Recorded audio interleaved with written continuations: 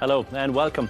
I'm John O'Hays and you're watching W News, broadcasting live from the Arabiya studios in Riyadh. These are our top stories. Israel and Iran exchange fresh airstrikes in a rapid escalation, hitting targets deep inside each other's territory. Trump walks out of a heated NBC interview after being pressed on his election claims and clashing with the host. And a World Cup build-up overshadowed by visa chaos, detained players, blocked officials and rising tensions over who gets to enter the United States.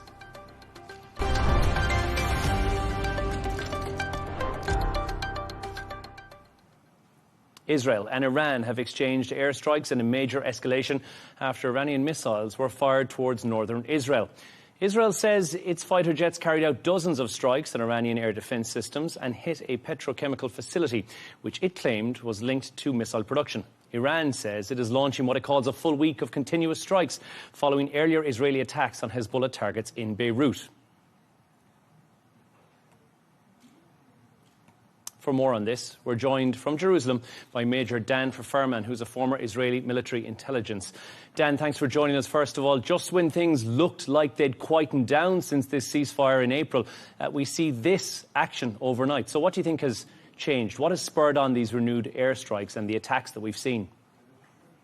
Yeah, thanks for having me on the show. Look, I think there's a number of elements at play here. Iran is desperately trying to tank any kind of progress taking place between Israel and the government of Lebanon. Both of them have a very clear interest in forging peaceful relations between the two. There's no outstanding beef, so to speak, or tensions between Jerusalem and Beirut. And secondly, they want to create what they set out to do at the beginning in April when the U.S. and Iran entered negotiations, that has created direct linkage between whatever's happening between Washington and Tehran and what's happening between Israel and Hezbollah. And so, Hezbollah has been breaching the ceasefire repeatedly since April, firing also at northern Israeli communities. And Israel, fed up with that, struck Hezbollah targets, infrastructure targets in the Dahia in Beirut, prompting Iran to sort of kind of overreach and risk another expanded regional escalation here. Dan, let's talk about the last 24 hours. Who do you think is trying to send the bigger message here, and who's succeeded in that? Well, I mean, Iran's message is clear, and they've been trying to push for it from the beginning, as I said. You know, the fate of their talks with the United States is the fate of what happens with Hezbollah. Israel, on the other hand, is insisting here that, it will not let Iran dictate the rules, set the escalation ladder, so to speak, in regional affairs here. And so, Iran thinks it can get away with launching strikes on Israel as a retaliation for what Israel does with Hezbollah. And Israel is saying there's going to be a price to pay if you do that. I think behind the scenes here, President Trump is very happy to kind of use Israel as sort of a mad dog, good cop, bad cop scenario, and detaching himself from Israel strikes, calling for a de-escalation on the one hand, but using Israeli deterrence capabilities against Iran, while at the same time trying to push Tehran to come to the negotiating table. Let's talk about that for 1 second, Dan, and with regards to Donald Trump and his call for the de-escalation right now. Is that likely to fall on deaf ears in that call that we don't know if it has or it has not happened with Benjamin Netanyahu, where he said he will tell him to stop fire immediately? Is that likely to have any impact? Well, I mean, it seems to have worked, and it might have been coordinated, it might not have, but it seems to have worked. From everything I'm hearing, they had that call. President Trump asked, Prime Minister Netanyahu to basically, holster the weapons. There was a tit-for-tat exchange. Iran fired, Israel responded. The Houthis fired this morning. Iran responded as well. And everyone seems to be heeding President Trump's request here to kind of leave it be. And I think everyone's happy with this for now. I don't think any side here is interested in a further regional escalation. Dan, do you think that it was perhaps Iran who had said the 1 week continuous strikes? That was the rhetoric that we heard this morning. Was that potential threat somewhat what spurred on the phone call between Donald Trump and Benjamin Netanyahu? Do you think that that was potentially the reason why? Are the US and are Israel potentially scared of Iran and the retaliation? Oh, hardly. I mean, look, unfortunately, we've become very used here. I'm sitting in Israel. I'm sitting not far from Tel Aviv. Unfortunately, we've gotten used to Hamas and then Hezbollah and then Houthi and then Iranian missiles and rockets over the years. We know how to defend ourselves. And Iran has taken a far worse pummeling. Yes, there are interests here on the American side, especially with the World Cup coming up, to de-escalate here. There are probably entreaties from the Arab Gulf states who have taken the biggest brunt of the strikes from Iran. Israel has degraded Iran's missile capacity significantly over these past few months and has the ability to defend itself and has significant ability to continue striking. One of the targets hit last night in the Israeli reprisal was an Iranian petrochemical plant. Israel has significant strike capabilities and a strong enough bank of intelligence targets to keep this going. My sense is that it's Iran who was very happy with the de-escalation. There's always a risk on something like this, Dan, and I guess the biggest concern right now, what would you think that it is on a personal level? Is there a risk of miscalculation? Is there a risk of a further escalation or a complete breakdown of this ceasefire? Sorry, I seem to have cut out for a second. Can you repeat the question? My question was if you think there's a miscalculation possibility, an escalation risk, or even a complete breakdown of the ceasefire. Is that something we could see in the next couple of days with this? That's always the danger here in the Middle East. There's always miscalculations, especially when you're dealing with, messianic actors whose sense of calculation is not the same as of rational actors such as in Israel or, other parts of the Middle East. Iran's calculations are not the same as Israel's. For the meantime, though, this seems to have played out its course, and it looks like, both Tehran and Jerusalem here are very happy to have exchanged that limited exchange of fire in a very symbolic way and to go back to the tense ceasefire that was in place just 2 days ago. No talks at the moment of anyone returning to the table for any sort of a peace negotiation right now. Do you think that might be paused until we know exactly what happens in the next 24, 48 hours on this, Dan? Well, my sense is that this plays into President Trump's strategy of using Israel to pressure Iran while having some sort of deniability that it's Israel and not the U.S. conducting these strikes. And so I think this is part of his efforts these last weeks. If you look at President Trump's public statements, they're all Iran is close to the table. As we've learned from his negotiating style, there's a sort of a public messaging, kind of a strategic messaging campaign on the one hand, and then the use of military force buildup or even limited strikes. And so in this case, it's possible that Israel's retaliation against Iran's strikes actually play into his strategy of building up pressure, carrots and sticks, and trying to get the Iranians back to the table. Major Dan for Furman in Jerusalem. There we must leave it. Thank you so much for joining us. Yeah, thanks. Let's continue this conversation, joined in studio by Al Arabiya geopolitical analyst Riyadh Khawaji. Riyadh, thanks for joining us, first of all, on this. We are 101 days into this conflict now. Limited fire is what we've seen since April 18th, and now this overnight in the last 12, 24 hours. What do you think we're looking at? Is this a flare-up? Do you think this is potentially something more serious than that? Well, this is an attempt by Iran to keep its link to Lebanon. Iran has witnessed over the past several weeks strong moves by the U.S. and later by the Lebanese government to disassociate Iran from Lebanon. Iran has, for over 2 decades, dominated Lebanon, and through Hezbollah has now been the kingmaker in Lebanon, decision maker in Lebanon. Now there are strong efforts to break them up. We saw the speech, we heard the speeches from the Lebanese president, the prime minister, about that Lebanon is no longer a theater of operations for Iran, that Iran does not represent Lebanon or Lebanese interest, and Israel and Iran should stop using Lebanon as a bargaining chip. Now, Iran is making a move by the strikes yesterday.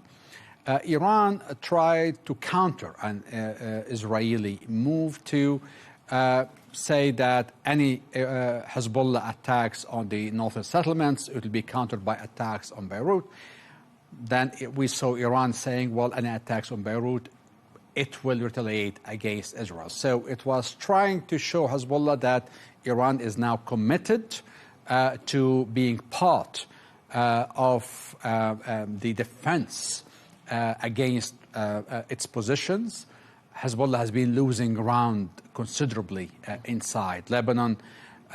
So it was this attempt by Iran yesterday, and I think what we saw this morning was the Israeli response, which, I mean, in a way, I think it backfired on Iran. Iran cannot go and a tit-for-tat strikes with Israel. It doesn't have any air defenses. It is completely vulnerable for the Israeli attacks. And I think now the Israelis are back doing their thing in Lebanon. And Iran is, I think, they said, you know, we're not striking back. And Riyadh, you mentioned it there as well. This is, as you say, it's an escalation. It's got both sides to pay attention. It's got the attention of Washington as well. Is that something Iran would really have wanted right now? Because it kind of is getting the US to give a call to Benjamin Netanyahu to say no more strikes on Lebanon, and we won't have any more strikes on Israel. Is this something that Iran potentially would have played into their power play and said, this is something we want? Yes, Iran actually wanted the U.S. to intervene, and actually it counted on the U.S. preventing an Israeli retaliation. But the surprise was no, the Israeli struck back. I think the new leaders who are guiding things or in control of things in Tehran is actually learning now. When it comes to Israeli security, the U.S., there is so much they can do.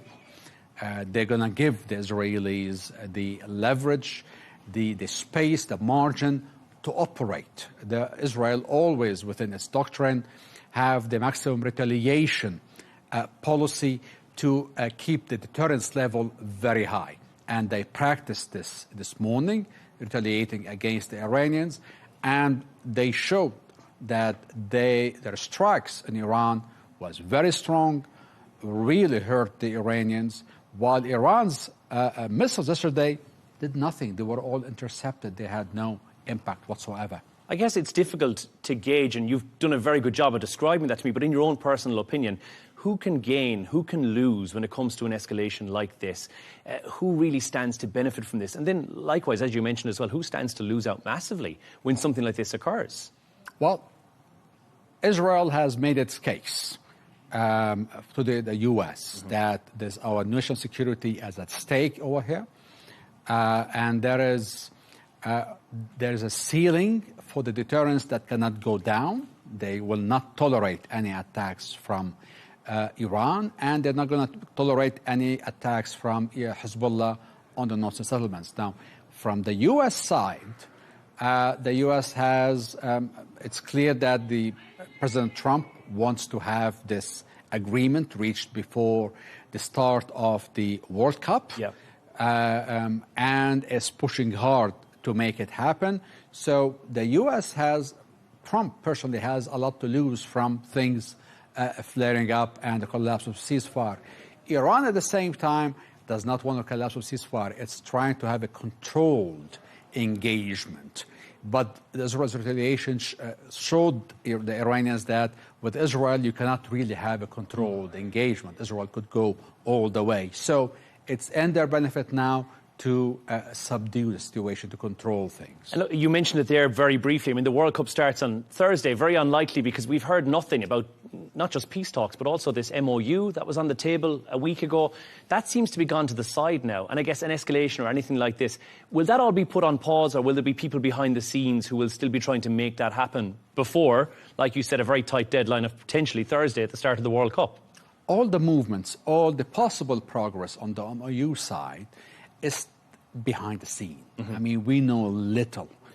We've heard the points each one is trying to make, the conditions each one is talking about, but we don't really know what's going on behind the scenes. We saw the Pakistani Interior Minister fly to Tehran to deliver a private sealed letter, presumably coming from the U.S. side, going straight to Mujtaba Khamenei, the supreme leader, that, according to some sources, contained some new U.S. proposals with some minor concessions that could give way for this MOU. We don't know what was or if there is an Iranian reaction, but it's obvious Iran is hurting under the sanctions, and they want to have an MOU reached very soon. Riyadh, before we finish up, I mean, we saw oil prices react as they have done every time there's been any sort of an escalation here as well. Economically, we've seen the pain quite quickly. Should the Gulf states be worried because of this recent escalation, or do you think that's something we can now relax and sleep soundly tonight about? Things have been like a roller coaster, up and down. We have, escalation, then we have this so-called, ceasefire. We are in an uncertainty, and this uncertainty, unfortunately, is going to continue for the next month or two before there is a final agreement. And we could even see another flare-up or a return to a new war before there is a final agreement. So this period of uncertainty, I'm afraid, is going to continue for at least a couple of months. Riyadh, insightful as always. Thank you for joining us, Riyadh Cohanim, who's the Al Arabiya geopolitical analysis. Thank you so much. It's okay. Thank you.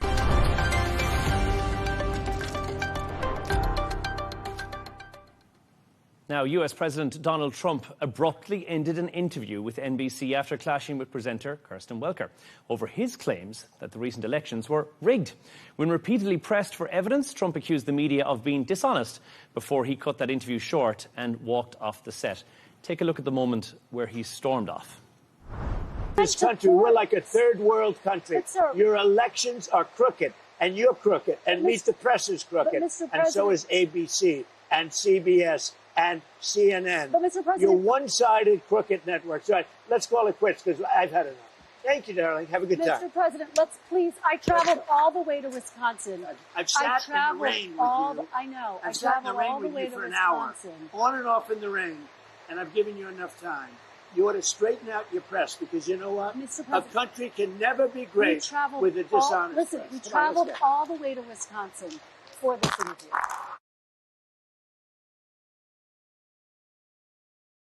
Now, for more on this, we're joined from Washington by our US correspondent, Sarah Firth. Sarah, it's great to have you on the show. First of all, we heard there a remarkably tense exchange between President Donald Trump and that reporter, is what we just saw. Tell us a bit about what's going on here. Is this President Trump responding to questions about the election integrity that's in there? Right now, we know that he's campaigning for Republicans ahead of the midterm election. So is this something that could damage, or what do we see here? Well, look, in the lead up to that exchange that ultimately ended with President Trump walking out of the NBC's Meet the Press interview with Kristen Welker, he had made some allegations about the California governor's race being rigged, about past allegations he's made that have been proven inaccurate about the 2020 election being rigged. And he was also questioned on this compensation fund for January 6 protesters. Now, what was really striking, not just the exchange and the president's obvious anger, but what triggered it. Kristen Welker, as a very well-known, well-respected journalist, asked President Trump a very fair, very basic question as a journalist. What evidence does he have for that? And he didn't provide that answer. And, Jono, you're right. This matters in the context of the fact that it's a campaigning season for the Republicans. President Trump's been out meeting people. He was in Wisconsin for that interview. And it has an impact, right, when the process of elections are called into question. Now, there are good reasons that have been given when it comes to, for example, California counting slowly. They say it's because partly mail-in ballots, but you have election experts, administration officials who have said that they are fair. So those allegations didn't go unchallenged, as was right and correct as a journalist. Kristen Welker asked for that evidence, and while Jono and our viewers can see the response to that, the language from the president, the accusations, not just calling Kristen Welker crooked, attacking her network, attacking other networks, and then ultimately walking out with that comment at the end saying, you know, darling, and leaving the interview. So I think the fact that he walked off and that the question of evidence remained unanswered by the President of the United States really speaks for itself. Sarah, we've seen this before. We've seen President Trump attack news organizations. This has happened. I mean, when he walks away, this is slightly different. Are we seeing here, is this simply just another Trumpism, another example of his long-standing and running battle with the media? Or is it actually something broader? Is this about the political climate right now, the way different questions are being handled by the administration? Do you think that that's at play right now? Yeah, I think it's an important discussion, Jono, because, look, you know, there is a long-running history of President Trump attacking the press, criticizing the press, calling us fake news media.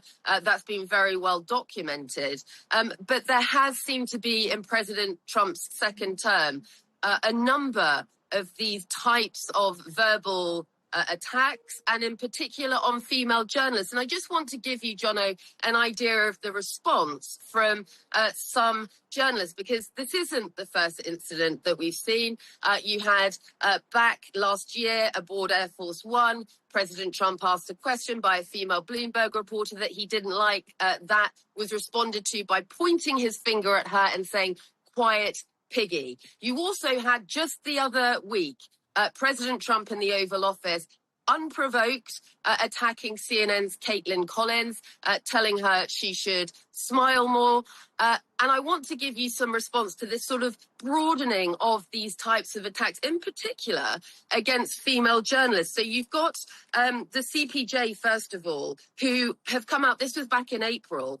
They said gendered attacks on women journalists are nothing new. President Trump has, however, taken misogynistic vitriol to a new level during his second term. Now, that was the Committee to Protect Journalists. More recently, you've had CNN's Anderson Cooper speaking out and defending what happened to Caitlin Collins. And it's really important, I think, to read what he had to say on air. That is, he said, they played the clip of President Trump having that verbal exchange with Caitlin Collins. She hadn't even asked the question when he made those remarks to her. Anderson Cooper of CNN saying that is the President of the United States, a nearly 80-year-old man who has no problem commenting on her physical appearance and telling her she needs to smile.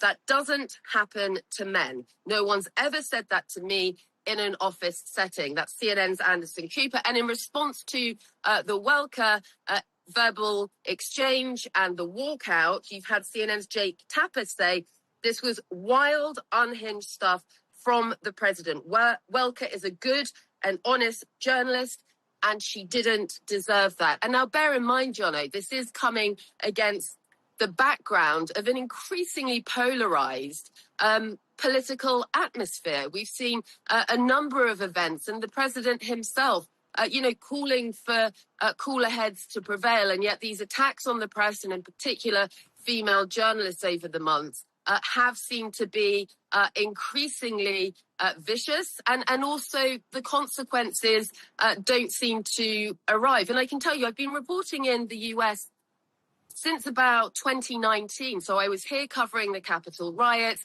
the Trump administration in his first term, the Biden administration, and now Trump in his second term.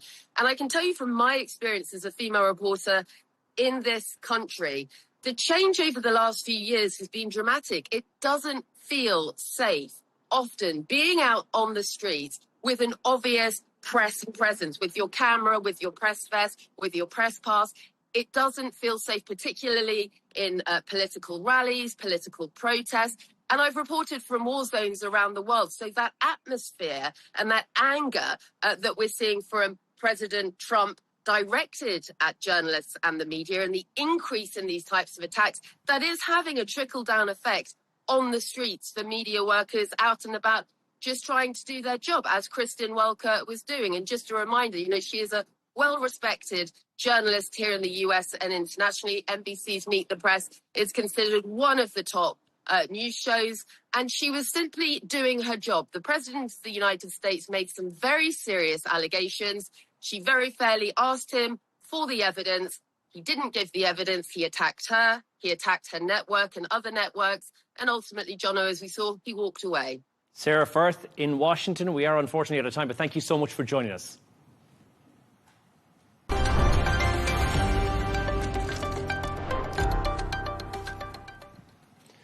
Now let's take a look at some of the other stories that are making the headlines today.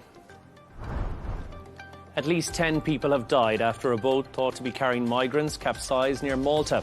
The vessel set off from the Libyan coast and is estimated to have had 60 people on board. The Italian Coast Guard is helping in the search and rescue operation, while a nearby fishing boat managed to rescue 48 people successfully. 5 people have been injured in a stabbing near New York City's Penn Station. One person is in a serious condition. The suspect has been taken into custody following a manhunt.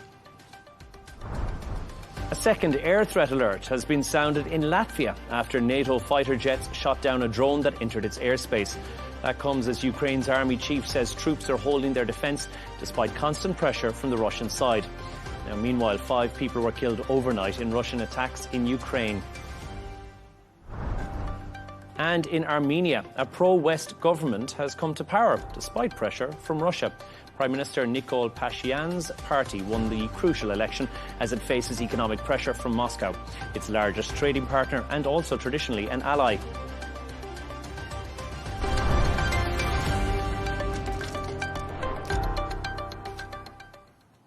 Now, at least 35 people are dead and dozens others are injured after a powerful 7.8 magnitude earthquake struck off the southern coast of the Philippines. The quake triggered a tsunami warning not just in the Philippines but also in Japan, Malaysia and Indonesia. Emily Sue reports. The moment the earthquake toppled a shopping center in General Santos in the Philippines' southern Mindanao Island.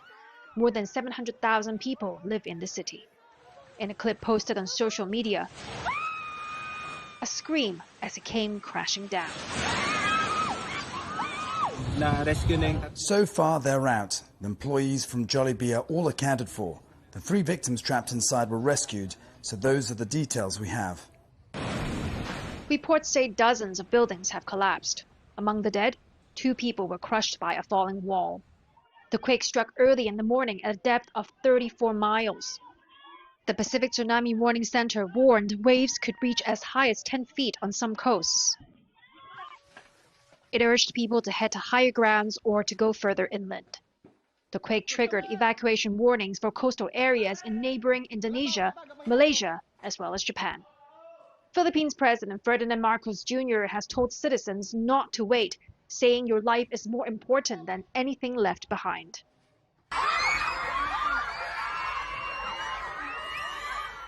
Elsewhere, students and teachers ran when a canopy roof collapsed near their elementary school, while others dug down for safety.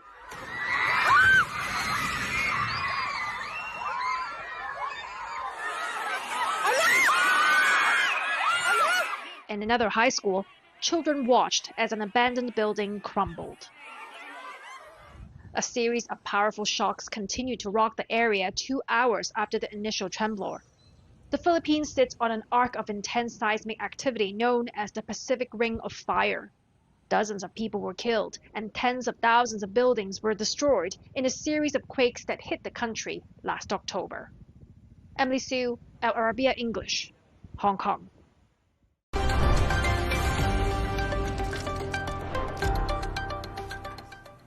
U.S. immigration officials have detained Iraq's football team captain for hours at Chicago Airport just days before the World Cup.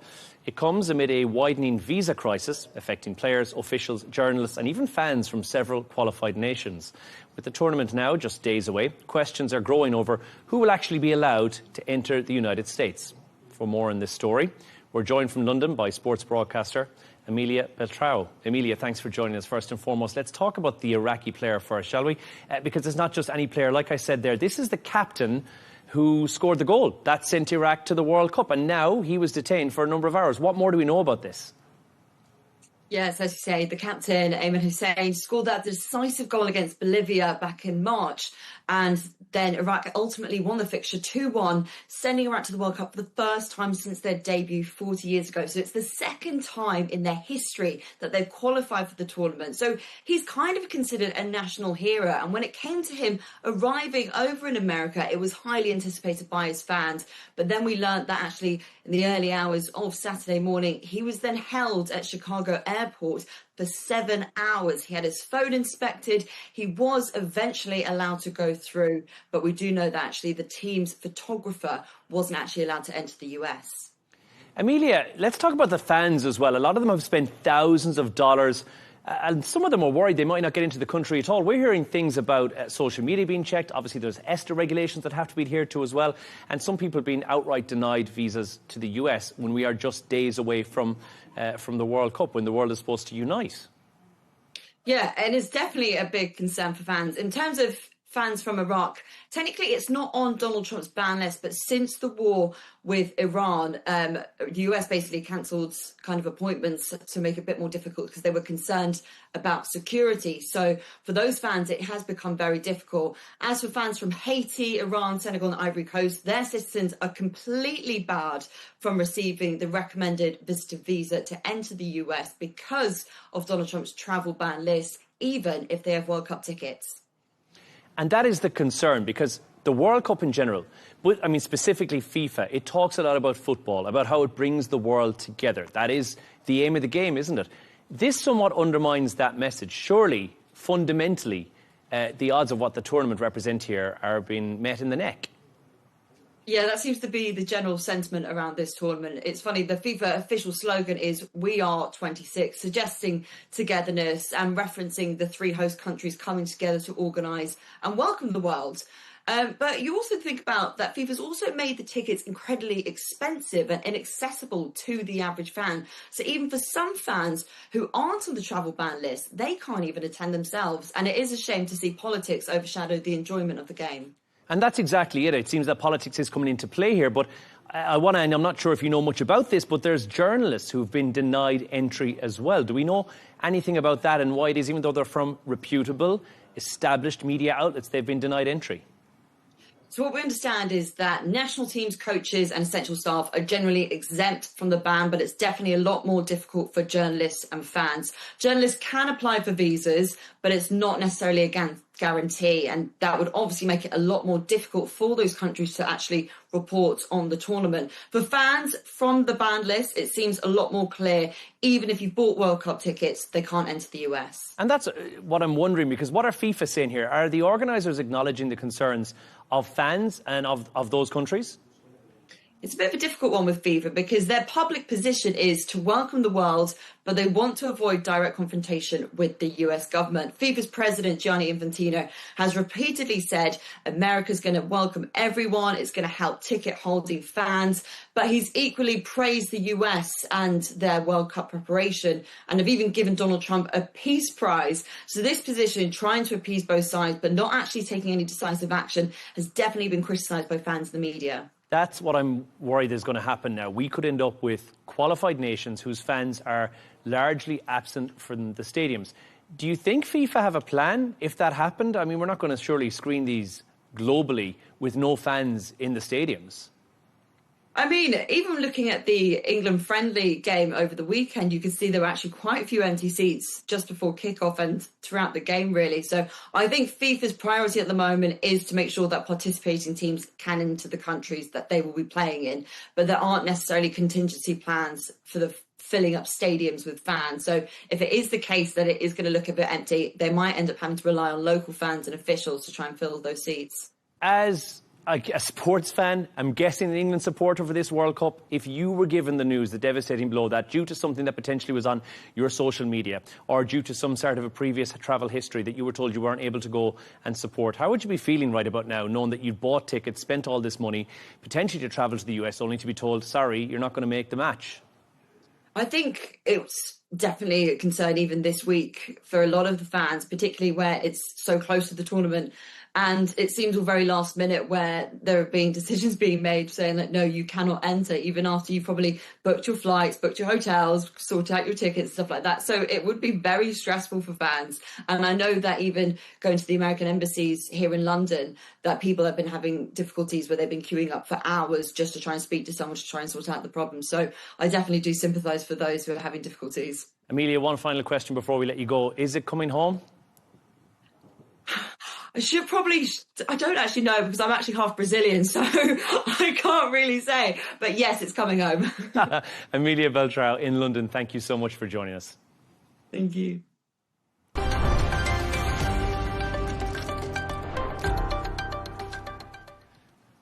Let's take a look at the top business news. Global stock markets have fallen after a sharp sell-off in tech shares. South Korea was forced to halt trading for 20 minutes today after the Kospi index plunged by nearly 9%. Meanwhile, European markets opened slightly lower, but better than Asia.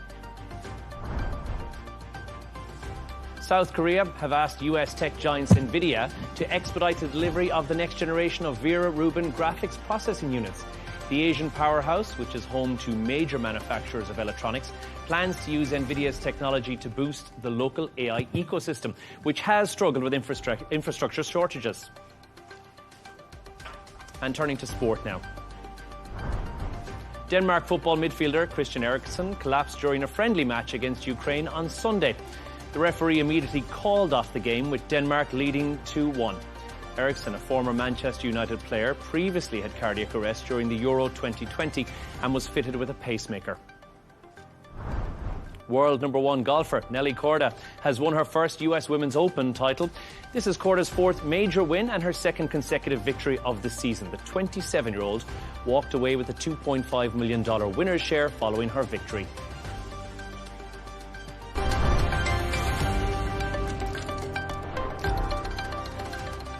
And a reminder of our top stories this evening.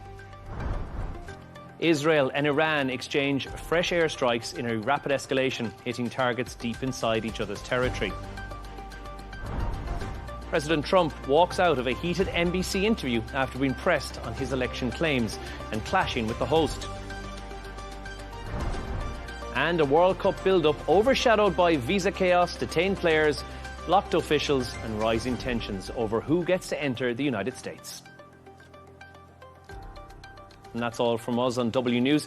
Don't forget, as always, you can subscribe to our YouTube channel, follow us on X for more details, and we're back in just a couple of hours with W News Extra. But for now, goodbye.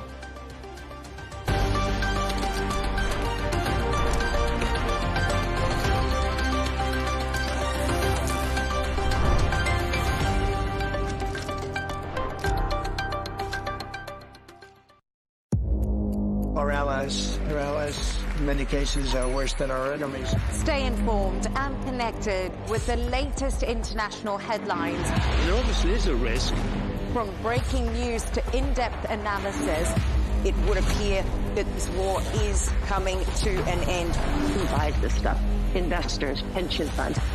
We deliver the most important developments straight to your screen. Iran always wanted to deal with militia.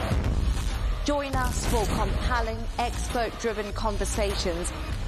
A curfew order has been established. And an insightful look at the issues shaping our world today. There are a lot of proposals about European architecture for security. I'm Leigh Ann Gerrans.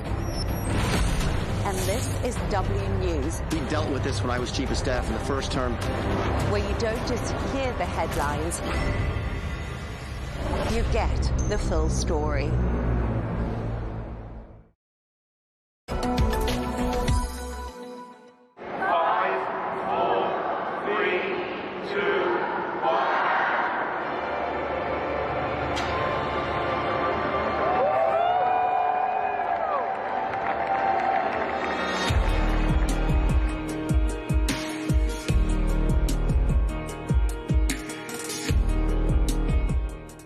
I'm standing in front of the first of 3 aircraft being delivered to Riyadh Air. We're going to be finding out more about what's happened at Riyadh Air since we last spoke to the CEO 12 months ago. Let's go on board and find out more.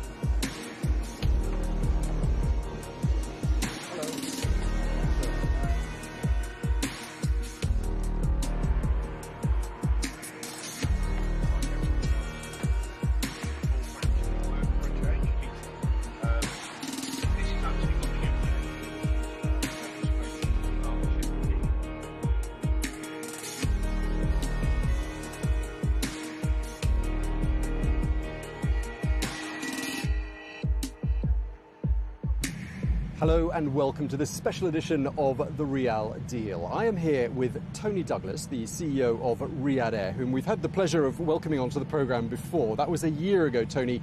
A lot has changed because we're now actually sitting aboard the first of, I believe, the first 3 of your 787-9s that have been delivered. Tell us what the fleet size is right now, what it's going to be in the coming weeks and months. Well, first of all, welcome aboard. This is the birth of a new national carrier, and we are absolutely thrilled on behalf of Riyadh Air to be presenting what we think is the next new benchmark standard of in-flight experience. You're absolutely right, this is a 787-9. It's got 290 seats in it, so it's been laid out to be a moneymaker, but first and foremost to give an incredibly comfortable product offering. I think you can see in this premium economy cabin, very few airlines actually have this product. It presents itself probably on par with many business classes out there. And you're probably going to see in a moment or two the front cabin, which we think is way up there with the very, very best. But of course, 223 seats in economy as well. And for us, it's about how that's all curated, comes together to bring back the glamour, the grace, the refinement of aviation for us to offer Hafawa, that sincere Saudi hospitality at 38,000 feet. In the last 48 hours, we've taken delivery of 3 aircraft. We'll have another 3 by the end of this month. We'll have 2 in July, and thereafter 1 a month. We're expecting to take our first Airbus delivery at the end of the year. So the birth of this airline is very much now, we're up and running and we're super excited. I can see you're very excited, and it must feel slightly surreal, doesn't it, to have gone from the drawing board to sitting on board the aircraft. And you've done all of this in such a short space of time. It would take other legacy carriers years to reach this point, wouldn't it? Well, of course, it is a start-up. We had no legacy, as you say, a blank sheet of paper. It was 3 years and 3 months ago when His Royal Highness the Crown Prince Mohammed bin Salman issued the decree publicly on the 12th of March 2023. And here we are on the 5th of June 2026 when we took the first delivery of the aircraft that we're now sat in. It's been a really exciting process, curating every last piece of detail. And as we said about our brand, it's about having an obsessional attention to detail because the brand is Riyadh. Fantastic. I mean, you've told us a bit about the hard product. Tell us what we can expect in terms of the soft product, the catering, the amenity kits. Tell us a bit about that side of it. Well, it's all about how everything comes together, the hard product and the soft product. And of course, the human factor, our incredible cabin crew, who are of course the face of our brand. But if we look in front of us, what we've got here is the world's most modern in-flight entertainment system. It's called Astrova. It's super high definition. It's only live with one other airline at the moment. It's OLED technology. It has the ability as well where you can screen your own personal device to it.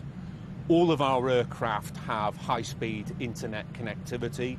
So when we flew back 2 days ago, I did a Teams meeting an hour out to the whole of the Riyadh Air family.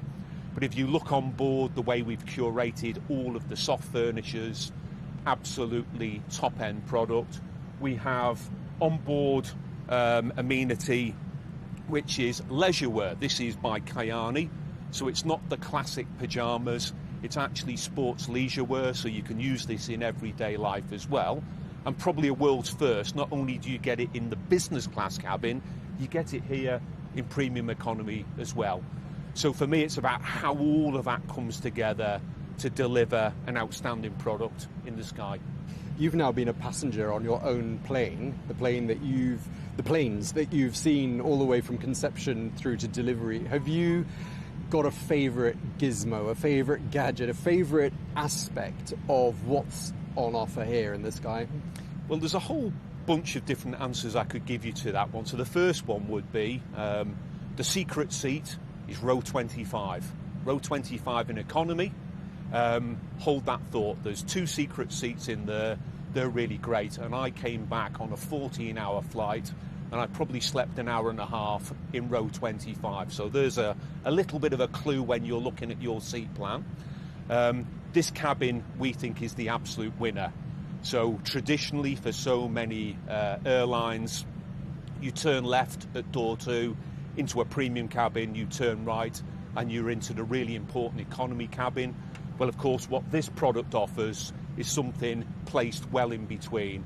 As you can see, it's spacious, it's luxurious, there is that attention to detail, and for me, this one's the absolute winner. But up front, the front row of the business class cabin has business elite, and that's of the scale and the presentation of some of the very best first class cabins. Wait till you see that one as well. I'm looking forward to that.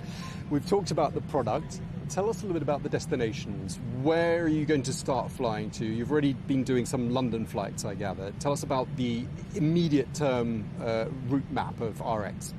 So we're now planning to connect to 22 cities by March of next year. So that's only 9 months. So we're announcing 4 additional destinations over and above London Heathrow today, which will be Cairo, there'll be Dubai, very importantly for us, Jeddah, as well as Madrid. Super exciting. We'll announce another 6 thereafter very shortly, and as you can imagine, the Indian subcontinent will be a big part of this one as well. Okay, people have been asking about your mileage programme. What's the answer to that question? Join Sphere immediately, and the reason for that is we will give all Sphere members best offer guarantee.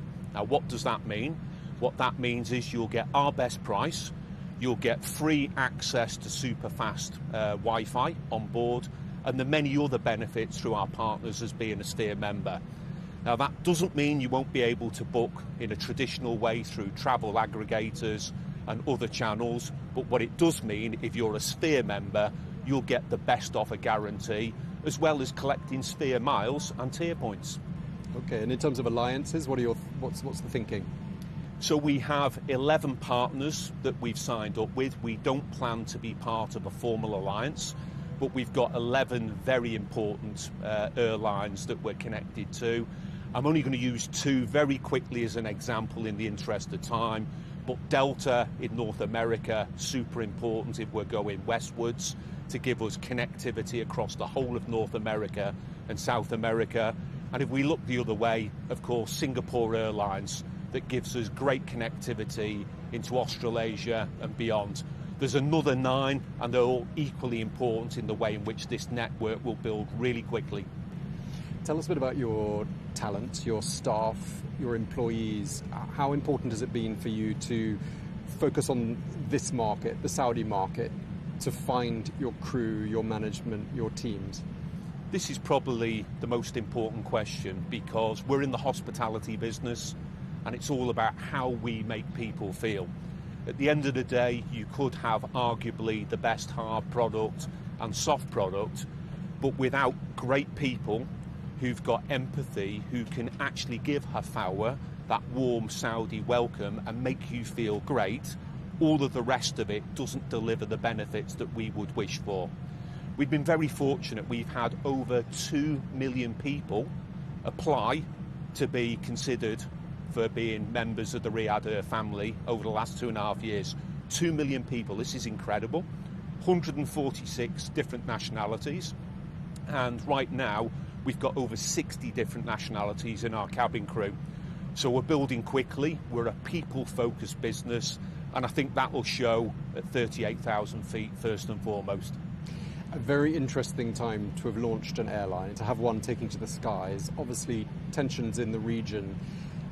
How have you overcome the obvious challenges associated with that? Well, I think I've been in the industry for over 3 decades, and there's always been challenges around, be they geopolitical, economical, volcanic ash clouds, SARS, MERS, COVID, and so on and so forth. I speculate there's probably going to be challenges going forward for the next generation as well. The trick to this is realising the fact that the demand for air travel is relentless, first and foremost. I think I went on the record towards the end of COVID and said there'll be revenge tourism. It will go off like a fire hydrant. And of course, since then, that's pretty much what we've seen. Right now, I think Riyadh geographically is fortunate where it's positioned. We all hope that the conflict will be resolved very, very soon, obviously. But what we see is all the fundamentals are very, very strong. Tactical decisions in the short term in terms of pivoting from one destination to another as a startup are almost a given. So we're just super excited to be in the game. Since we last spoke, it was almost exactly a year ago, by the way. What would you say is the biggest challenge you've encountered during these last 12 months? And was there a moment where you thought, my goodness, perhaps this isn't going to happen, or where you were concerned that you reached a crossroad or some sort of adversity? What sort of challenges have you encountered? So I think the honest answer from all of us is we always knew that it would happen. And we knew it would happen given the wisdom of its inception from His Royal Highness, our shareholder PIF, and actually the pride of a nation. Everybody has been pushing as Team KSA for the birth of its new national carrier. I think it's well understood that it was always challenging getting the certification of the first aircraft. And some people have said, well, my goodness me, does this mean it delays you in a kind of cumulative impact fashion? Well, of course, just because the first aircraft with Boeing and its regulator, the FAA, did have some challenges, we carried on with everything else. And that's why, of course, we took 3 straight away the minute that the first aircraft was certified, another 3 before the end of the month, and thereafter 2 in July, 1 a month. So all of that momentum was always in there. The cork's now out the bottle, the top's off the toothpaste, whichever way you want to think about it, and it's all flowing. Couldn't be any better than this. All right, it's my last question. It's a very short one. What is the sort of the one word you're getting from your customers when they step on board a Riyadh Air aircraft? What are they telling you? What's the feedback? Premium. Well, on that premium note, we thank you very much again for taking the time to speak to us. Tony Douglas, the CEO of Riyadh Air. Thank you very much indeed for taking the time to speak to us, and thanks to you for joining us for this special edition of The Real Deal.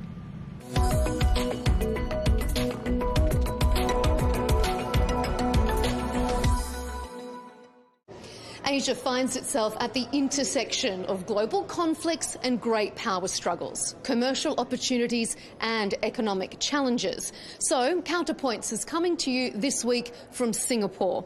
I'm Melinda Nucifora here at the Shangri-La Dialogue, hosted by the International Institute for Strategic Studies. I'll be bringing you exclusive interviews, so stay tuned to Al Arabiya English.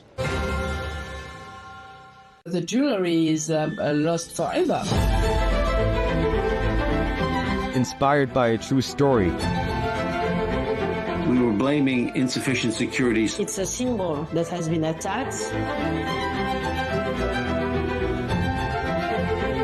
Isn't a museum the most protected space on the planet? Social media was flooded with countless fantastical videos. Before the era of artificial intelligence, people reacted to such shocks by taking to the streets. I didn't leave my chair, and I didn't say a word there. Technology no longer grants time, the luxury of time.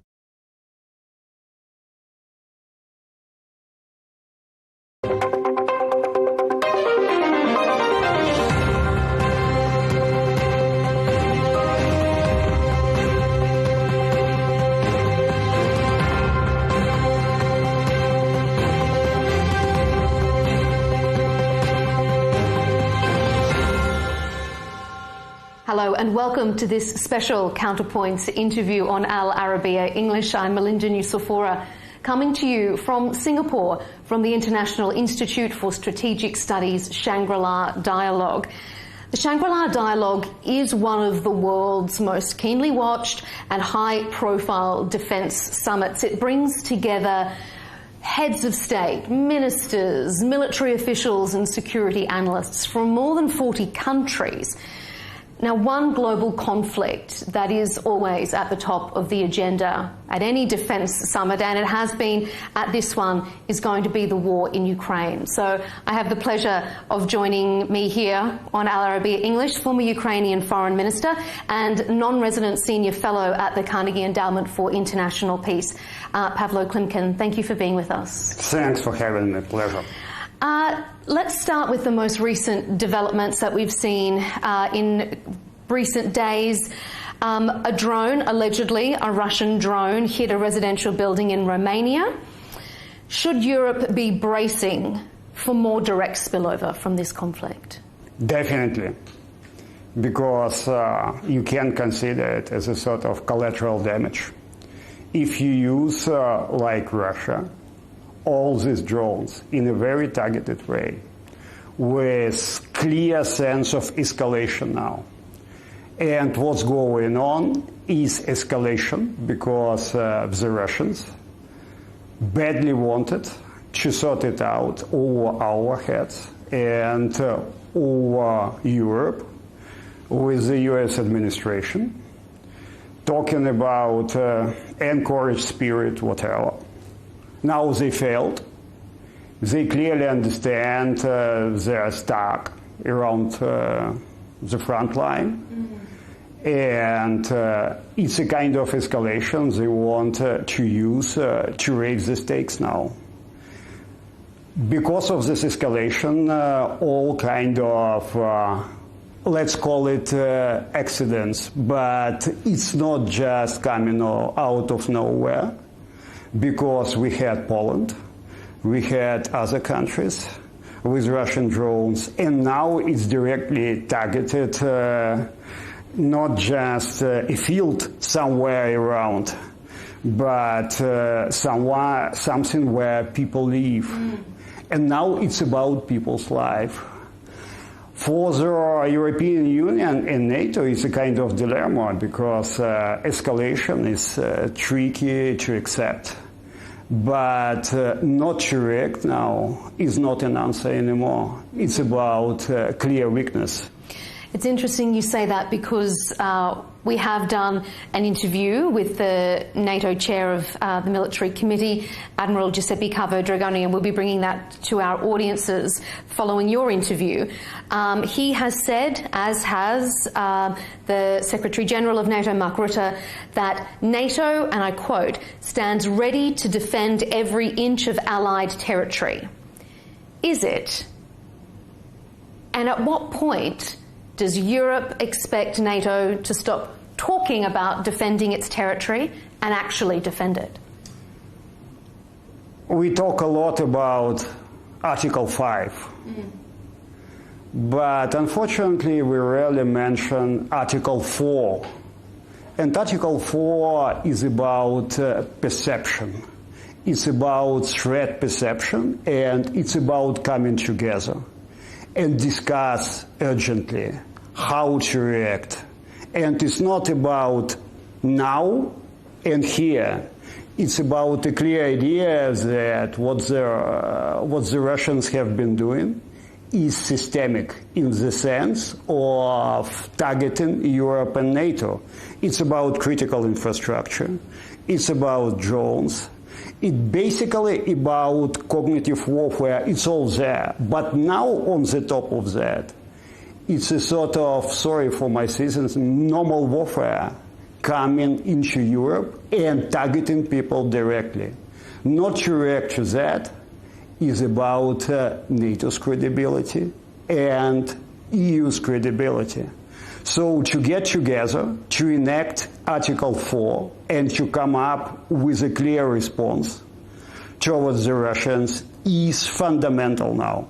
By that, are you saying if they don't react in a tangible way, they will have lost credibility. Definitely. It's not about escalating their response, but it's about clear and bold response and telling the Russians what they can do under any circumstances, and clearly outlining a reaction now and next time, clearly, not kind of going confidentially through back channels, which is also important, but clearly saying now it's about how we're going to react.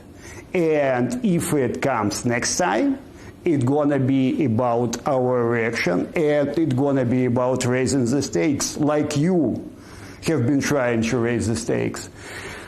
I mean, escalation is not just about hardware. Escalation is about psycho.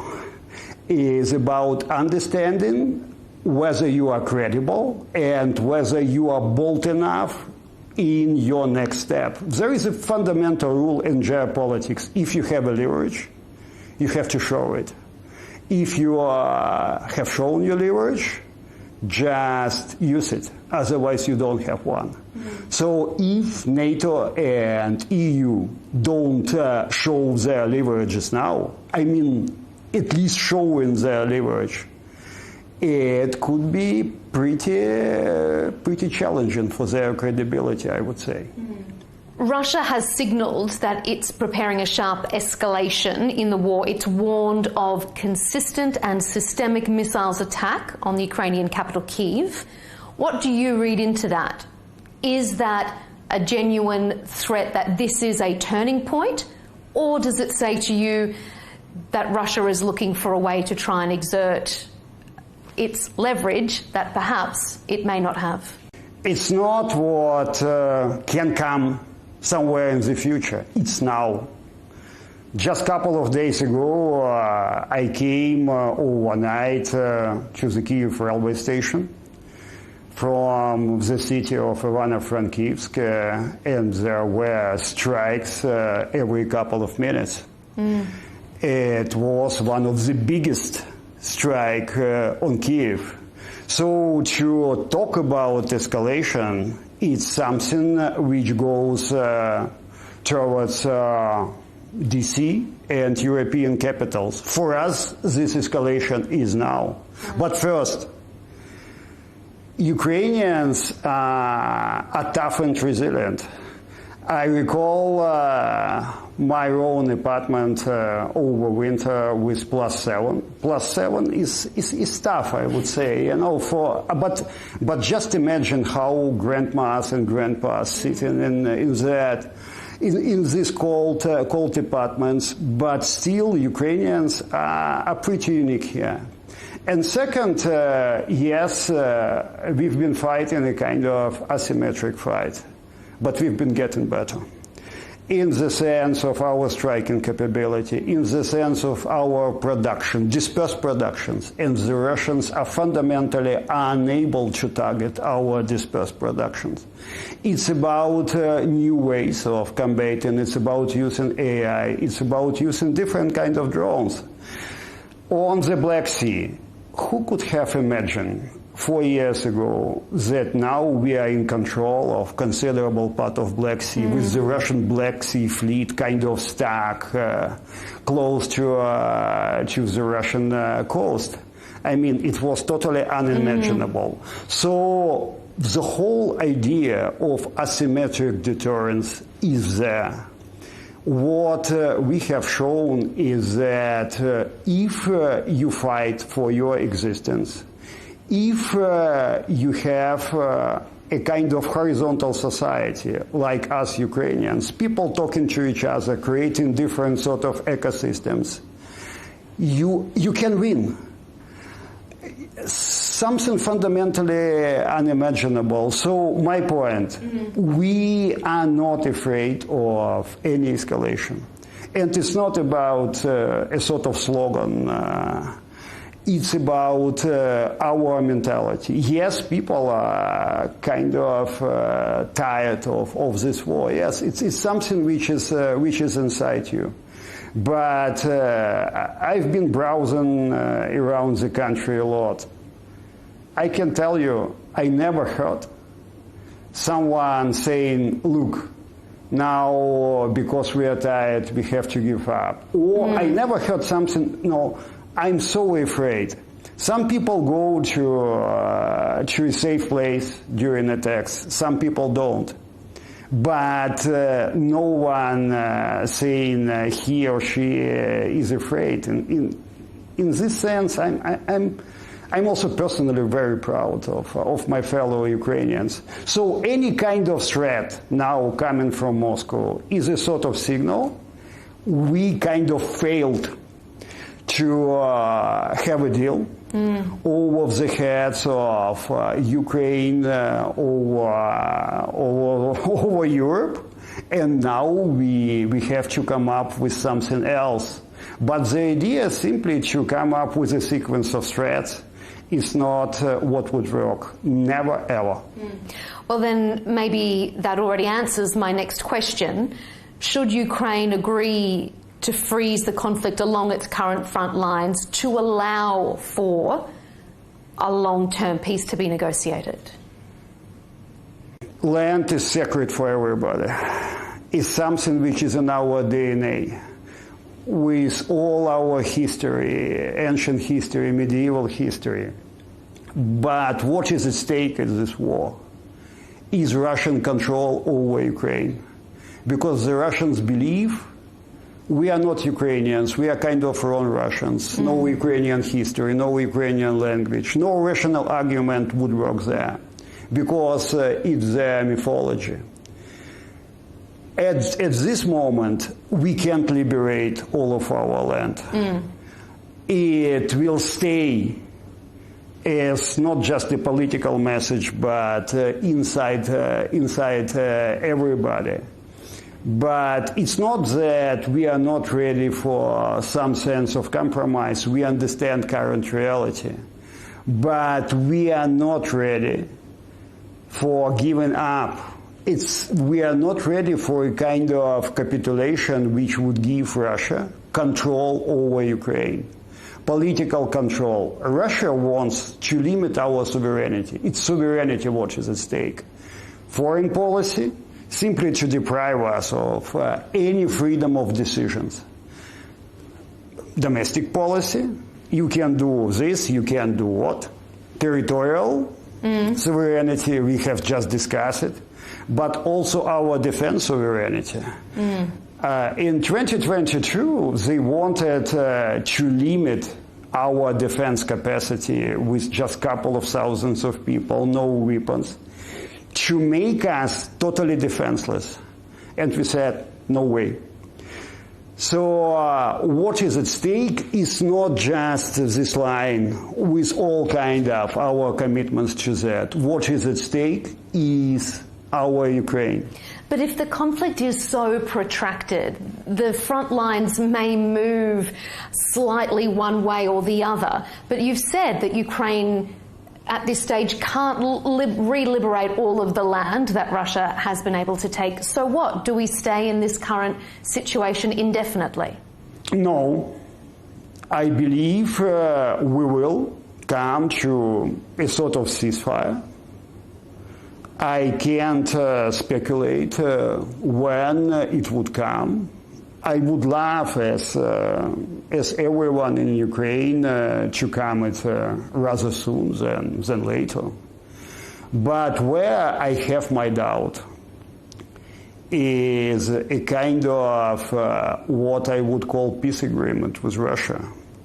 Because we are galaxies, universes apart in what we want.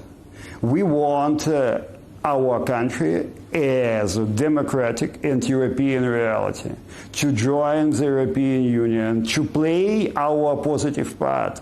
We don't want to define what the Russians want to do somewhere in Siberia. It's up to them. But they want to define what we can do in the future. And it's the whole asymmetry if they want to control us. Some people believe, and it's a kind of Russian narrative, it's all about sort of efforts to come towards NATO. And in 2014, when they started occupying Crimea, we were also legally non-bloc country.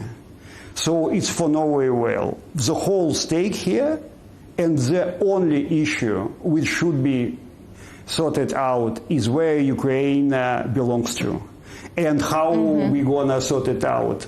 So only in this case, and it's also about European security, we can have the fundamental answer to this war. You say, where does Ukraine belong? Who does it belong to? I guess that leads me then to a proposition, perhaps, a suggestion by the German Chancellor, Friedrich Merz, that Ukraine could have symbolic EU accession, saying it could formally join but without the privileges of membership. Is that an opportunity or is that a trap? No, you started teasing up the German Chancellor. He's talking about a kind of phased approach. He's saying, look, we need to deliver on all the conditions. It takes time. And he's right. Yeah. I believe a kind of discount, let's call it discount, sorry for my cynicism here, is bad for us and bad for the European Union. Why? Why is not symbolic membership better than no membership at all? I mean real membership, because I did the European Union for kind of 25 years. He is talking not about kind of symbolic membership. He is talking about a sort of transitional reality where we can become part of different European institutions, but with our right to impact the decisions within the European Union limited for some time. Really transitional solution. Not, Moscow would be so happy if such an idea, would be realized in some moment in time. So not something you're interested in? What is not possible, never ever, is a kind of idea where we can't have our security delivery for us and for the European Union, and everybody in Europe clearly understand a sort of security engagement, security partnership, and security solidarity is not possible without a full membership. And secondly, we have talked about credibility. Now it's a kind of geopolitical pressure on the European Union. European Union has to deliver on our membership. If the European Union says, okay, fine, it's a sort of transitional idea, and we don't know for how long it's gonna stay, it's about European credibility. It's a very big point. Some people want to find a sort of oversimplified solution. I don't believe in oversimplified solution. France's President, Emmanuel Macron, says that he's preparing to perhaps resume dialogue with Vladimir Putin. It would effectively end the EU's freeze on Russian diplomacy. How do you assess that? Do you think it's time to reopen the diplomatic channels between the EU and Russia? First, it's not kind of talking to the Kremlin what is at stake. What is critical here is to talk from a position of strength. Just recall all kind of history of EU engagements with Russia. Whenever the EU started talking from a position of weakness, it failed. So the EU has to talk to Russia. It's my point, but has to talk from a position of strength. Now, the Americans kind of really involved on other dimensions. Secondly, Europeans understanding the whole reality, also with the Russian stock around the front line, has been changing. Whether it could be the best moment to start talking to Putin, if solidarity is there, if a clear mandate and really strong position is there, if Europe is ready to secure that such talks won't be used as a sort of manipulation, European countries against each other, it would be a good way for Europe to get its credibility, but also to show that the European Union is ready to become a player. Now, if you ask people here whether the European Union is a real player, many people will tell you, yeah, maybe it's a good reality, maybe it's a positive one. We like the European Union, but whether the European Union is a real geopolitical player, not really. I believe it's an amazing chance for the European Union to raise the stakes, to show its credibility. And it's all coming together. European security architecture, our membership in the European Union as part of that, and talking to Russia from a point of strength. If the EU, Europe, because it's also about the Brits, it's also about Norwegians, it's also about Canadians maybe. Europe is, let's call it wider Europe. It could be a big chance for Europe, and Europe must, I really mean must use it now. We're out of time, so I think that's a good point to leave it on. This is a critical point for Europe. It's indeed a critical juncture for Europe, you're right. Let's see if they take your advice. They have to. Pavlo Klimkin, it's been such a pleasure to have you here on Al Arabiya English. Thank you for your time. Pleasure. Thank you. Hello and welcome to this special interview here on Counterpoints, coming to you from the IISS Shangri-La Dialogue in Singapore. I'm Melinda Nucifora on Al Arabiya English, and we're pleased to welcome back to Counterpoints Admiral Giuseppe Cavo-Dragoni, the chair of the NATO Military Committee. Sir, thanks for being here. Thank you to you. Very quickly, I know that this is a very busy summit for you, one of the most influential defence summits in the world, so we won't take up too much of your time. Let's start with the current situation in Europe regarding the war in Ukraine. We've seen spillover into Romania, an alleged Russian drone attack or strike in Romania. NATO has said that it's ready to defend every inch of Allied territory. Is there a threshold, or what is that threshold from when NATO stops saying it will defend its allies and when it feels the need to take action? Well, NATO is already taking action, is reinforcing the eastern flank. We are considering to put some more effort there just to face this kind of event. This is an accident, of course. It is not an action against us. It's not an attack. So we also need to be able to manage, escalation and de-escalation, and this is the case. But NATO is acting already. It's not just talking.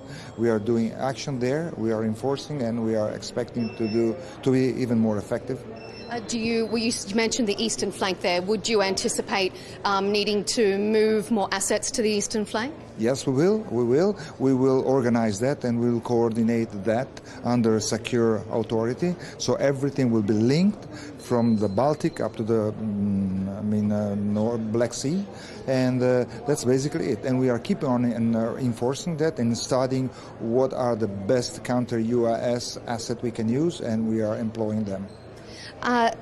The Secretary of Defence, Pete Hegseth, made a keynote address here at the Shangri-La Dialogue on Saturday.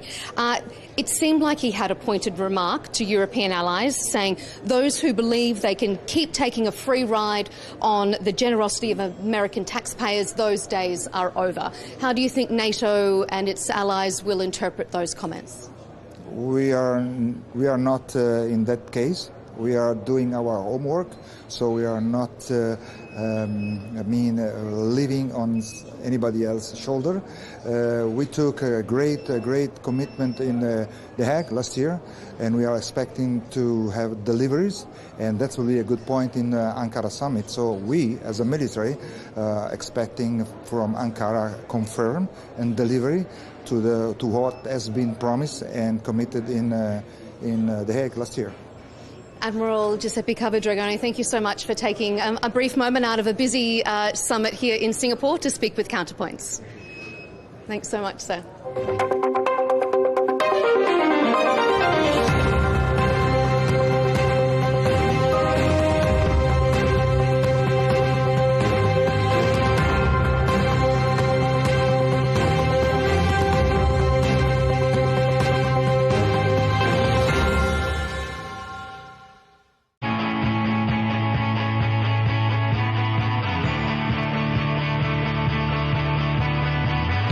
Welcome to the metropolis, the big city. This is where tech, trends, and culture meet. Meet the people. See the sights. Walk the city streets. And experience the lifestyle.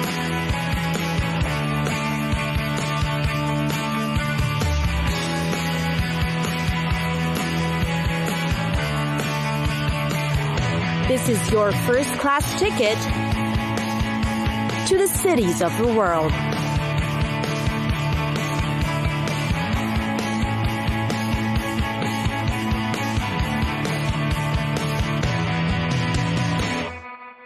Bangkok.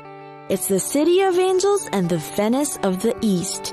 Bangkok is one of the most visited cities in Southeast Asia. Thailand's capital city brings hundreds of thousands of visitors from all over the world each year. The largest and most developed city in Thailand, Bangkok offers tourists a mix of modern and upscale sights and sounds while maintaining its old charm from its historical architecture and traditions that date back to hundreds of years. One of the most famous is Wat Arun, located on the west bank of Chao Phraya River opposite the Grand Palace. This is a must-see site in Bangkok, as the architectural design is completely unique to that of other temples in Thailand's capital. You can even climb its steep 70-meter high spire, which boasts the best views of Bangkok's skyline.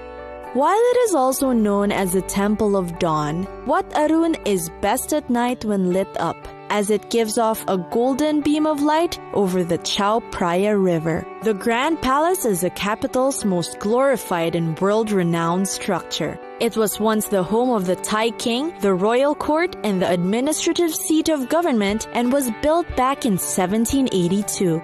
Marvel at its ancient designs, from the diverse array of Buddhist sculptures and temples that flow through the vicinity. Most popular is the Wat Prakil, or the Temple of the Emerald Buddha. Bangkok is also well known for its busy market scene. Anchored on either side of the river are boats stocked with fresh tropical fruits and veggies, coconut juice, and local food being cooked on open grills. Also popular are the floating markets Damnon Sadwak, Ampawa, and Klong Lat Mayom. Likewise, Bangkok's mall scene is alive and kicking, with enough shops stretching from Siam along Sukhumvit Road to last a lifetime. Also within Bangkok's cosmopolitan urban jungle are the expert tailors that can be seen on almost every street. You can get a tailor-made suit together for just about a week or two at a very reasonable price.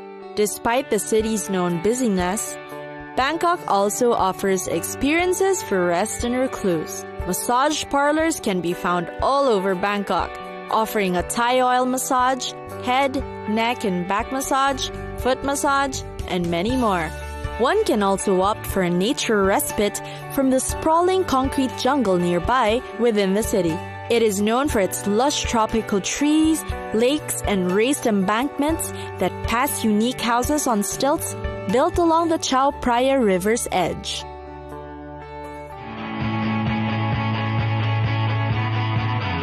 It's time for us to go.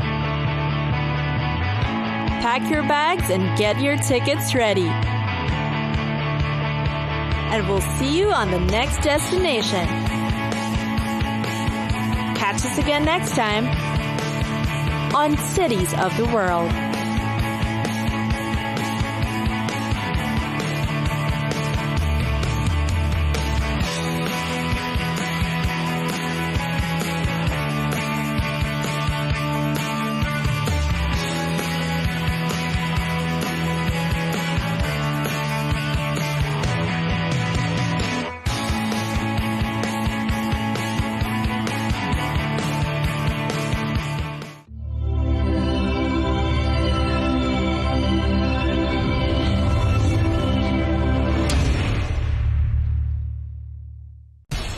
We have to take care of our people, and we're going to take care of our people first. For in-depth analysis and all the latest developments across the globe, make sure you join us every weekday.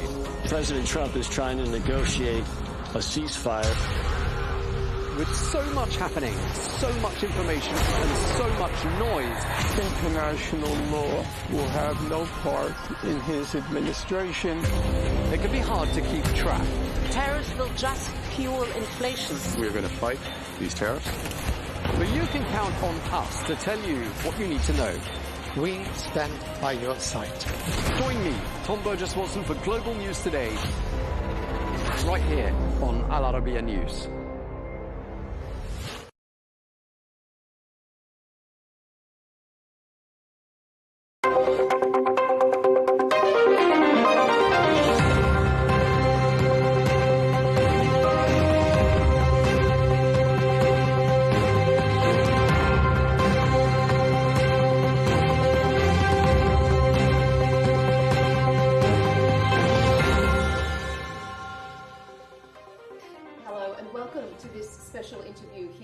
Counterpoints with me, Melinda Nucifora. Al Arabiya English has been coming to you all week from Singapore, from the International Institute for Strategic Studies Shangri-La Dialogue. It is one of the world's most important and influential defence summits. So I am very pleased to be able to welcome our guest today, General Cao Kim-eun, the Secretary General of ASEAN. Sir, thank you so much for being with us. Thank you. The Association of Southeast Asian Nations brings together 11 member countries throughout the region, including Indonesia, Malaysia, Singapore, Thailand, so many big regional players that find themselves having a very interesting balance at the moment between two of their perhaps largest security and economic partners, the US and China. How do you read the current situation for ASEAN, given the strategic balance it needs to strike? Well, ASEAN is not new to all of this. We have been here in the past 59 years in existence. So next year will be our 60th anniversary already. US and China are our comprehensive strategic partners now. And we've been working with both major powers, the US already in the past 49 years, China in the past 35 years. Both are our key partners in many dimensions, in terms of trade, investment, tourism, connectivity, and of course also in the defense cooperation as well. So I think we work with both great powers in terms of all the areas of cooperation that we have with each one of them.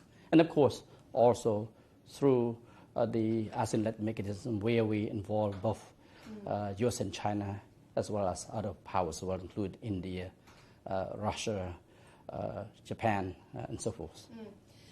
As you say, the 60th anniversary is coming up. Do you feel like this is a particularly pivotal time, a particularly strategically difficult time for ASEAN?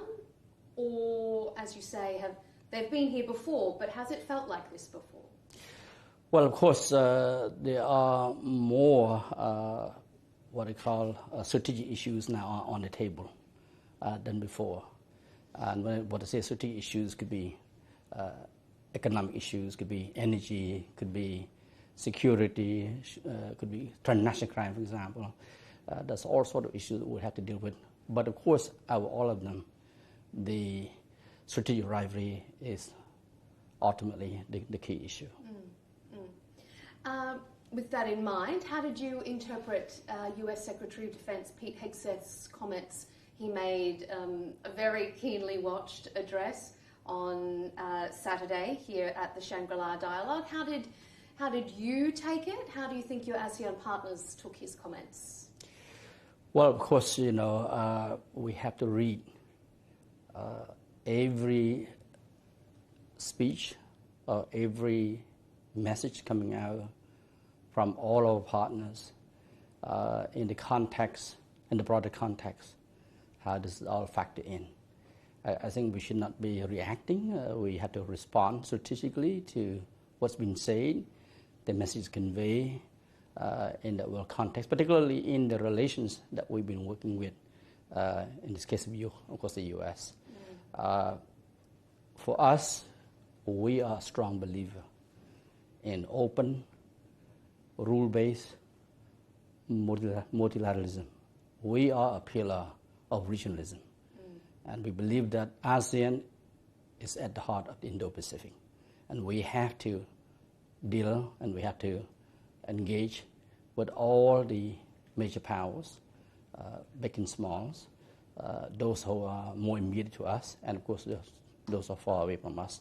But we have equal treatment for all of our partners. There is a global sense of sort of growing political nationalism. My country first, America first. You say, as you rightly put, that ASEAN is a strong regional pillar.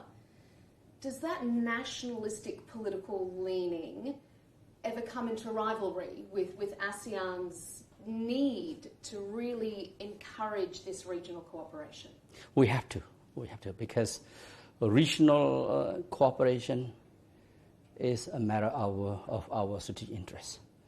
It's a matter of not just survival, but how to thrive in this increasingly fragmented, divided world. How do we make sure we cooperate with one partner that does not upset another partner, for example? We have to convey to all partners that by working with one partner, we will not exclude others. So this is the way we engage, and it has always been like this. Through the ASEAN established mechanisms, through the ASEAN-led mechanism that we have, for example, between ASEAN and US, ASEAN China, ASEAN Japan, but of course also where we engage all of them collectively as well. So yes, there are, from time to time, we will see that nationalism being pushed to the front, but I think what we need to do is to make sure that all national interests, they are not purely national interests. They have some regional and global interests as well. When we talk about this region, we can't ignore the South China Sea. It sits at a crossroad of security and commerce.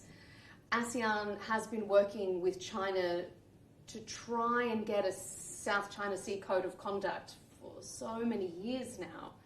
How is that progressing? Will we ever see a South China Sea Code of Conduct? Well, first of all, with China on the South China Sea, we have been working with China for more than 2 decades already.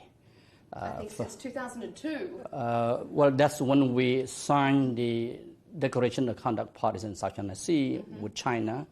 There's 10 ASEAN foreign ministers signed that DOC agreement with the foreign minister of China to have the DOC in place back in 2002.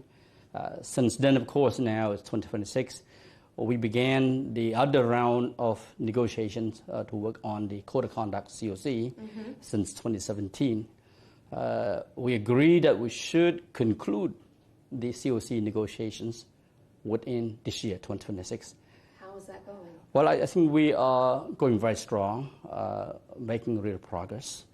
And I think there's a clear commitment from both sides, ASEAN and China, to finalize this document within this year. So I have every optimism that we will be able to do that. Internal divisions, though, within ASEAN can be a roadblock to getting that. Are you confident that ASEAN can speak with one voice? Well, I think it's our culture sometimes to agree to disagree.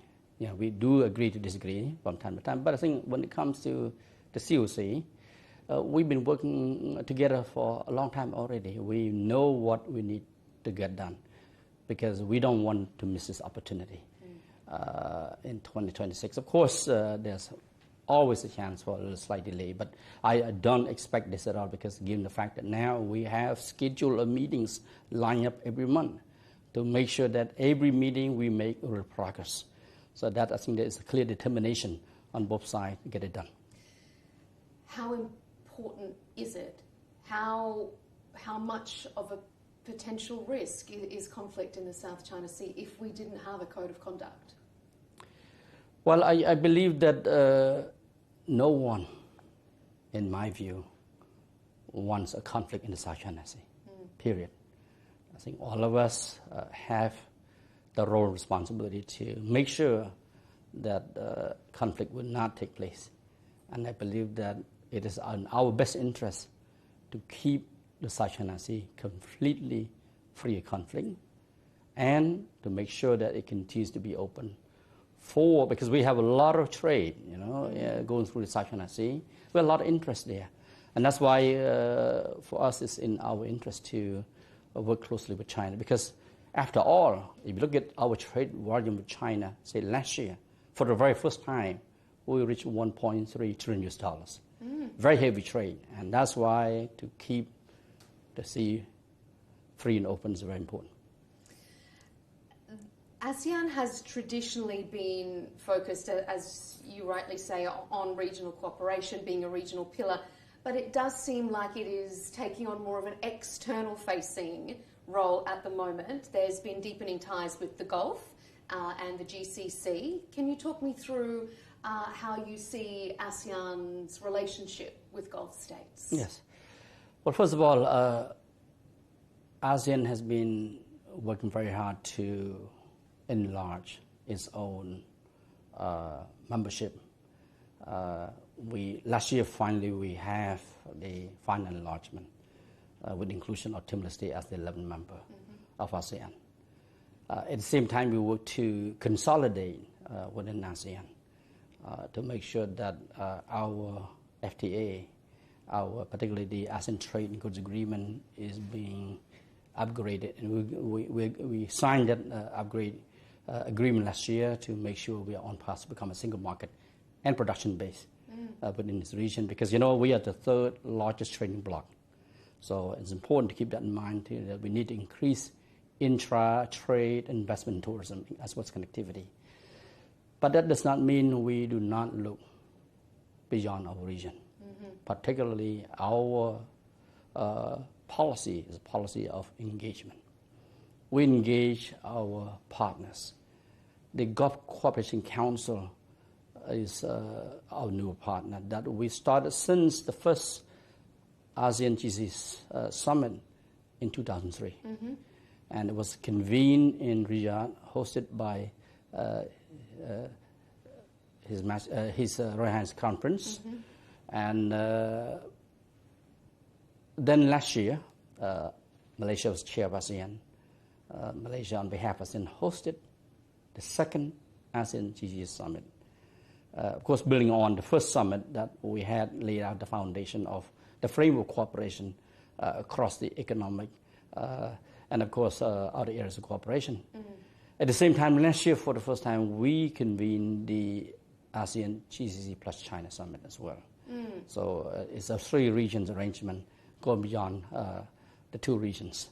So I think this is something that we envision what more we can do together in order to bring about mutual cooperation and a win-win cooperation. There is no official summit scheduled for 2026 between ASEAN and the GCC, no third scheduled meeting. Do you see cooperation, though, continuing despite there being no official summit? Well, of course, they agree to meet every 2 years. So the next one, I believe, will be 2027. And that will be the turn of the GCC. So we rotate between the two regions. At the same time, from what I understand, is that we agree to undertake a feasibility study on FTA between ASEAN and GCC. I wanted to ask you about the free trade agreement. How is that progressing? I mean, how much of a priority does ASEAN see a free trade agreement with Gulf states? Yeah, we like I said, we now have 7 bilateral FTAs. We mean ASEAN, with China, Japan, Korea, Australia, New Zealand, India, and Hong Kong, China. And we're just about to conclude our FTA negotiation with Canada, the first country in North America. And the GCC, we agreed to already undertake a feasibility study. We had done the pre-feasibility study before. So now we're doing this, and we believe that there are great potential in terms of getting this region-to-region FTA moving ahead. Because at the moment, we're also discussing this with the EU as well. You know, we just had our 25th ASEAN-EU ministerial meeting, concluded just last month in Brunei, Jerusalem. So there's some good interest on both sides to look at a possible FTA between ASEAN and the EU. So I think it's important for us to be in mind that GCC still offers great potential as well for cooperation. Is it the case that following the shock of the tariffs imposed by the US affecting so many countries here in the Asian Pacific region, has that expedited ASEAN's interest in looking for strong strategic trade with other partners? I don't think we can deny that. I mean, the fact that we have to keep all options open. And, we don't deal with one partner. ASEAN is famous for having many different partners. And I think that's the way to go, is to keep ourselves engaging with the existing partners, but also looking at new partners. And I think that's what we see. And that's why now we have more partners that wish to have formal partnership with ASEAN. I'm looking forward to upgrading our relationship with some of our partners. At the same time, this year is a very special year for ASEAN, as we are just about to commemorate our 50th anniversary of the Treaty of Amity and Cooperation in Southeast Asia. We have 58 high contracting parties already, more to come. And again, through this particular treaty, we have more partners through this, what we call the high contracting parties, which is very important for us as a region. Well, looking ahead to the 60th anniversary, there is a lot on the agenda for ASEAN, and perhaps we will cross paths with ASEAN again during the next ASEAN GCC summit. We look forward to seeing how that relationship builds. General Kal Kim Eun, thank you so much for being with us here on Counterpoints on Al Arabiya English. Thank you.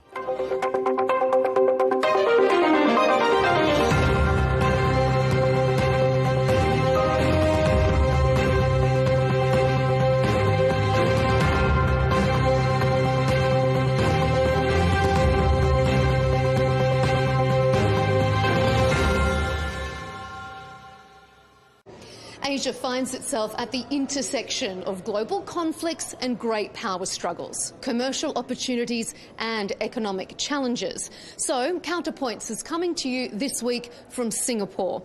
I'm Melinda Nucifora here at the Shangri-La Dialogue, hosted by the International Institute for Strategic Studies. I'll be bringing you exclusive interviews, so stay tuned to Al Arabiya English.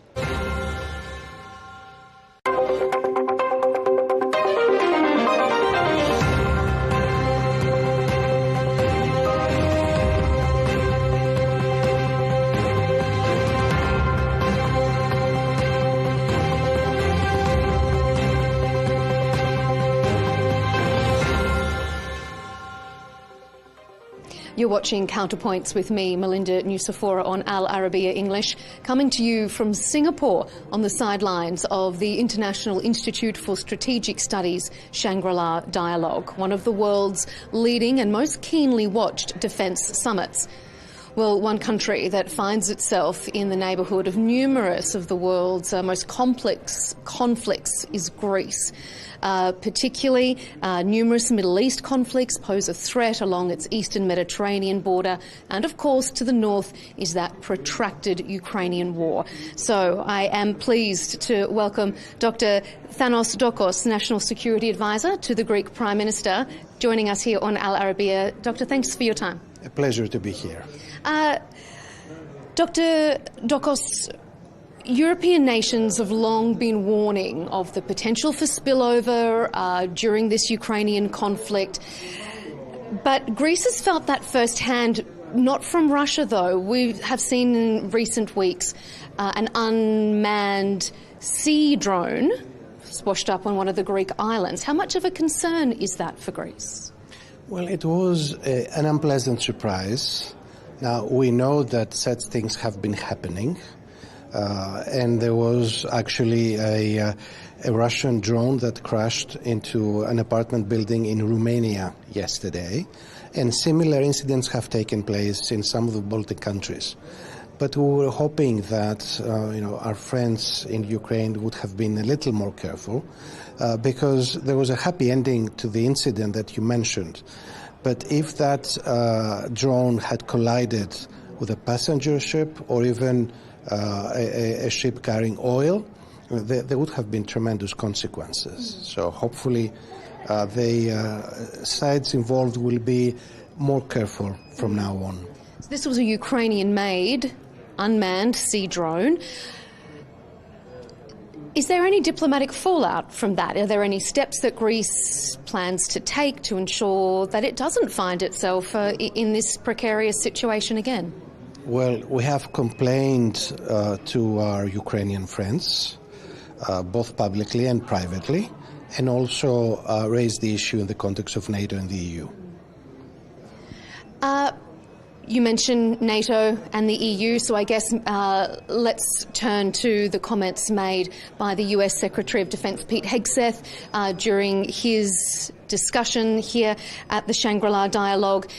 He made quite a pointed reference to Europe, saying that some countries in the past that have been riding on the coattails of US taxpayer generosity, that those times are over.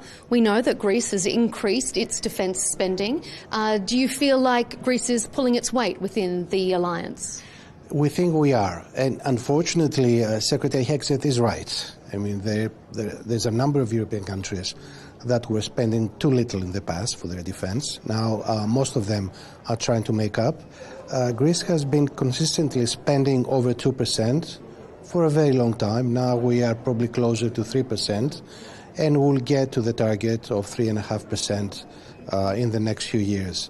Plus, of course, that we are making contribution in terms of providing access to facilities in Greece and having a presence outside our borders. For example, in the context of the EU Operation Aspides to protect freedom of navigation from attacks from the Houthis in the Red Sea.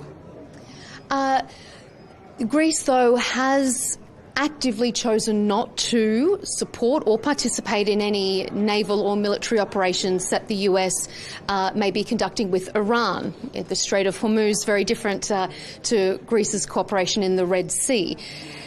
If this conflict continues to affect Greece with its proximity, can it maintain this neutral stance in an ongoing sense?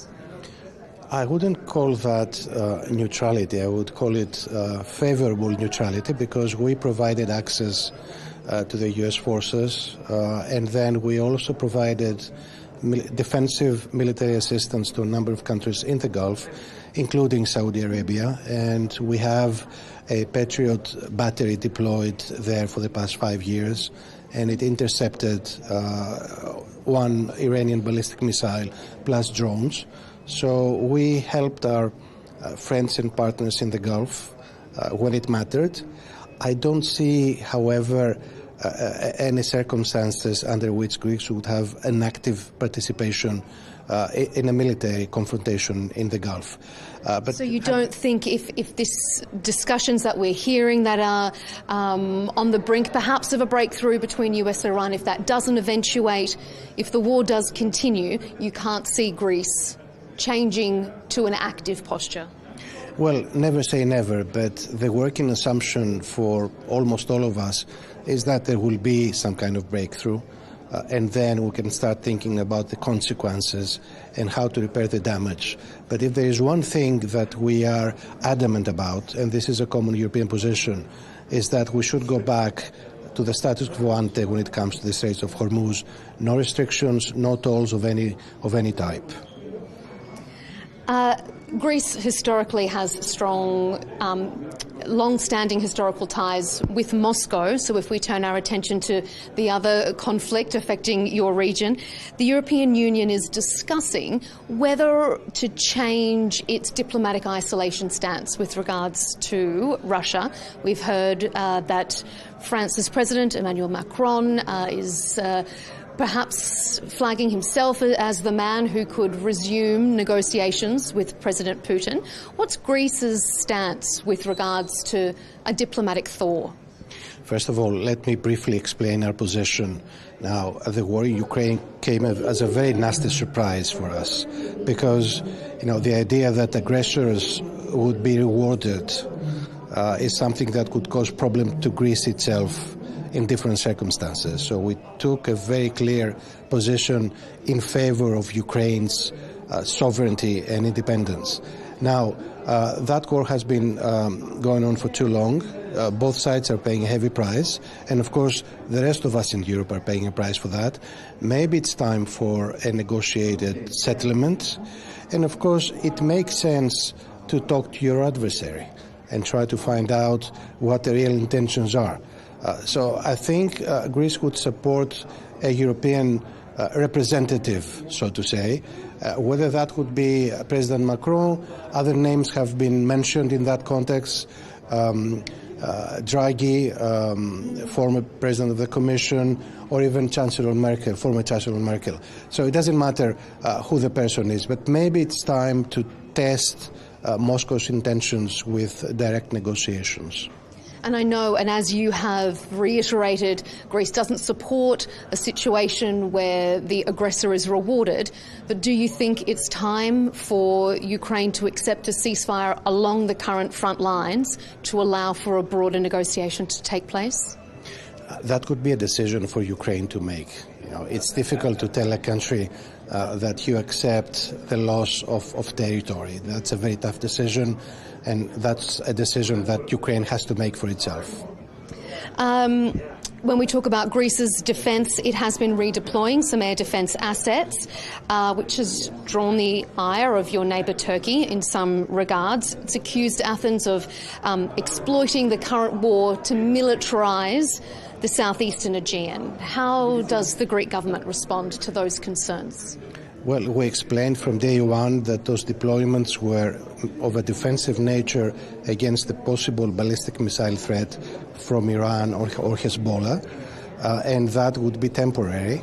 We explained that to NATO as well, and we think our partners understood that. Now, almost all of those assets have been returned to their initial positions, so the problem is no longer there. Almost all of them?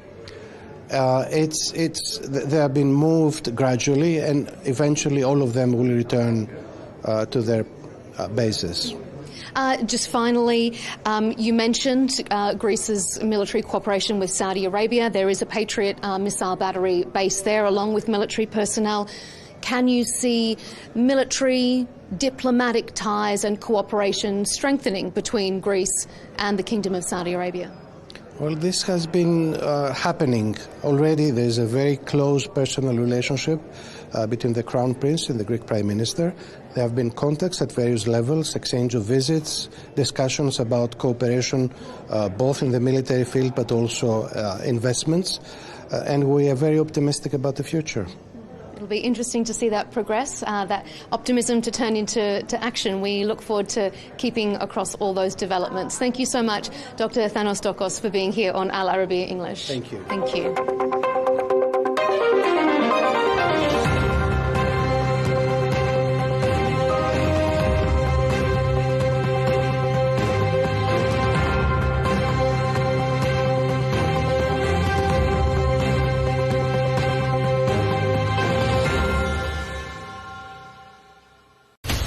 From the White House to Gaza, Kiev to Beijing, elections, economics and the environment compete with conflicts and other complex issues for our attention.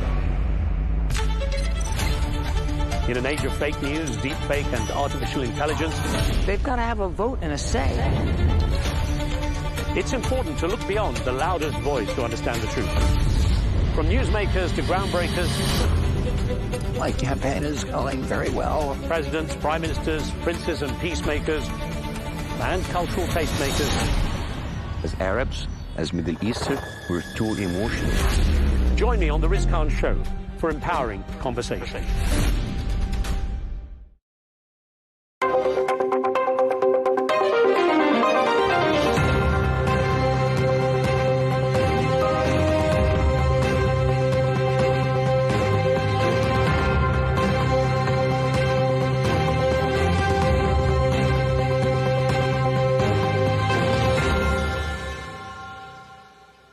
Hello and welcome to this special episode of Counterpoints on Al Arabiya English, coming to you from the Africa CEO Forum in Kigali, Rwanda. Well, one of the themes of this year's forum is scale or fail, but many governments and companies in countries facing economic, climate and political challenges can't do that alone.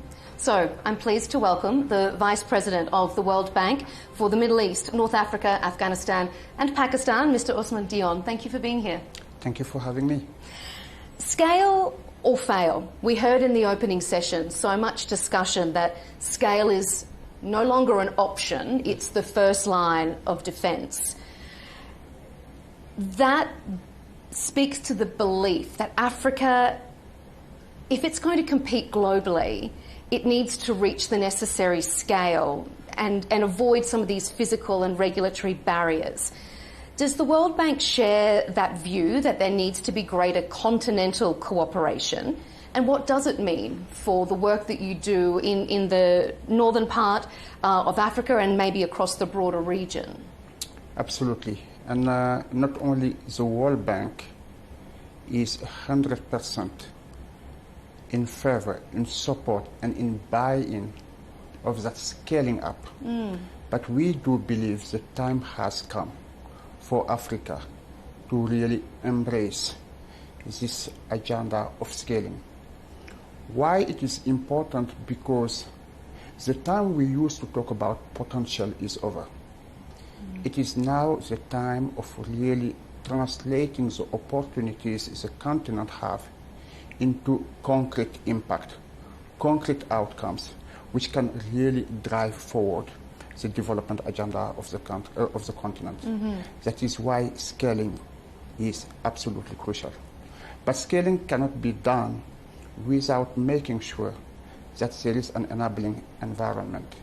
Scaling cannot be done without making sure there are some foundational which are in place. And scaling cannot be done working alone.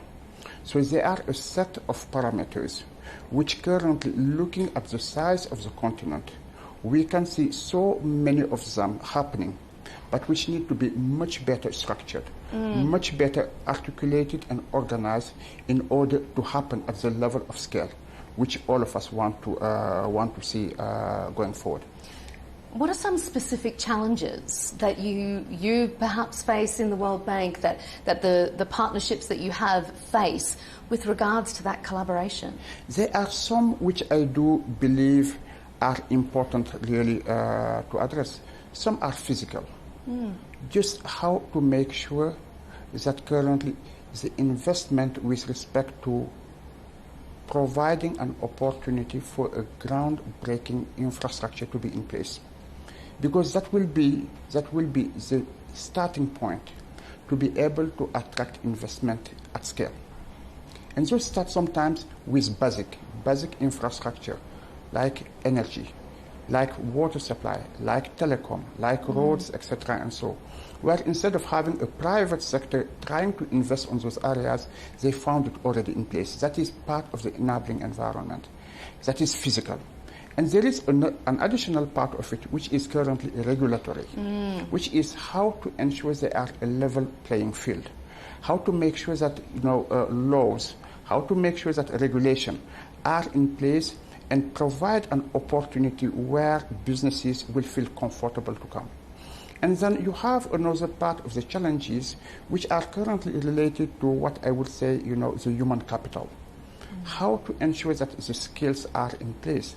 How to make sure that currently, when there is demand, there is supply. So those are some of challenges which we do believe might be taken forward by government, and where the support of multilateral institutions like the World Bank and others can also be part of that compact on working together to ensure that the scaling up is really a reality. And what sort of programs do you have in place, or perhaps you're anticipating specifically that you think will address some of those issues? There are already programs which are in place. You take, for example, Mission 300, which is related to how to get access to electricity to 300 million Africans. It's a big, big task.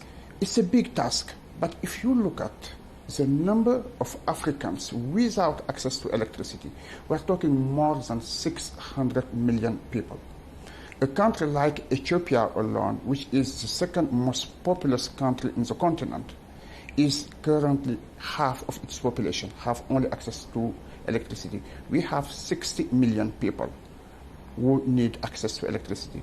So Mission 300 is not just about having access to electricity, but it is about also productive electricity. How that is going to be used in order to be a factor of productivity and fueling currently an economy going forward. Take, for example, AgriConnect. We do know within the continent, Africa has huge arable lands. Africa has water. The problem of Africa is not water, it is water resources management. And how to currently combine arable land with water and with technologies in order currently to increase productivity, and not only to address food insecurity, but currently to be able to produce more for export, but in doing so for agro-processing going forward. So AgriConnect is another initiative which the bank, working with Africa, has put in place on addressing the issue from from agriculture productivity to agriculture processing, and in doing so, that value chain, how it can create jobs for people, jobs for stability, but also for enabling to fuel a much more integrated economy going forward. And I just wanted to pick up those because from electricity to AgriConnect, from energy security to food security, you can see how that also could be part of stabilizing factor across a continent like Africa, which is one of the youngest in the world as we speak today. There has, though, been some criticism about Mission 300, that a project on that scale should focus on industrial infrastructure rather than household connections. What do you say to that sort of critique? I think it might be a misunderstanding in the sense that you cannot go at a scale of industrialization when yet you don't have access, to basic population in the continent. The two are not exclusive. As the contrary, I think this is where Africa cannot, to some point, ensure that there is industrialization without making sure that its population have access to electricity. Both have to go together. This is where the enabling environment, in order to make sure that there are investment at scale, there are reforms in place to provide the opportunity for industries to settle in the continent. Having access to electricity, to energy, but also making sure that the working conditions, the living conditions of the population improved, are both connected. Mm-hmm. The latest World Bank MENAP economic update, and when I say MENAP, Middle East, North Africa, Afghanistan, Pakistan, the region that you cover, the latest economic update shows what it says the worrying effect of the Iran war across the broader country. Excluding Iran, it found overall growth in the region is expected to slow from 4% in 2025 to 1.8% in 2026. How concerning is that, and how does that change the way the World Bank approaches the programs in your region? We're living difficult times for the region. And indeed, from what is happening, we do see a slowdown, a real slowdown on the economic prospect of the region. This is because the conflict is having a toll, not only on people, but also on the economy itself. And from that perspective, we do believe from the World Bank that supporting countries in the region to develop further resilience to those shocks is extremely important. It is one thing absorbing the shocks. It is even better when you build resilience on the way you will be able to move forward. Can you talk me through some of those resilience building measures or projects? Exactly. What are we doing to that extent? First and foremost is currently to support countries to address the immediate issue related to liquidity. And in doing so, to allow them to be able, through the existing portfolio of projects being supported in a number of countries across the region, to be able to access up to 10% of the current portfolio. Second, which is equally important, is how to help them going forward to build buffers, which is going to be extremely critical in enabling them to look at the pipeline of projects and to repurpose them going forward. And third, and this is where the resilience becomes fundamentally important, is we cannot only focus on the immediate term without thinking about what the medium and the long term will look like. And this is where now the resilience will look like to how, for example, to build back better. How to ensure that currently resilience of infrastructure, take for example water desalination across the region, which is an absolute critical factor. 100 million people in MENAP region depend on water desalination. Yet in terms of how resilient they are, that resilience is built on redundancies. The time has come to start rethinking about what resilience would look like. Do we have enough storage? Do we have enough backup? And how those backup are currently being structured, so that we can mitigate not only the risk of the vulnerabilities associated with whatever will be the hazard, whether it is man-made conflict or whether it is natural. But at the same time, how to make sure that we can continue to sophisticate them going forward. All those are some of those resilience which currently we are working with countries across the region, those who need financing, but also those who need knowledge in order to be able to advance the needed technology to build that resilience.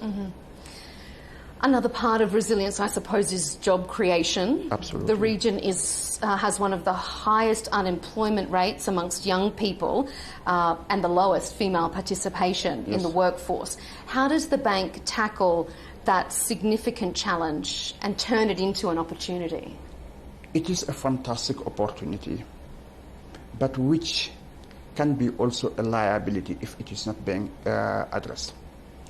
But in 25 years, we're going to have 220 million people joining the job market in MENAP region. That is 40% increase. Wow. It is a fantastic opportunity, but it is also a liability if it is not being addressed.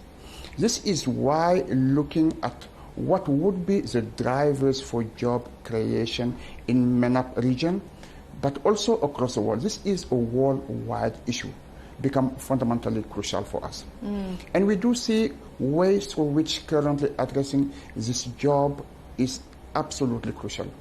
First is, what are the foundational aspects which can currently drive what would be the core of job creation? By referring to the foundational, I mean, what are the physical to be put in place? What is the human capital?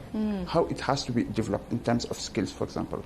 But we also do refer at what are critical sectors which currently can be engines of growth, but also vehicles for job creation. And here, from the perspective of the bank, the thinking have been going through looking at critical sectors which currently can participate, can contribute to not only fueling the economy, ensuring growth, but at the same time creating jobs. And five of them. Yeah, what do you identify as five of them? Five of them, to be clear. First and foremost is, we believe that infrastructure is absolutely critical. And with infrastructure, you will be able to have a multiplier effect on the economies. Agriculture. If you take the MENAP region today, 3 workers out of 10 come from the agriculture sector. But it is just not agriculture in terms of farming, but it is also in terms of agribusiness. It is also in terms of value chain. It is also in terms of agro-processing, basically from the farm to the table, and how the whole chain, in terms of processing, in terms of packaging, can be source of job creation, but could also contribute to economic growth. Take tourism and the potential for MENAP region. And the interesting things about tourism is that it is one of those sectors where the majority of the labor force are young people, men and women. Isn't this a fantastic opportunity when you combine it with infrastructure, the hotel, when you combine it with the skills, when you combine it with the diversification, and the way it will be able to really create massive jobs. Take healthcare. We are in a region where at the same time we have a huge bulk of young population, but also an aging population. This provides a fantastic opportunity going back to how healthcare can be also an engine of job creation across the region. And then value-added manufacturing. We have this youth which is technology-oriented, who have this possibility of acquiring skills. We have a huge market where the possibility currently of developing really value-added manufacturing can contribute greatly to job creation. Of course, in doing so, you need to look at also the picture of how to structure this. This is where private sector role is fundamentally important. This is where small and medium enterprises, who are also part of the backbone of real job creation, are going to be absolutely crucial. And that brings me to what I was referring earlier on the fundamentals.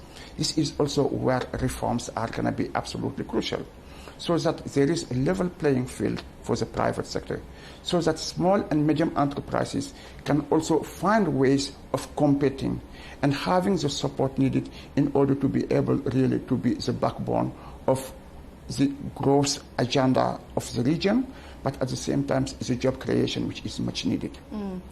So I would love to continue to pick your brains on these areas. Your expertise is so valuable to us, but I know that you have a very tight agenda here at the Africa CEO Forum. You're a speaker at a session upcoming, so I'll leave our interview there. But I really appreciate your time. Thanks for being here on Counterpoints on Al Arabiya English. Pleasure is mine. Thank you for having me once again.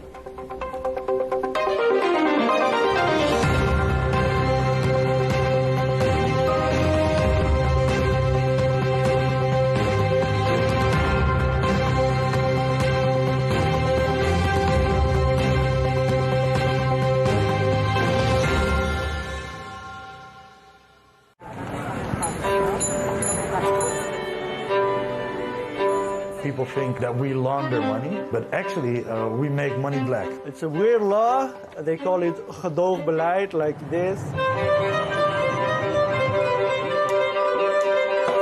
That is the law. So they say, okay, bye, but don't let us see you.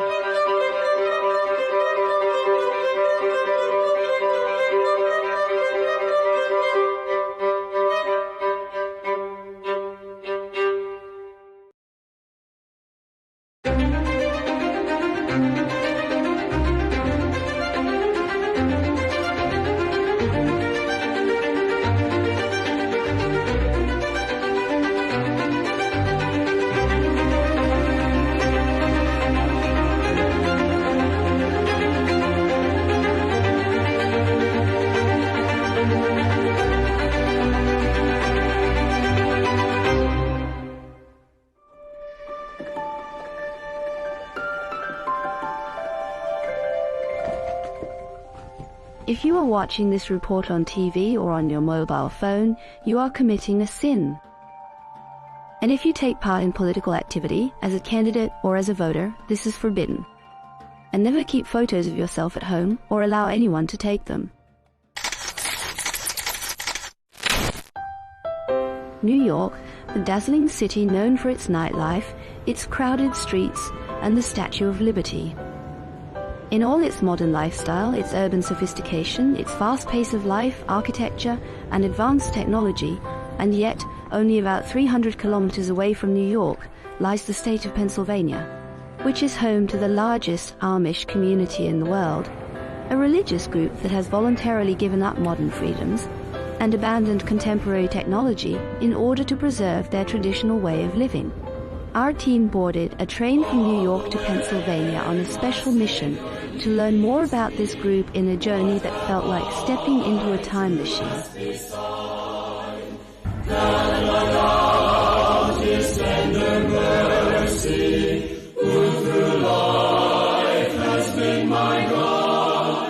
This Christian community stands as a clear example of people who willingly hold on to their old beliefs, choosing freely to remain committed to a way of life built on traditional farming and handcrafted work. They continue to follow these long-standing practices with intention and devotion, quietly setting aside the modern developments and technological changes that surround them in the world today.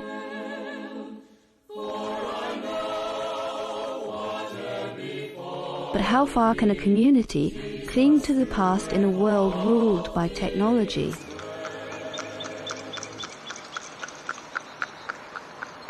Pastor Gregory welcomes us into his church to share his experience living among the Amish and how their beliefs differ from the Protestant Christianity followed by most Americans. They're just people that are living like in another time frame. Most people, we go with the flow. When cars came along, we gave up our horses. When cell phones came along, we gave up our landlines. We just go with all the technology, but they have held back on that on purpose.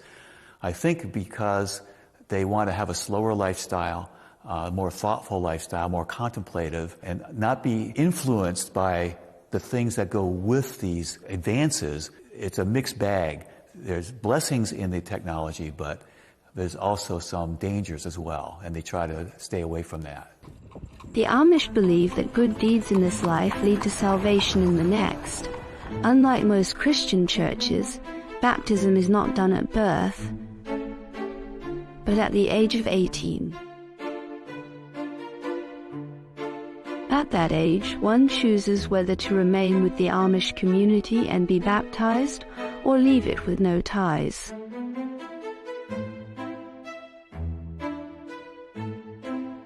Well, I was born Amish till I was 5, and then my parents changed to the Mennonite church. Playing with cousins wasn't a problem at all. Children get along with children. But when you get into adults, especially my grandparents, they were really strict, staunch Amish. We didn't eat at the same table with them. I remember one time we had one big table, but they put a divider down the middle. Mom and Dad sat over here, and then the rest of them. What I do now is just respect their way of life. The people are generally very personable. They don't like their pictures taken, but they will be willing to talk to you.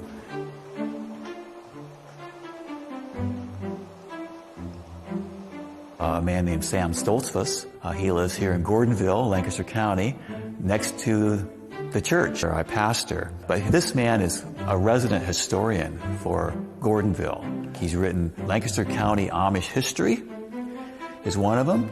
And he recently, well, I think it was 2016, he said, he took a trip to Germany. And he has pictures, and it's like a travel log of his experience in going to Germany. So things don't get collected. People give these notes, and I write notes, and I put the envelopes. Pastor Gregory arranged for us to meet his Amish friend, The historian Samuel, who agreed to speak only if his face was not shown, as photography conflicts with Amish beliefs against portraying humans. We don't believe in having our photographs taken because of the graven image. 10 Commandments, second commandment. We have 350,000 Amish people in North America. They're scattered all the way from Montana to Delaware to Virginia or New York State. There's Amish people in Ohio, Indiana, Illinois, Missouri, Mississippi. Then there's also Beachy Amish. They don't drive cars, but they have tractors. Almost 40,000 Amish people in Lancaster County. The Amish are known for their distinct appearance. Men grow beards but shave the mustache, and women cover their hair and dress modestly. We always wear plain clothes, plain suits, plain shirts. Now, we don't always make our own clothing. We buy some. You can buy some tailor-made. And the dresses, the girls wear white before they're married. Organdy, we call it. Then when they get married, then they wear colored dresses. The white dress, when you get married, is laid back, and that's their funeral garb. Or when a lady gets to be 35 and not married, then she'll switch over to colored dress. The Amish trace their origins to the 17th century, when a Swiss spiritual leader named Jacob Ammon founded the movement, aiming to return the church to its original teachings and old religious traditions, believing the Mennonite church had strayed from them. Ammon also wanted a simple, humble lifestyle aligned with the teachings of the Bible. The Amish people came here in the 1700s to Pennsylvania, Lancaster County, at the same time that many other people were coming, Christians who were experiencing persecution in Europe. William Penn and others had purchased land here and made land available for them to come, where they would have religious freedom, freedom to teach their children, have their own schools, and live like that. Many of them were farmers and stayed to be farmers throughout most of their life and throughout the history of Lancaster County.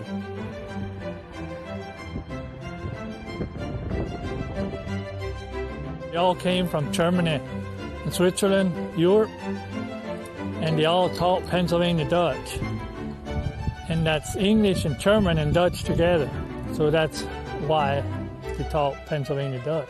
It's very interesting how at that time, back in the 1700s, that the communication got from America to Europe that, oh, there's freedom here, and why don't you come and live here? But many of them did, and records exist of boatloads of immigrants coming from Europe to America, arriving in Philadelphia, moving westward as land became available.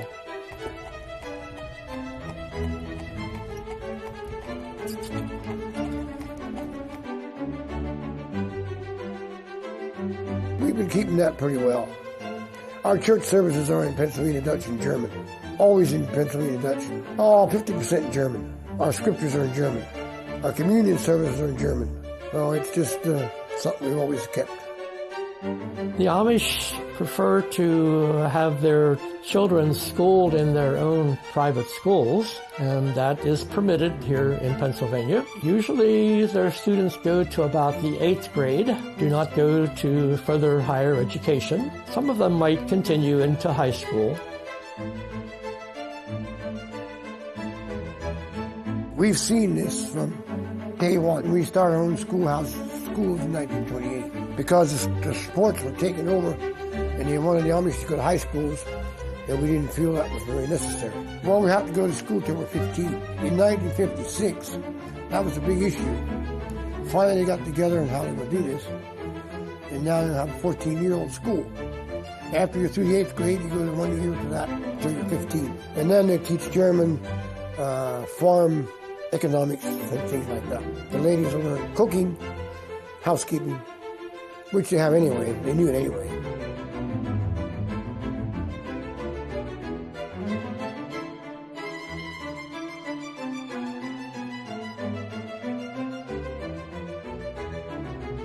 Nowadays, the ministry taught more English than High German. It makes it easier for everybody. But they still use a lot of German too.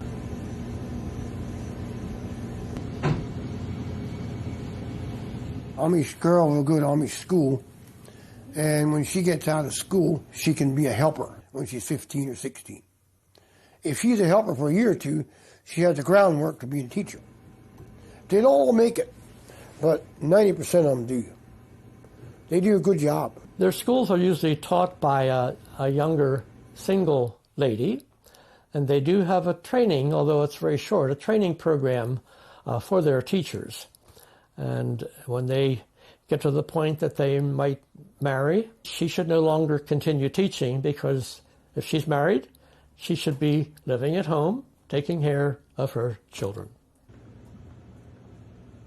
The Amish face many challenges, including the high cost of land, which pushes many away from farming toward working in shops. Here in the central market, young men and women sell their local products, attracting visitors from all around.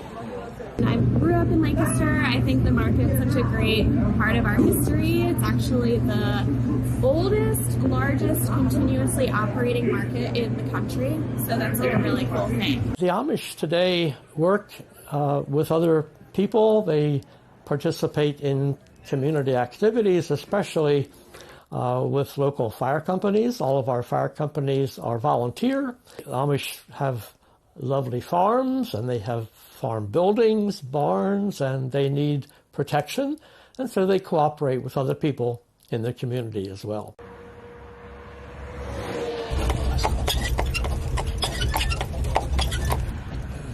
Here's a fire company. The Amish help a lot at the fire company. Some people confuse the Amish with the Mennonites, as both share European roots and have similar beliefs. They are essentially spiritual cousins. I'm not Amish, we're Mennonite. We're not quite as strict. We all have electricity and telephones, but we don't have cell phones and no computers. And we don't have the beards, and the dress is a little different. We all drive horse and buggy too. Now there are some Mennonites that drive cars. There's a lot of different groups of Mennonites. We always work together with the Mennonites. So if it goes to the worst, it comes to bat, sometimes those people will step up for us, which gives you a good feeling. We do a lot of comforts for MCC. It's sort of a quick put-together blanket, quilt, Ukraine, Jerusalem.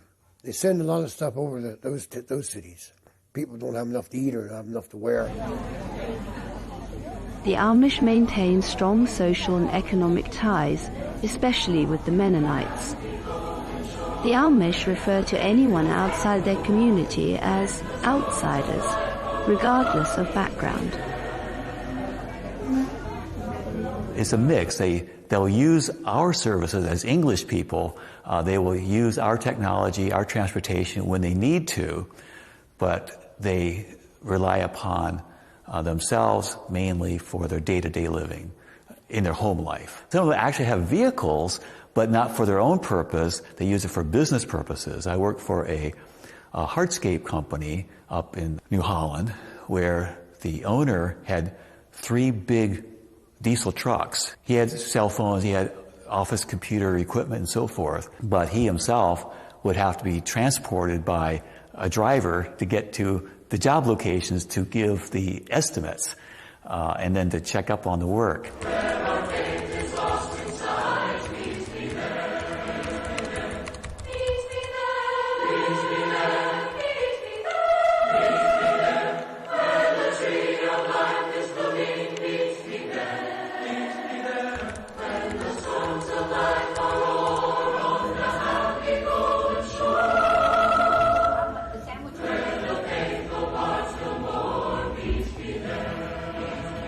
Amish buggies differ in shapes and types and uses.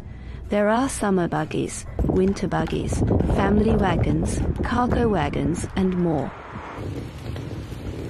Paul accompanies us to show us some of his personal buggies.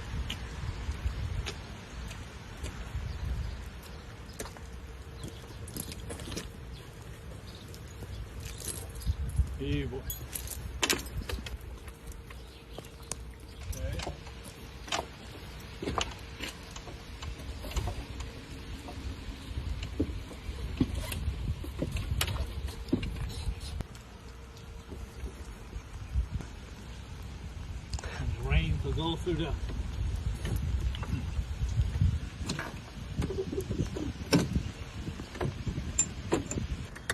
Here's the blinking lights.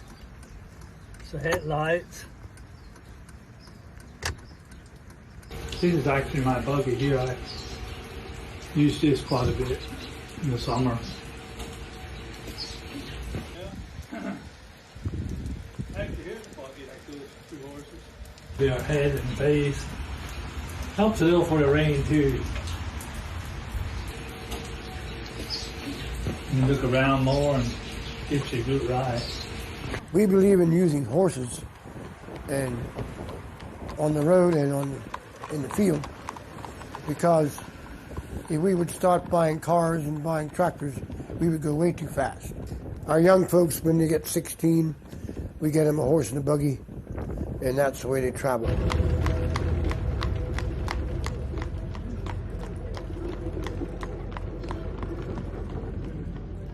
Amish like to stay as a community. They have very strong families, and so they don't drive cars because that would take them away from their family and away from the community, perhaps into a city where there might be other influences that might not be to the benefit of their families. And they've kept using horsepower for their farm work as well.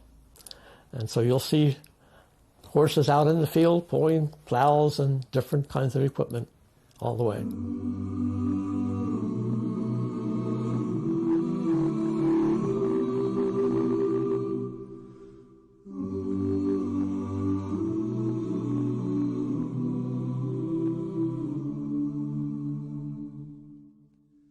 Packing up the dreams God planted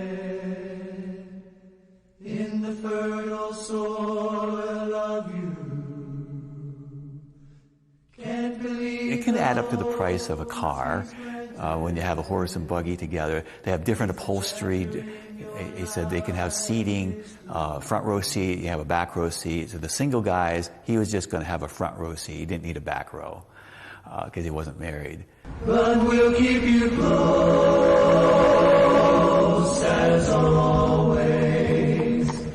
It won't even see you go. The buggies all have halogen bulbs now. In the last 20 years, they got much brighter.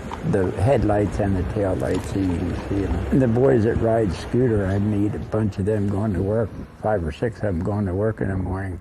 And they have a light they put on their hat so they could see, and then they have a flashing light in the back for safety. Among the Amish, forgiveness and rejection of violence are core values, to the extent that they do not join the army. Even so, their punishment is harsh for those who break their rules. For example, if members violate Amish church guidelines and refuse to confess or leave the group, they face expulsion, which in their community is called shunning, as happened with the Miller family. They keep their horse feed in here. Chicken leg, do it again. You go into an Amish-owned store to buy something, they won't take money from you. You have to lay it on the counter, and they'll pick it up. They won't take it out of your hands. They'll ride in a car with ex-Amish, but you're not allowed to drive. They can't. I have to drive because I was never baptized in the church like my parents were. So it gets a little touchy, I guess. 'Cause our hearts in me will keep the love that keeps us strong, and friends are friends forever. If the Lord's the Lord of them, and a friend will not say never, 'cause the welcome will not end. They have mud sales every year, and they could have $5 million coming in. They sell everything imaginable, household quilts and farm equipment, and they sell horses some places, and quilts could bring over $1,000 for quilts and auction them off. But because it's a fundraiser for the fire company, they don't mind paying twice as much as what you would maybe buy it at a store. You might get 5,000 people showing up at the sale. English and Amish, they go together, and Mennonites, and sell buggies and horses. And we got the Wilbur. Mud auctions, as they are called among the Amish, are one of the major traditional events in their culture. These auctions are held every spring with many community members and neighboring groups participating. They sell many items including handmade furniture, farm equipment, horse-drawn wagons, and local foods. This event is a chance to raise donations, and also a special social occasion where Amish people and visitors meet to enjoy the auction and exchange stories and experiences. A harder life, riding a bicycle, pushing a scooter, which would use one foot on the platform, and the other foot they use to push. I mean, it's a lot harder. It's slower. It's a slower life. I said to one Amish lady, you know, you're kind of away from the world kind of a thing. But she said, you know, but we're still tempted. We're still tempted. We're still, you know, it's part of life. Not that all of it's bad, but it has its influence. It changes things. So I think as long as they're able to maintain their independence to some degree, they'll be fine. You on my side, Ben, or not? 22, not 5. And now 22, 22, 5 and 9. So $22 straight down the middle. Number 100. Number 100. 22, 5 and 9. So $22 left side. The Amish are a very important part of Lancaster County culture. They contribute in many ways to our history and our culture now today. We like having the Amish in Lancaster County. They are people that add to this area and make it unique. And if we lost the Amish, Lancaster County would be just like anywhere else. But in this case, from birth, the announcement was made that Jesus is a Savior, a deliverer. In fact, his very name means salvation, means Savior. They shall call his name Jesus, for he shall save his people from their sin. For many, this community misses out on much of life's pleasures, but as the Amish say, sometimes the simplest things in life are the best.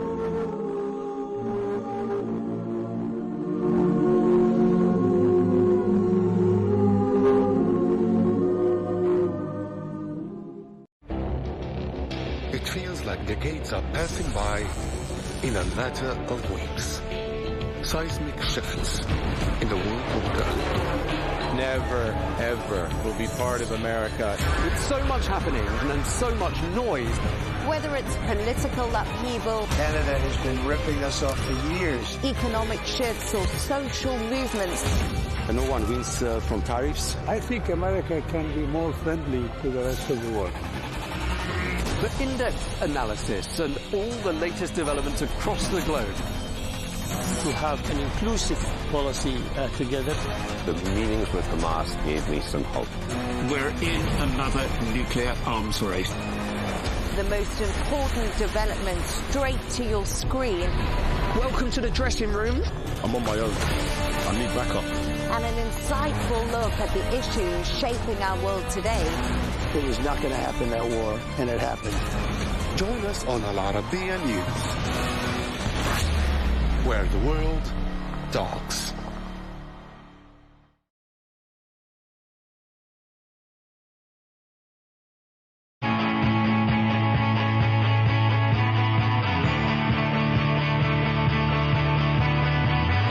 Welcome to the metropolis, the big city. This is where tech, trends, and culture meet. Meet the people. See the sights. Walk the city streets. And experience the lifestyle.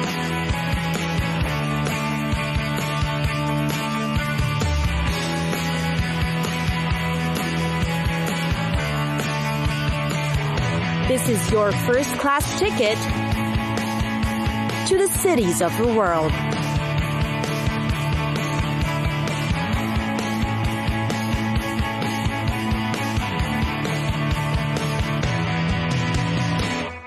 Paris, the world's most romantic city.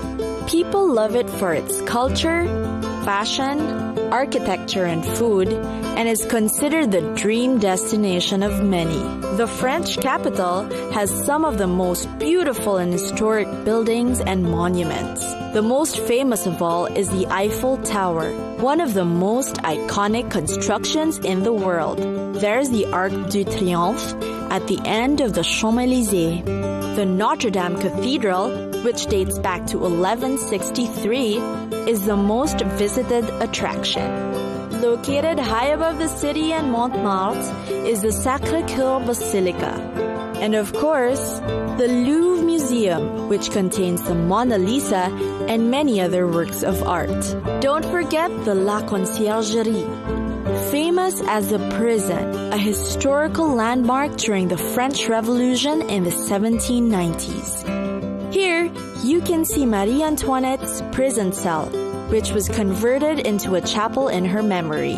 One can still follow the many traces of the French Revolution in this contemporary city. There's the Place de la Concorde and the Cour des Commerces, where the Marat, the extremist, published his newspaper L'Ami du Peuple. Seeped into the city's DNA is of course Paris's well-known heritage in arts and culture. Explore the cobblestone streets of Montmartre with its rich history of Belle Epoque artists and cabarets, or get a first-hand experience of the lifestyle in the neighborhood of Belleville. Get your culture fix at the Musée d'Orsay, at the newly renovated Picasso Museum, or course through the dozens of small museums and galleries you can visit in the city. Shopaholics will also delight in Paris's myriad options. From chic department stores that'll have all your fashion needs ready to famed boutiques for sheer designer items.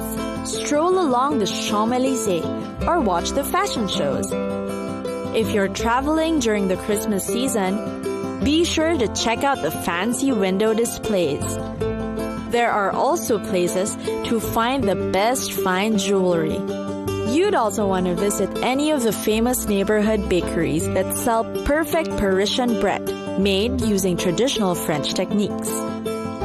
Paris also has an impressive offering of food stops. The city boasts of 70 Michelin-starred restaurants. You'll find one for every specialty. From fresh premium oysters to award-winning edible works of art, like the famous pastries in Paris.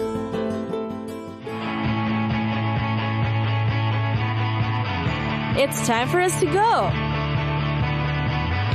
Pack your bags and get your tickets ready. And we'll see you on the next destination. Catch us again next time on Cities of the World.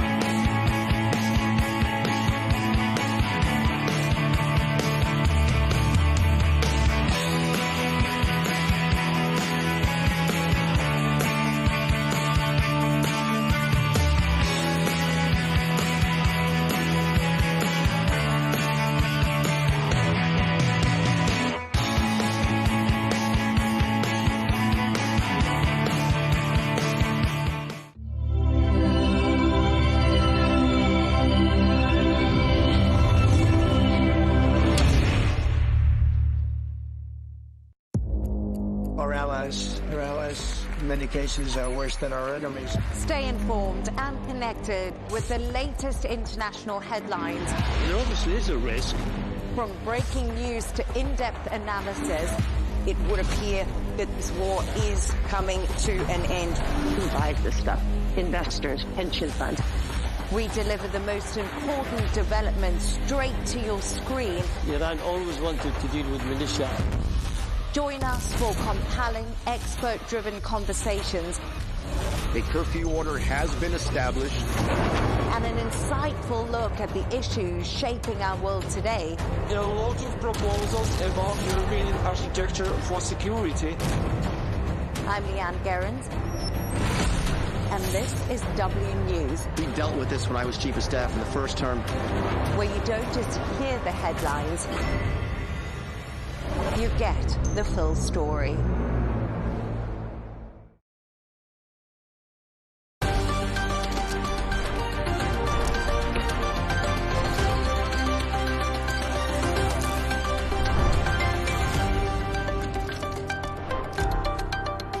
Hello and welcome. I'm John O'Hazen. You're watching W News, broadcasting live from the Al Arabiya studios in Riyadh. And these are our top stories. Israel and Iran exchange fresh airstrikes in rapid escalation, hitting targets deep inside each other's territory. President Trump walks out of a heated NBC interview after being pressed on his claims and clashing with the host. And a World Cup build-up that's been overshadowed by visa chaos, detained players, locked officials, and rising tensions over who gets to enter the United States.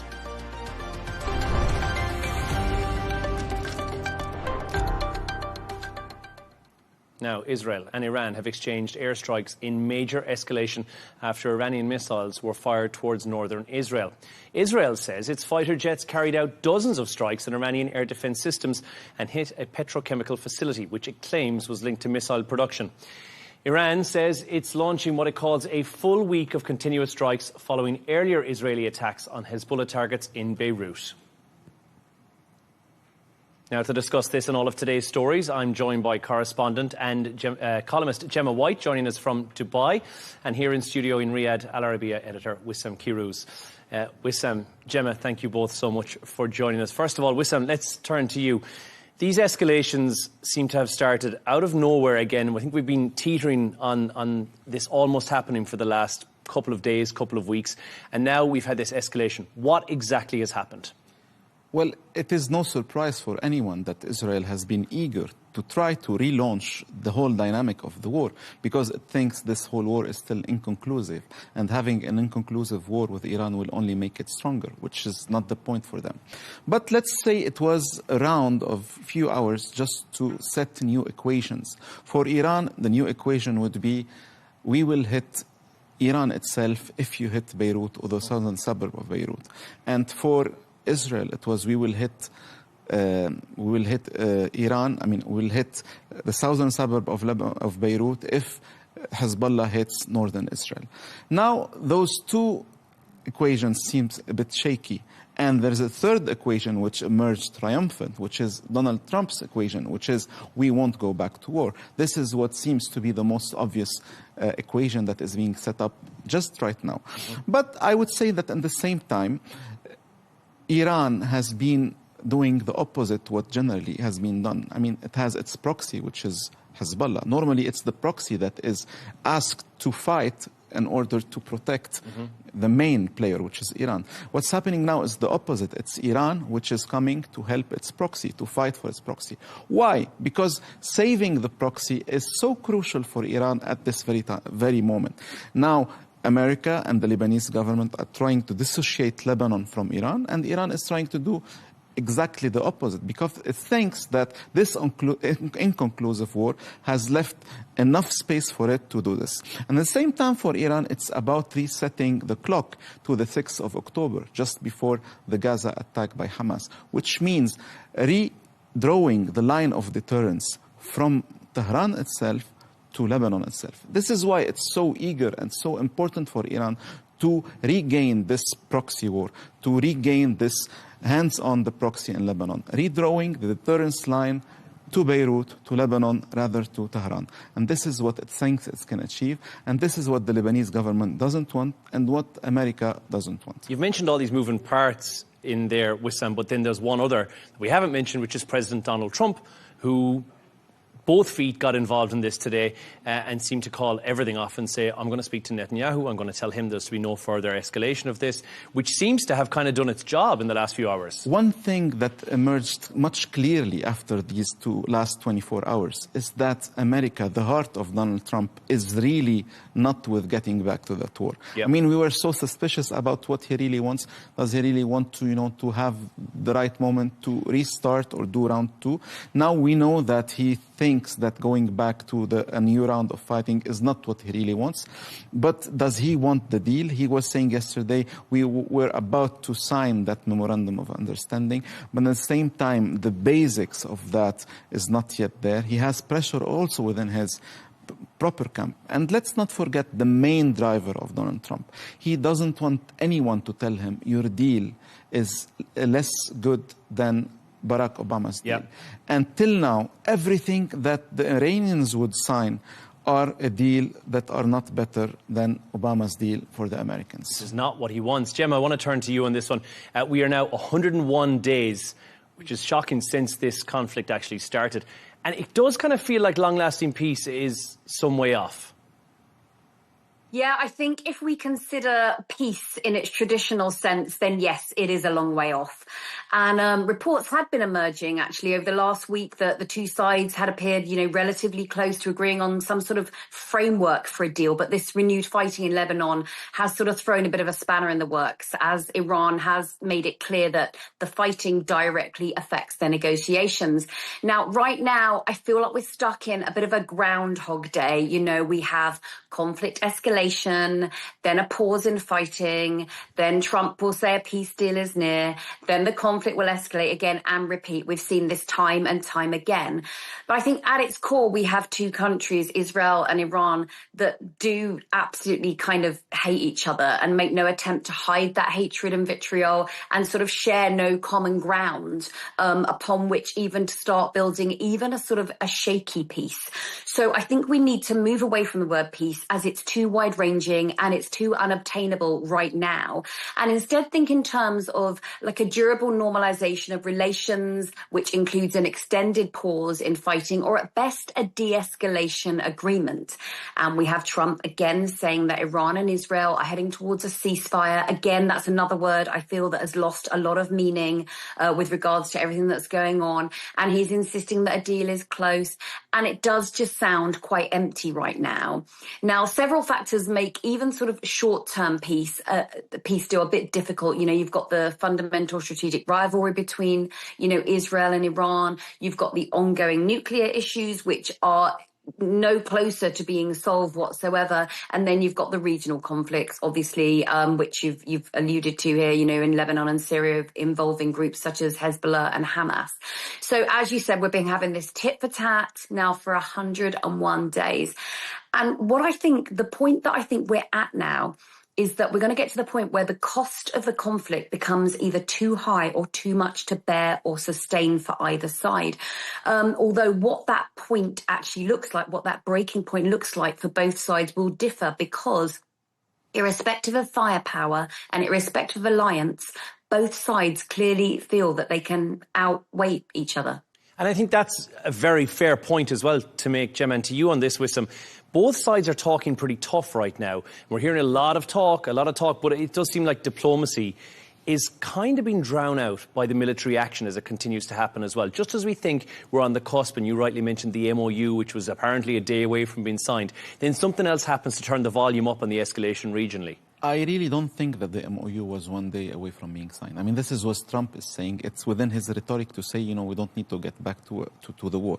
But at the same time, what are the basics of that MOU? The MOU is a very simple one page that will allow people to say we are stopping that war and we are starting the negotiation on what matters. And even yet on this very low yield, very low, expectation, they are still not able to find a solution. And I'm going to join Gemma on this. It means that Iran doesn't feel enough punch, enough pain to say that after, I would say what happened is even the opposite. They would feel we have been attacked by one of the mightiest of campaigns in history, and yet we are still standing. Because they don't have the same logic as other logical, sensible players in the world. They don't see winning and losing in the same way like, a European nation would see it. They have a completely different calculation to do. Because they are dogmatic, these are religious people, they have different calculations. So, yes, the Iranians don't feel that they have enough pain to sign on what America would consider and has to consider as to be the minimum. The minimum is to be reopening Hormuz without taking any more on that. And let's not forget that the Hormuz problem is the war that Iran waged against America and the world. It wasn't America's war in the first place. Second, it has to say very clearly, I'm not pursuing a nuclear weapon. Anything, and we are not even talking about the major issues of the war itself, which is the proxies, which is the ballistic missiles, so all this. So we are far away from a minimum base point that you could even start to say, okay, we're gonna sign that paper. The only point that makes a lot of people somehow be optimistic is that Pakistan is, insisting and saying that a lot of efforts are being made and that we are getting close. And one other element is that America does not want to fight, again. I mean, it's obvious. The Israelis created the perfect storm, and the war did not start again. So it means the Americans are not into getting back to this war, which means Iran is under less military pressure, but more economic pressure. But the economic pressure, which is the siege, takes much, much more time to get to that point where, there is pain, like Gemma was saying. And I think we'd echo as well that we would have had some resolution before the World Cup kicked off. That seems you have that as well. That may not be a possibility. You have that as well. I mean, Gemma, if you were to make a guess on what you think the next 24 or 48 hours, which is just before the World Cup kicks off, what that's likely to bring, what do you think we're likely to see? I think we're going to see a fragile de-escalation because both sides have indicated that they're pausing strikes, for the time being for now. I think obviously behind closed doors, there's going to be intense diplomatic activity. Obviously, you mentioned Pakistan there, involving the US and their regional mediators. I think there's going to be also strong words from both sides. Both are going to be claiming deterrence. Both are going to be claiming victory. But I think you're going to see continued military readiness, but without that large-scale attack. Mm-hmm. So the clearest indicators are really going to be, whether each side launches, any more missile attacks against the other. And then we would expect statements from Trump, Netanyahu, and perhaps Iranian leaders. Wissam, Gemma, thank you so much for your thoughts on that. Let's move on to our next story. And staying with US President Donald Trump, he's abruptly ended an interview with NBC after he clashed with the presenter, Kristen Welker, over his claims that recent elections were rigged. When repeatedly pressed for evidence on this, Trump accused the media of being dishonest before cutting the interview very short and walking off the set. Let's have a quick look at the moment that he stormed off. This country, we're like a third world country. Your elections are crooked. And you're crooked, and Meet the Press is crooked, and so is ABC, and CBS, and CNN. But Mr. President, you're one-sided crooked networks. Right, let's call it quits, because I've had enough. Thank you, darling. Have a good time. Mr. President, let's please. I traveled all the way to Wisconsin. I've sat in the rain with you. I know. I've sat in the rain with you for an hour, on and off in the rain, and I've given you enough time. You ought to straighten out your press, because you know what? A country can never be great with a dishonest press. We traveled all the way to Wisconsin for this interview. Gemma, let's go to you on this first. What do you make of that? Trump's latest outburst. We've seen something similar like this before. But also the administration has got a bit of a long-running battle, I want to call it, with the so-called crooked media. And this is just the latest in that, it seems. Yeah, watching that clip, I mean, it's clearly someone who is at the end of their tether. But that's what presidents, that's the job. You're going to be asked questions that you don't want to answer. And I think this showed how woefully unprepared he is for any kind of vaguely hardball interview, because as we know, he has, made it so that the White House press pool is now kind of filled with media outlets that are sympathetic to him and almost, I'm going to say it, sycophantic. So it's a bit childlike, I think, to storm out of an interview in this way. I think it sort of speaks to a lack of intelligence pertaining to an inability to think on your feet. You're being faced with these hard questions. You've got such a position of power. You must be expecting them, and you must have previously worked with your media team and looked at all the different questions that you might be asked. You should be prepared for this kind of thing. So obviously he's being asked about the California primary elections. He said there was vote rigging. And Welker, the journalist, she asked him for evidence, and he said his evidence was, all I have to do is look and I listen. And she rightly said, she's doing her job, you know, she rightly said, that's not evidence. And I think one of the bigger issues here is that claims of vote rigging have real life consequences. He can't just say something and not expect his very galvanized fan base and voter base to not react to it. We saw the January the 6th insurrection that had been directly linked to things that he had said about elections being stolen and elections being rigged. So I think if you've got a fan base and a voter base who go on their feelings as opposed to facts, what you say has real life consequences. So, you know, I feel that's quite sort of damaging for democracy, you know, to see the president kind of getting so head up, accusing the media of bias, because it's a democracy. And in a democracy, a free press is one of the fundamental cornerstones of a democracy. But he seems very angry. He seems to forget, you know, that this is a democracy and that, you know, these journalists, they can ask what they want. So over the years, though, Trump has accused such a wide range of media organizations of bias. CNN, the New York Times, the Washington Post, NBC, ABC, the Wall Street Journal. So he has referred to them collectively. We all know the term as the fake news media, and it's always when their coverage towards him is negative. So, I mean, this is just in keeping with the pattern. Look, Wissam, I think there's a few things. If there's these allegations of the rigged elections, no evidence behind that, as we've discussed already. But if that is there, that is politically very concerning for Donald Trump. But if you're a voter, if you're a hardcore MAGA supporter and you watch that interview, what do you see it as? Do you see somebody who's a leader who's standing up for himself? Or do you see somebody who's avoiding what could be a very difficult or an awkward question that he feels he's already answered? I feel that if I were a MAGA supporter, a diehard Trump fan, I would be delighted to see Trump as Trump. And this is why those are the people he was catering for them at the very moment. So, as Gemma was saying, I mean, obviously the era of political correctness has long died with Donald Trump. We are not in that era where things were up to certain rules. And somehow the world, I mean, he has normalized the fact that he could do this and the world would accept. And also the world has normalized this new style and somehow accepts that Trump has a certain way of acting that not are up to the common rules of what has been the case for the last century. Now, having said this, I would say that Trump had a little moment of insecurity and he needed to reaffirm who he really is, what is his style. And basically he was saying, I am Donald Trump who is still against the fake news media.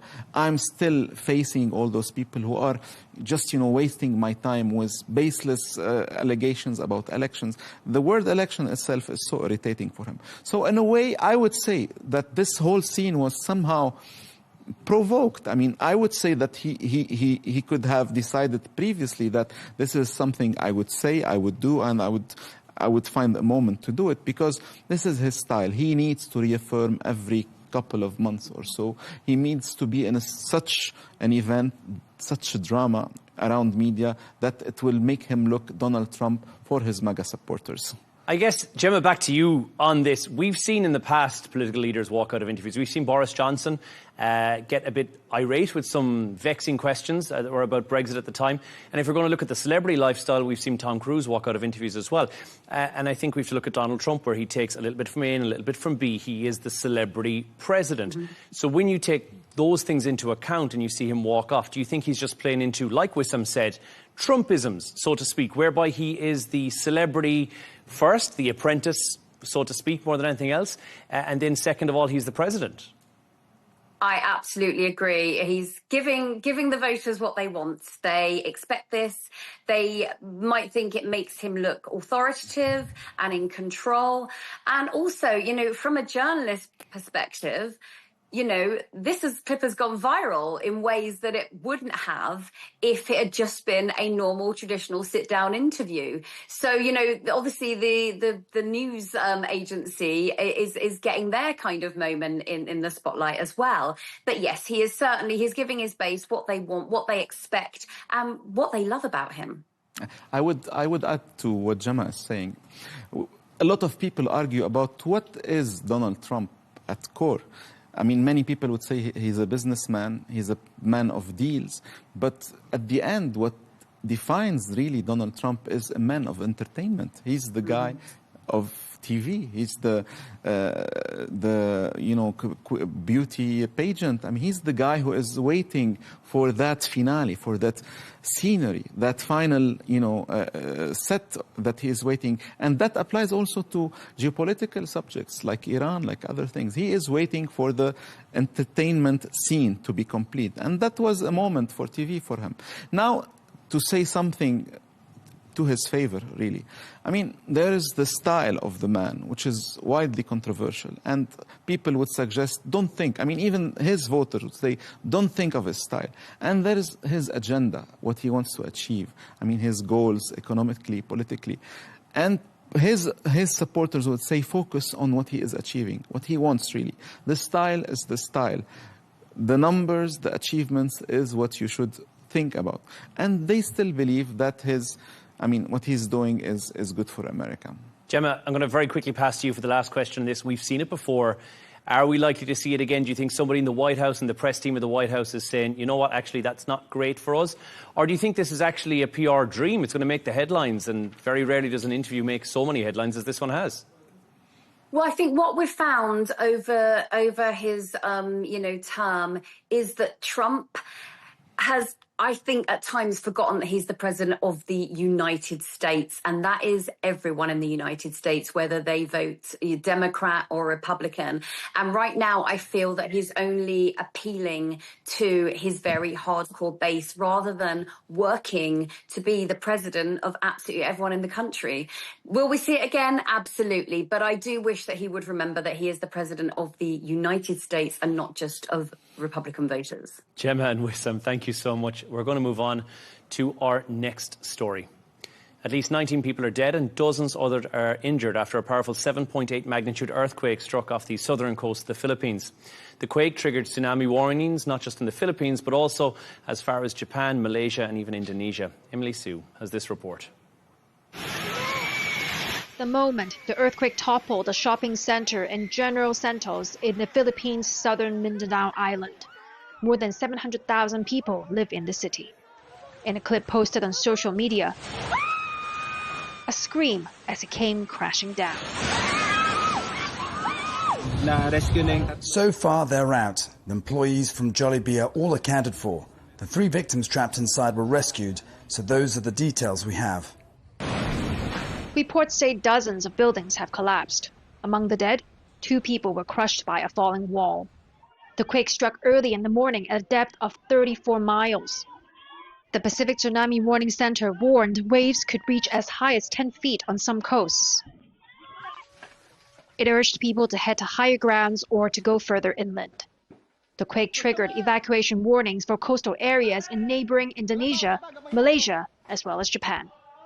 Philippines President Ferdinand Marcos Jr. has told citizens not to wait, saying your life is more important than anything left behind.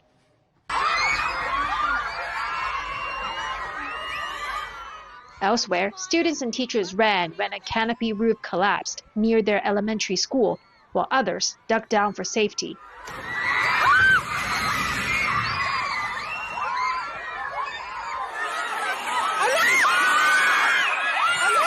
In another high school, children watched as an abandoned building crumbled.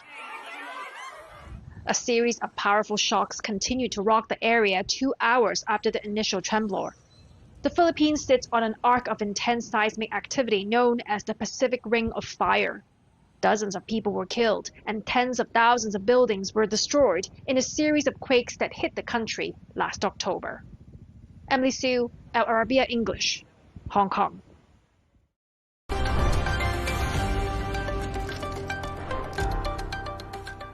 And back to the US for our next story. US immigration officials have detained Iraq's football team captain at Chicago Airport just days before the World Cup kicks off. It comes amid a widening visa crisis affecting players, officials, journalists and, of course, fans from several qualified nations. The tournament is now just days away, so questions are growing over who's actually going to be allowed to enter the United States for the Games. Wissam, we'll turn to you on this first of all. What exactly happened? What do you know about the Iraq football team captain? Because this is a big thing to happen. Not just that he's not just the team captain, he is the guy who scored the goal, I believe, that qualified Iraq to get into the World Cup. So this is a big deal. This is a big deal.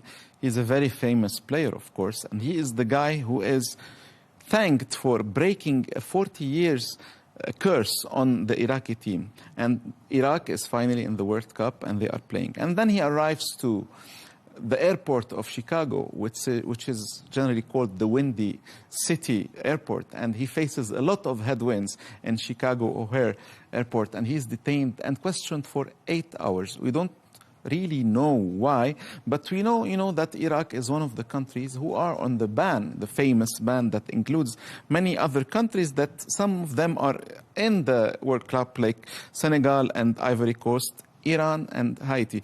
Iraq itself is not really into this ban, but has a lot of problems because the status of Iraq is a little bit different.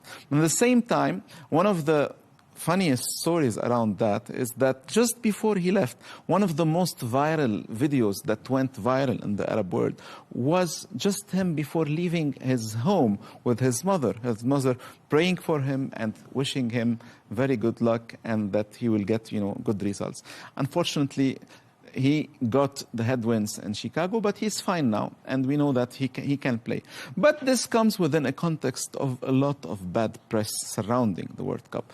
The visas is one of them, but other less important issues like the fact that people are complaining that after all it's very hot, places are very far away, and maybe, we are yet to see how much proper football fun will be there. I'm confident. I don't know about you and Gemma. It seems like so far it hasn't kind of built that expectation, but I think, Gemma, you're probably more excited than most because you're off to watch some of the games, and quite a trek it's going to be. So this is going to impact fans like yourself. You're heading to support your team. Good luck to you. It's not great optics, though, is it, for the World Cup? I heard that begrudging good luck there, Jono. I think the optics for the whole World Cup, they've not been great, and it's a real shame because and we were discussing this, weren't we, before the show, there hasn't been that big anticipatory build-up, all the excitement that you feel, knowing that this huge tournament is about to kick off. Because we've just been bombarded with relentless stories about fans who can't afford tickets, price gouging at hotels and with regards to transport, and supporters who can't get visas or who face long interrogations upon arrival in the US. Because, obviously, having a ticket does not mean you're necessarily going to get into the country. So I saw today, so this is interesting, I'm going to a couple of games in Boston and New York, so I sort of had a look about what's happening in those cities. And there was a report and it's called the American Hotel and Lodging Association. Now, they're absolutely enormous. They're the largest hotel association in the US. They represent over 32,000 properties and over 80% of all franchise hotels. And they found that bookings are well below expectations in almost every host city. So the cities I'm going to, which is Boston, 75% of hoteliers in Boston said the World Cup bookings were underperforming. And then in New York, it was 66%. So on top of that, you've got all these countries that are facing the most significant problems, as Wissam said, Iran, Haiti, Senegal, and the Ivory Coast. And what was interesting is a gentleman called Julian Adonis. He was from the Ivory Coast Fan Association. Now, he told the BBC that it feels like a form of segregation that doesn't dare speak its name. And he said that no European country has faced this kind of restriction. Why Africa? And I would extend that, sort of sentiment to the Arab nations also. I would beg the question, if I was in attendance to these games, and we'll talk about the price of those tickets and how that's been something as well for a lot of the fans, but Wissam, to you on this, you would bring back to perhaps people's minds to 2024, Paris, when the Olympics were on there, and there was several suspects arrested who were planning a terrorist attack at that connected to the Olympics. Take you back to 1998, the terrorist attacks that were planned there for the World Cup that happened then as well. One might say the US are just putting the stopgaps in place to make sure that a similar situation does not happen at a gathering of people on a world scale that's been viewed across the world, which would be a prime attack target for a terrorist. Well, preventing a terrorist attack is definitely something high on the mind of America, and that is okay. But at the same time, it's a whole culture that has been there and that accelerated, honestly, under Donald Trump, which is making it much more hard for people to come to America. And then you cannot just suddenly shift and twist your system because the system is still there. But I would like to talk on two different historical notes. First, I would say that if you compare this coming World Cup, it is being held on a whole continent, which is North America, Canada, the United States, and Mexico, compared to the last one, which was held on one of the smallest countries in the world, which is Qatar, which was great for somebody who could even watch all the games. And we have one notorious example, which was David Beckham, who watched every single game in Qatar. Second note is that I am old enough to remember the 1994 World Cup, which was held for the first time in the United States, which was a big story because the big narrative was then that America is finally embracing football, just like Americans and other, Southern American nations. Now, after 32 years, America is a real football nation. I mean, not like Europe or Southern America, but it is there, 32 years. And, we can remember also Donald Trump saying that his son, Barron, is a great football fan, and he probably got it from his European side, on his mother's side. But he is a fan, and he loves Ronaldo and Messi, which is two opposite players. At the same time, America is trying to make something good, and I think it's always good to go to America. I mean, for people all around the world to be able to watch a game in the country that is so notorious culturally and politically makes a story has a different twist on it. I would go and watch, and I'm happy for Gemma. She's going. Yeah, I mean, Gemma, as you said, you are going to quite a few of the games. But if we look at some of the groups, and we look at Belgium, Egypt, Iran, New Zealand, or even if we look at France, Senegal, Iraq, and Norway, there's two groups there that are going to have a difficult time in filling the stadium for some of the games. And for you going along, I mean, luckily for your group that you're in, you'll likely walk away with that. But as well, you'll also have fans that are there to get that atmosphere. And you've been to the World Cup before. Surely you need to have the fans in seats in order for that World Cup famous atmosphere to be there. Otherwise, it's just going to be a bit flat, isn't it? Absolutely. And Wissam mentioned Qatar 4 years ago, and that was an incredible experience. It was so easy. The stadiums were packed. It was a fantastic experience. But yeah, I'm going to be very, very interested going to these stadiums. First of all, how I'm going to get to the stadiums, because transport is very expensive and you have to be able to drive or get buses, which we've had to book.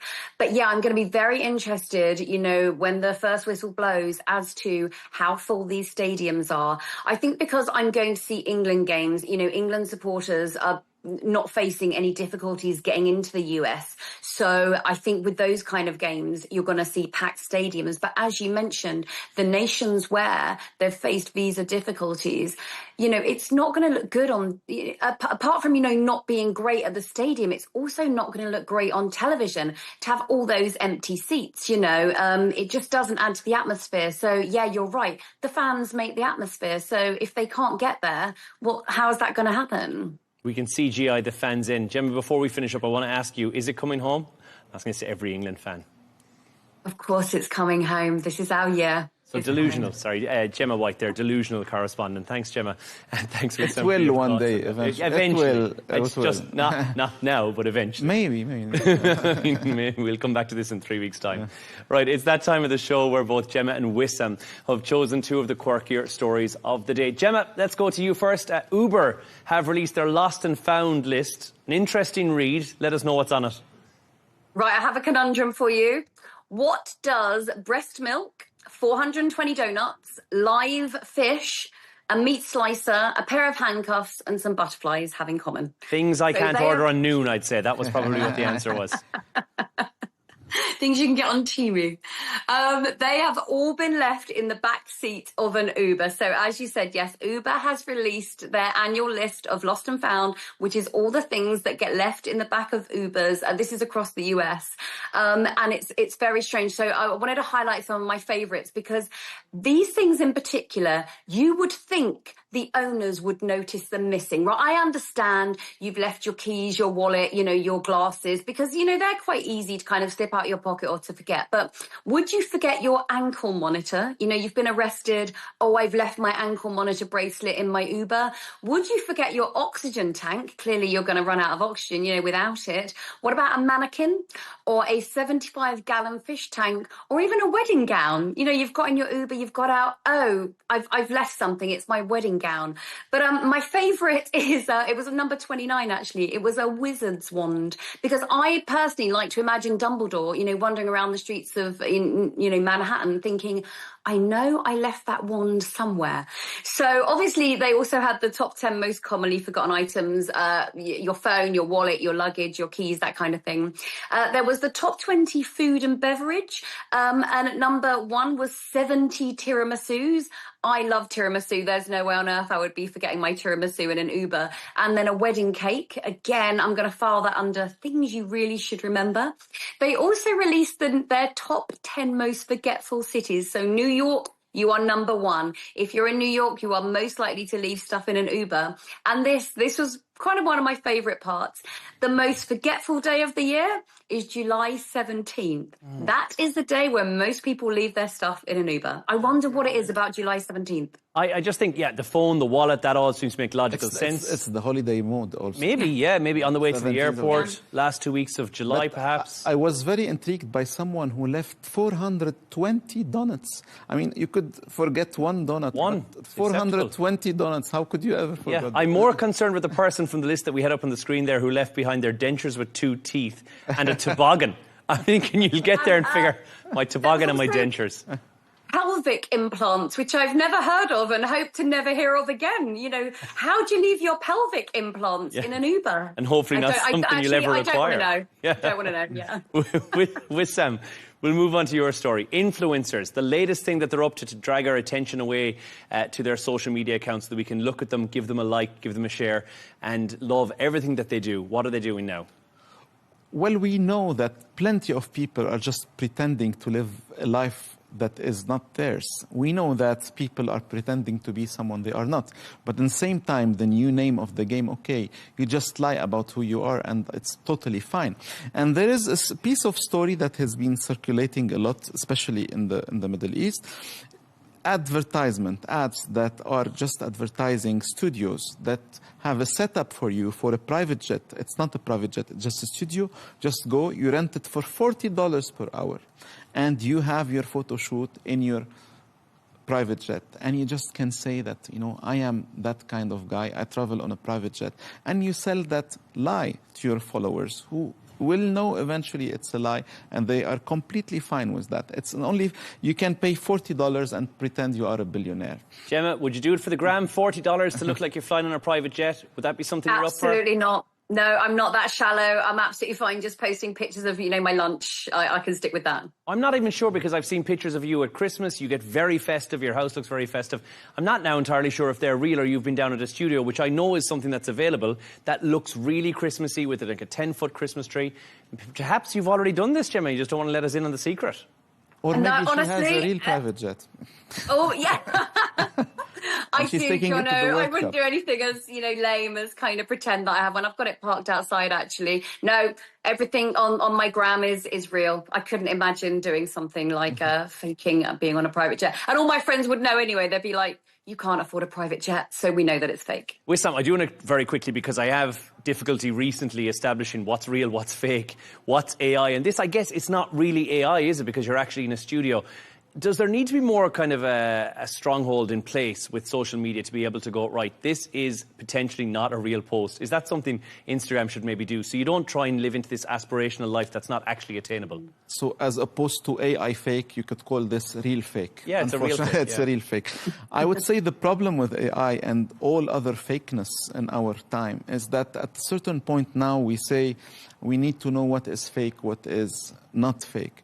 The problem is, next step is, it doesn't matter if it is fake or not, whether it's AI or not AI. And this is the blurred line between reality and fakeness is getting more and more blurred.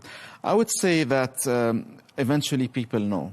and they know what is real, what is not real. And eventually, I believe, substance will prevail over hype. Gemma, there is a very famous TV show, reality TV show that both you and I were hooked on, whereby they'd set up these trips, you know, on private jets. It turns out that none of that was true, and the people had travelled in economy to get to their final destination. Very famous show from Netflix. My question to you is that, do you think there should be a stipulation in there in all TV shows saying that some of these moments have been fabricated for the benefit of the drama? Do you think that's something that now needs to be in there so that we don't fall into the trap as well? I think by now, if you don't know that reality TV is basically, 99% fake drama, then, yeah, you should have your reality TV watching licence revoked. Except Love Island, obviously, which, as we know, is 100% legit and real. Well, thank you so much to correspondent and columnist and England World Cup supporter Gemma White, and here in the studio, Al Arabiya editor Wissam Kirouz. And that is all from us on W News Extra. Don't forget, as always, you can subscribe to our YouTube channel and follow us on X. GNT with Tom Burges Watson is on the way next. Goodbye for now.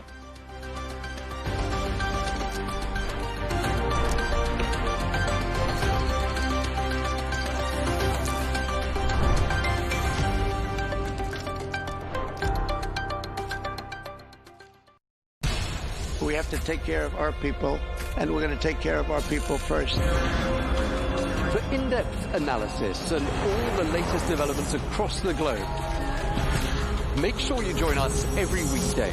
President Trump is trying to negotiate a ceasefire. With so much happening, so much information, and so much noise, international law will have no part in his administration. It can be hard to keep track. Tariffs will just fuel inflation. We're going to fight these tariffs. But you can count on us to tell you what you need to know. We stand by your side. Join me, Tom Burges Watson, for Global News Today, right here on Al Arabiya News.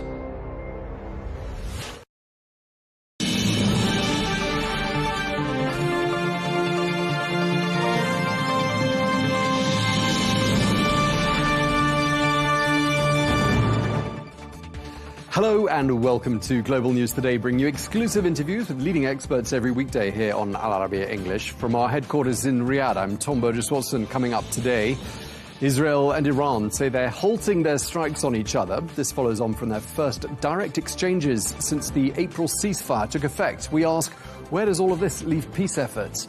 Well, Pakistan, meanwhile, is urging restraint as it continues its mediation efforts between the warring parties.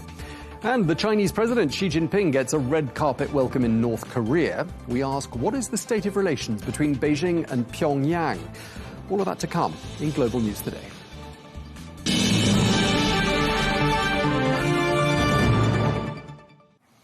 Hello and welcome to the programme. More than 3 months into the Iran war, peace remains elusive. Well, the weekend saw a resumption of fresh direct hostilities between Iran and Israel, but both sides say they have now halted these attacks on each other. Well, that follows on from an appeal from the US President Donald Trump, who told them to immediately stop the shooting. Well, Tehran, though, is warning that it will resume strikes if Israel continues striking Lebanon. Well, analysts say the United States is now racing to keep the situation from spiraling out of control. This amidst growing concerns of a widening conflict involving Yemen's Iran-backed Houthis. This as they fired a missile towards Israel, and that's raised broader fears of an escalation. Well, Professor Yossi Meckelberg is an associate fellow at the Middle East and North Africa program at Chatham House in London and joins us now. Yossi, great to have you with us on the program. We haven't spoken together about this conflict, which is now in its 4th month. And during the course of these last few weeks, we've had quite a lot of false dawns regarding progress on the diplomatic front. And here we've been in the last 24 hours with fresh hostilities, although Iran and Israel have just confirmed they're now halting those military operations. But do you think it's fair to say peace is looking as distant a prospect as it has at pretty much any stage of the conflict? Thank you for having me. I mean, it's not only 4 months of conflict. I think it's all interlinked for more than 2.5 years of conflict. And it's almost on the verge of trying to reordering the Middle East, or at least some parts of it. And I agree with you. The peace, I mean, even a ceasefire, if you look what, the way people discuss ceasefire, it's almost the redefinition of ceasefire. Whether it's in Gaza, in Lebanon, with Iran, talk about ceasefire, but it's not there. There are still hostilities on some level. What we see at best is de-escalation, and in some cases not even de-escalation. I don't think with the way that all the sides involved, whether it's Iran, Israel, the United States, Hezbollah, and everyone around it, they tied themselves in a knot and linking all this conflict together in a way that they find very, very difficult to undo it and either have a comprehensive agreement on all the issues at the same time, which is, of course, very complex, or to separate between different fronts and deal with them in sequence. And it doesn't seem to work right now. Yeah, you make a really good point there about a redefinition of the word ceasefire, because since the ceasefire was agreed in Lebanon, there have been 3,500 Israeli airstrikes on Lebanon. We're just hearing now from the Pakistani Prime Minister, and of course Pakistan playing an important part in trying to mediate between the various sides. He's urging all sides to exercise restraint, give peace a chance, he says, especially, and this is the interesting part, when the final objective is about to be achieved. Yossi, has it looked to you like we were getting really quite close to a deal? And, this is the nature of negotiation. You can agree on 95%, but then the last 5-10% are the most crucial that you can't agree.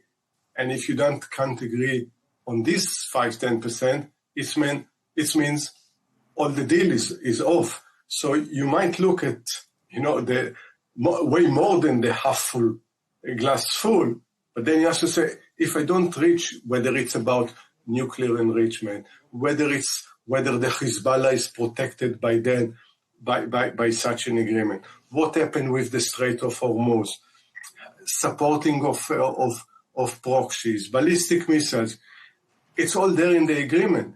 And if one of the sides can't agree on one of the major issues, you might think statistically, numerically, you agreed on most of it, but can decide to go all the way and reach an agreement. And bear in mind, all the sides involved, not only fighting for the agreement as such in a vacuum, it's also about their political survival and political relevance. Hezbollah, what the relevance in Lebanon if such an agreement happens? Netanyahu, there are elections around the corner between now and sometimes in October.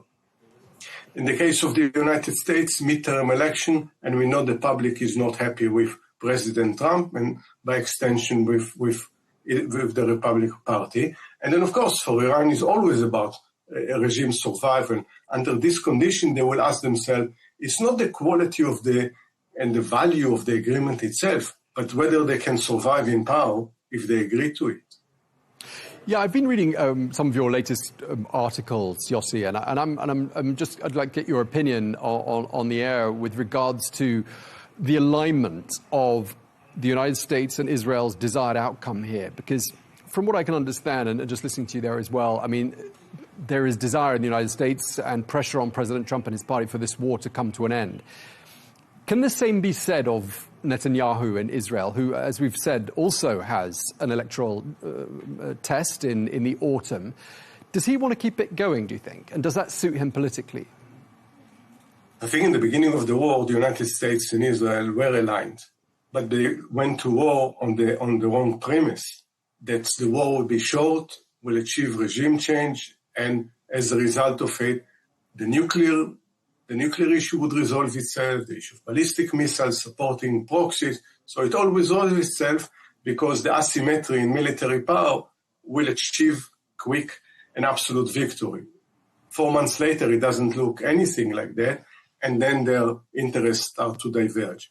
While for Trump, ending the war can help him with the election, this is not necessarily the case for Netanyahu. It might be exactly the opposite. Yeah, it didn't start now. It's from the terrible fiasco of October 7, 2023, all the way promising the total defeat of Hamas, the annihilation of Hezbollah, then ending Iranian nuclear. None of it actually, despite some military tactical achievement, nothing has been translated into clear political achievement of what Netanyahu promised. This is the time there are also a lot of domestic issues of great concern for Israelis. And 2-3 months before election, his best bet is to continue conflict and say, I'm still your only protector. Can you trust any one of the other candidates to be as your defender as I am? And this will be a decision for the Israeli people. At least I think I know what should be the answer, but doesn't mean that is going to be translated into election results in Israel. Yeah, indeed. You've described this war as being the gamble of Netanyahu's life. And it sounds, from what you're saying, that as things stand right now, I mean, he stands to perhaps lose quite a bit if the war stops. And for Netanyahu, it's not only about winning election. And in Israel, no one really wins elections in a traditional way. You position your best to form a coalition. So if it doesn't win enough seats and his allies, political allies, to form a coalition, at least it will be able to prevent others from forming a coalition. And then it prolongs a political crisis. As long as the political crisis continues and can be, as we saw in the past, at certain point there were 5 elections in 3 years, then he stays prime minister. By the way, the most dangerous position, because he has the full power without any accountability, because it's an interim government. And of course, all of this is linked. We probably need to remind our viewers, it's all linked to his corruption trial, which is the main motivation for him to stay in power. That's why he takes all this gamble. Of course, he can take another tack and not only demand a pardon from the president of Israel, supported by Trump, but also admit guilt and move from the political scene. It doesn't seem that Netanyahu at this point is capable of doing this. There's a lot of speculation at the moment about the fraying of tempers, the strain on the relationship between President Trump and Prime Minister Netanyahu. I don't know if you think that's over-exaggerated, but during the course of the weekend, President Trump spoke to the Financial Times and referring to Netanyahu, he said, I call the shots, I call all the shots, he doesn't call the shots. I mean, he's saying the same thing sort of roughly in 3 different ways, sounding quite defensive. I'm wondering what you think President Trump wants the Financial Times' readership and indeed the wider world to take away from that. I think when the President of the United States needs to declare it so publicly, I suspect he doesn't really believe in it on all cases. I mean, in principle, it should be the case like this, considering the dependency of Israel, especially at a time of war, on the United States. But Israel still is an independent country. It can take its own decision, but also face the price if it upsets the United States or any other ally. I think we need to understand there is no friendship between Trump and Netanyahu because there are 2, in a way, similar characters in terms that the relationship are always transactional. As long as they serve each other interest, there is some sort of, at least on the surface, friendship. The minute they don't serve each other interest, this is done and finished. And that's what we see. And, it's also relatively volatile characters there. We see it it's enough to look at one of the interviews over the weekend of President Trump. So in this case, if they won't serve each other interest, they will always prefer not only their country's interest, but their own political interest. And I think that's where the danger of creating tension. I think from Israel's point of view, it's very, very dangerous because the tide within not only the immediate one with Trump and the mega movement, I think the tide is going against Israel in many segments of the American society, and this can never be good for Israel. Just moving to Lebanon for a moment, because of course that's a major front in all of this, and there's been quite a lot happening there in the last 24 hours or so. I mean, What's your reading of the status of the diplomatic exchanges between Israel and Lebanon, which of course the United States is brokering in Washington? Do you see them making progress?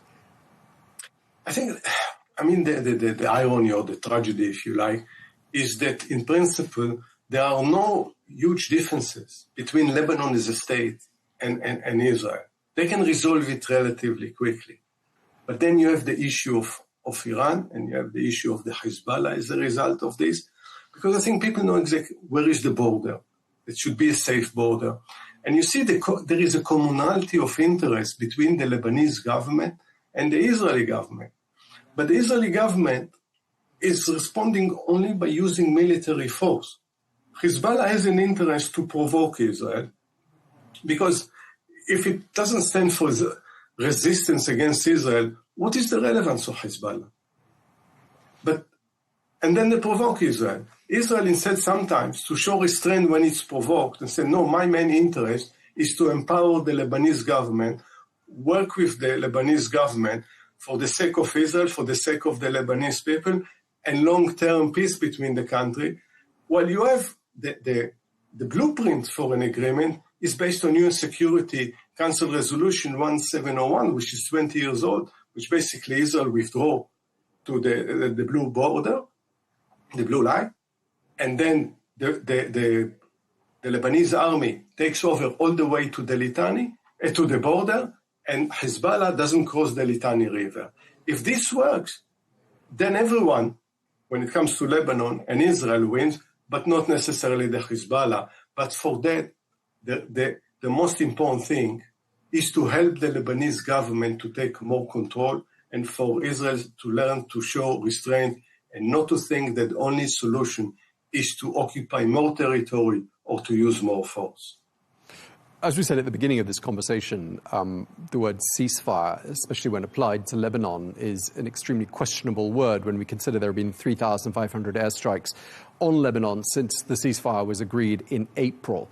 Entire villages and towns in the south of Lebanon have been flattened and reduced to, rubble. There's almost no trace of them.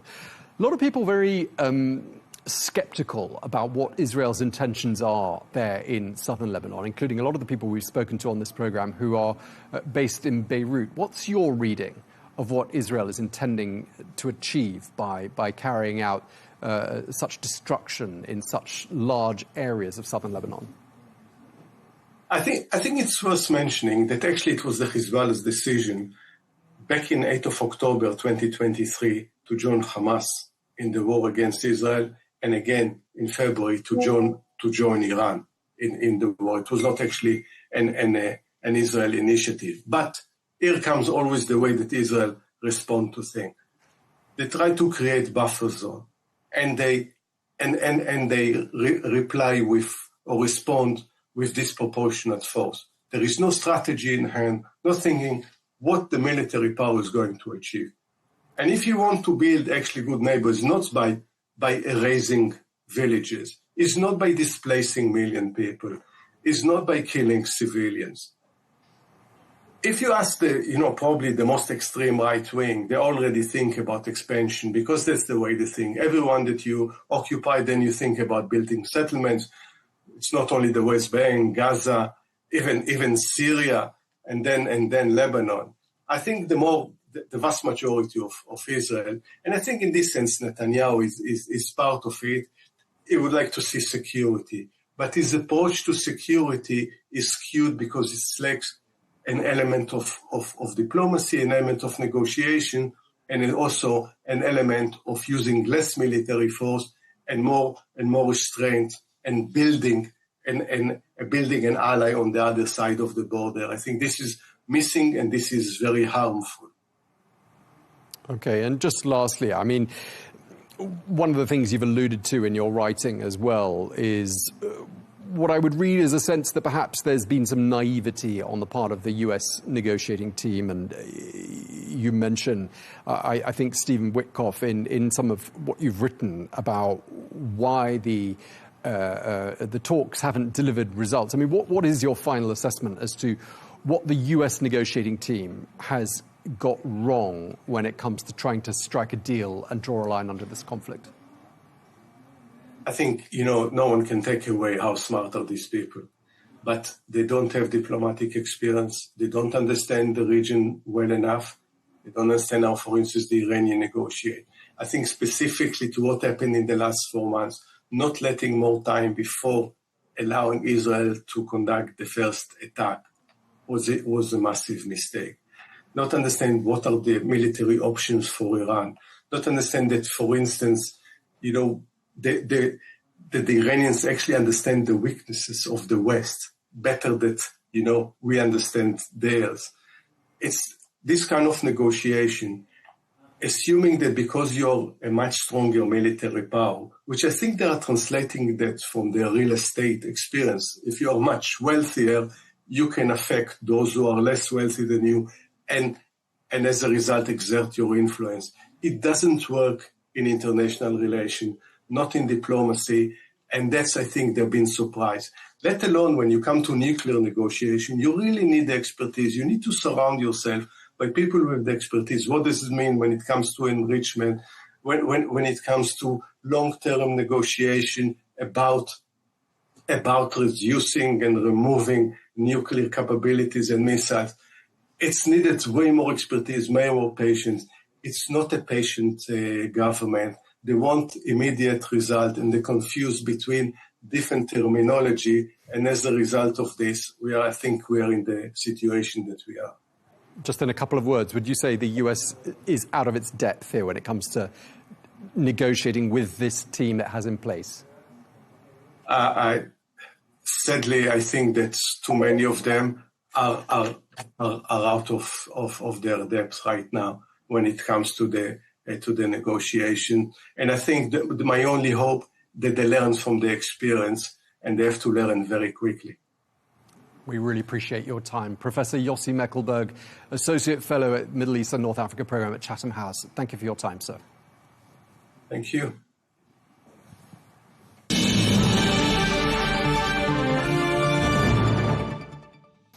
Well, we're joined now by Greg Swenson, who is the chair of Republicans Overseas. He joins us from Washington. Greg, plenty to decipher with regards to what's happened in the last even 24 hours. But before we do that, I just want to ask you about some, ongoing speculation about the nature of the relationship and the strains and the stresses between President Trump and Prime Minister Netanyahu. At the weekend, President Trump told the Financial Times, I call the shots, he doesn't call the shots with regards to Netanyahu. Are you detecting some frustration here? Yeah, some frustration, Tom, and good to see you again. But I think it's just some frustration. And I want to emphasize that, this is not a major, split between Netanyahu and the president. So the president understands that Israel has to defend itself. And I think much of the mainstream media here in the U.S. chooses to ignore the fact that Hezbollah is firing missiles on Israeli civilians. And so it's quite natural for Netanyahu to respond to that.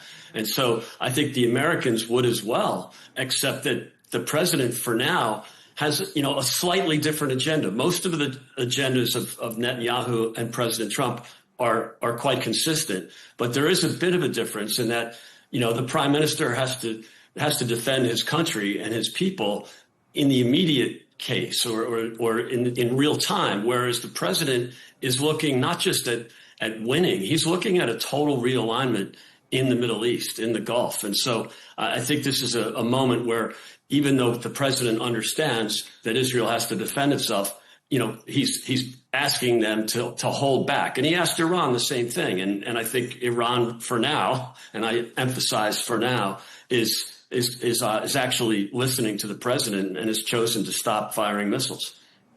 But it's very difficult not to try to interpret, what President Trump said at the beginning of this conflict, and he said it was going to be a very short conflict, and now here we are in the 4th month of it. It's hard not to imagine that he might feel in an important election year with midterms just around the corner, that he's been misled somewhat by Israel in terms of what the scope and what the time frame of this conflict might be. Do you think there is some truth to that? I don't think so, Tom. I mean, if anybody's misleading, it's the Iranians. It's the regime. And granted, there's some fracturing in Iran between the regime and IRGC. And so, but it's not like the regime is moderate and the IRGC is extremist. They're both extremists. It's just crazy and crazier. And so I think that's the problem. It's surely not Israel. Israel's just, again, responding to Hezbollah, which is an Iranian proxy. And so, when a terrorist fires on you, you have to defend yourself. And so I'm good for the president for interjecting and actually getting not just Israel, but Iran to stop firing drones and missiles at civilians in Israel. I mean, President Trump has expressed solidarity with the people of Lebanon. And, he does make the distinction, as you do, between the Lebanese people and Hezbollah. But when you look at what Israel's done since the ceasefire was struck in April, 3,500 airstrikes on Lebanon, entire villages flattened in the south of the country, and a lot of people in Lebanon who do not support Hezbollah at all, telling this channel they're very suspicious of what Israel's motives are. I mean, do you think there's a sense, perhaps, that Israel is crossing some of President Trump's red lines with regards to Lebanon? I don't think so. I think the president is sometimes frustrated by the timing because just when he thinks he's close to a deal with Iran, there's another eruption in Lebanon. And remember, the Lebanon government is working with Israel. I mean, they're essentially, in many ways, allies. I wouldn't be surprised to see Lebanon in the Abraham Accords at some point. But it's Hezbollah that's doing this, and they unfortunately use people as human shields. And you have to understand also that if they strike, the Israelis have to strike back even harder, and that's not retaliation against the citizens. It's retaliation against a terrorist group. How is this playing out domestically in the United States? I mean, we've spoken over the course of the last 3 months or so on multiple occasions, and President Trump, as we've been saying, facing an important electoral test in a couple of months from now. I mean, are you getting the sense that President Trump feels that he's under pressure from the US electorate to bring this conflict to a pretty prompt conclusion? Yeah, I think so. And the president knew going into this that it was going to cost him some political capital. There's no doubt about that. And he's taking the he's looking at the long run. He's looking at the long game here. And he knows that it's more important to keep Iran from having a nuclear weapon and from threatening its neighbors in the long run than short-term political gains. And so, yeah, will it cost the Republicans in the midterms? I'm sure it will. It's hard to measure that. But if you lose, 10% of the vote from Republicans that might not go to the polls in November because of this, that's costly. But hopefully, this thing will be water under the bridge by November, especially around gas prices, Tom. That's the most important thing for politicians running for re-election in November. It's gasoline or petrol prices here in the U.S.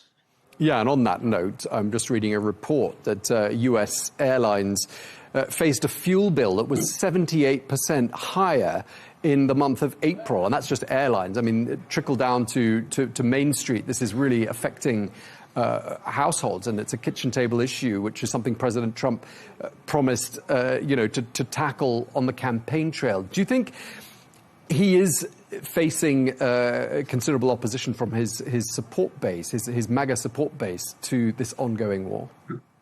I don't think so. I mean, in fact, the MAGA base is really supportive of the president on this issue. It's more the traditional country club Republicans that are not.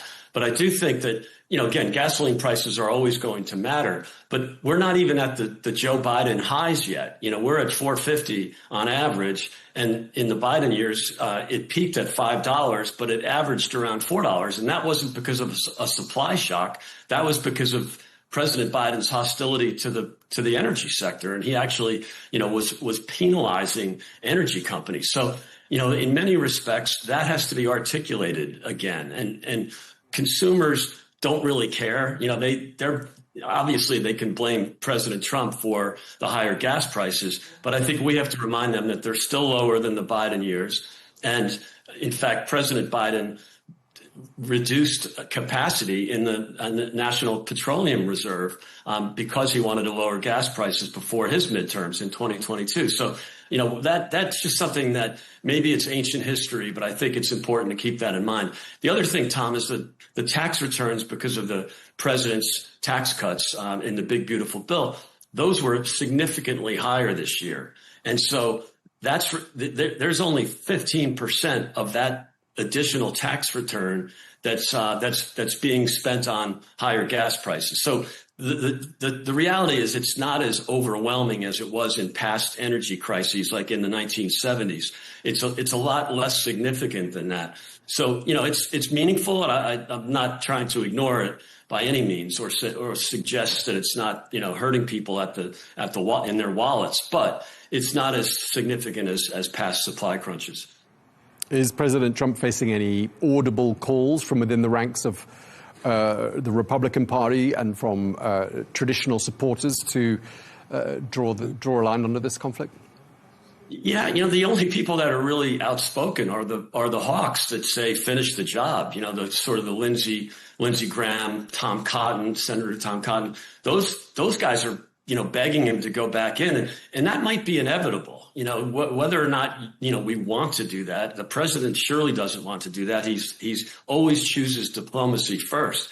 But I think given the lack of credibility with the regime and the IRGC and the fact that they keep firing on U.S. and Israeli assets and assets in the Gulf, I'm thinking either we're going to have to finish the job, or even if we get to a deal, we're going to have to maintain the ability to enforce the deal. And that means we've got to take out more of their military assets. For example, they've rebuilt some of their air defenses. You saw that the Israelis took some of that out last night.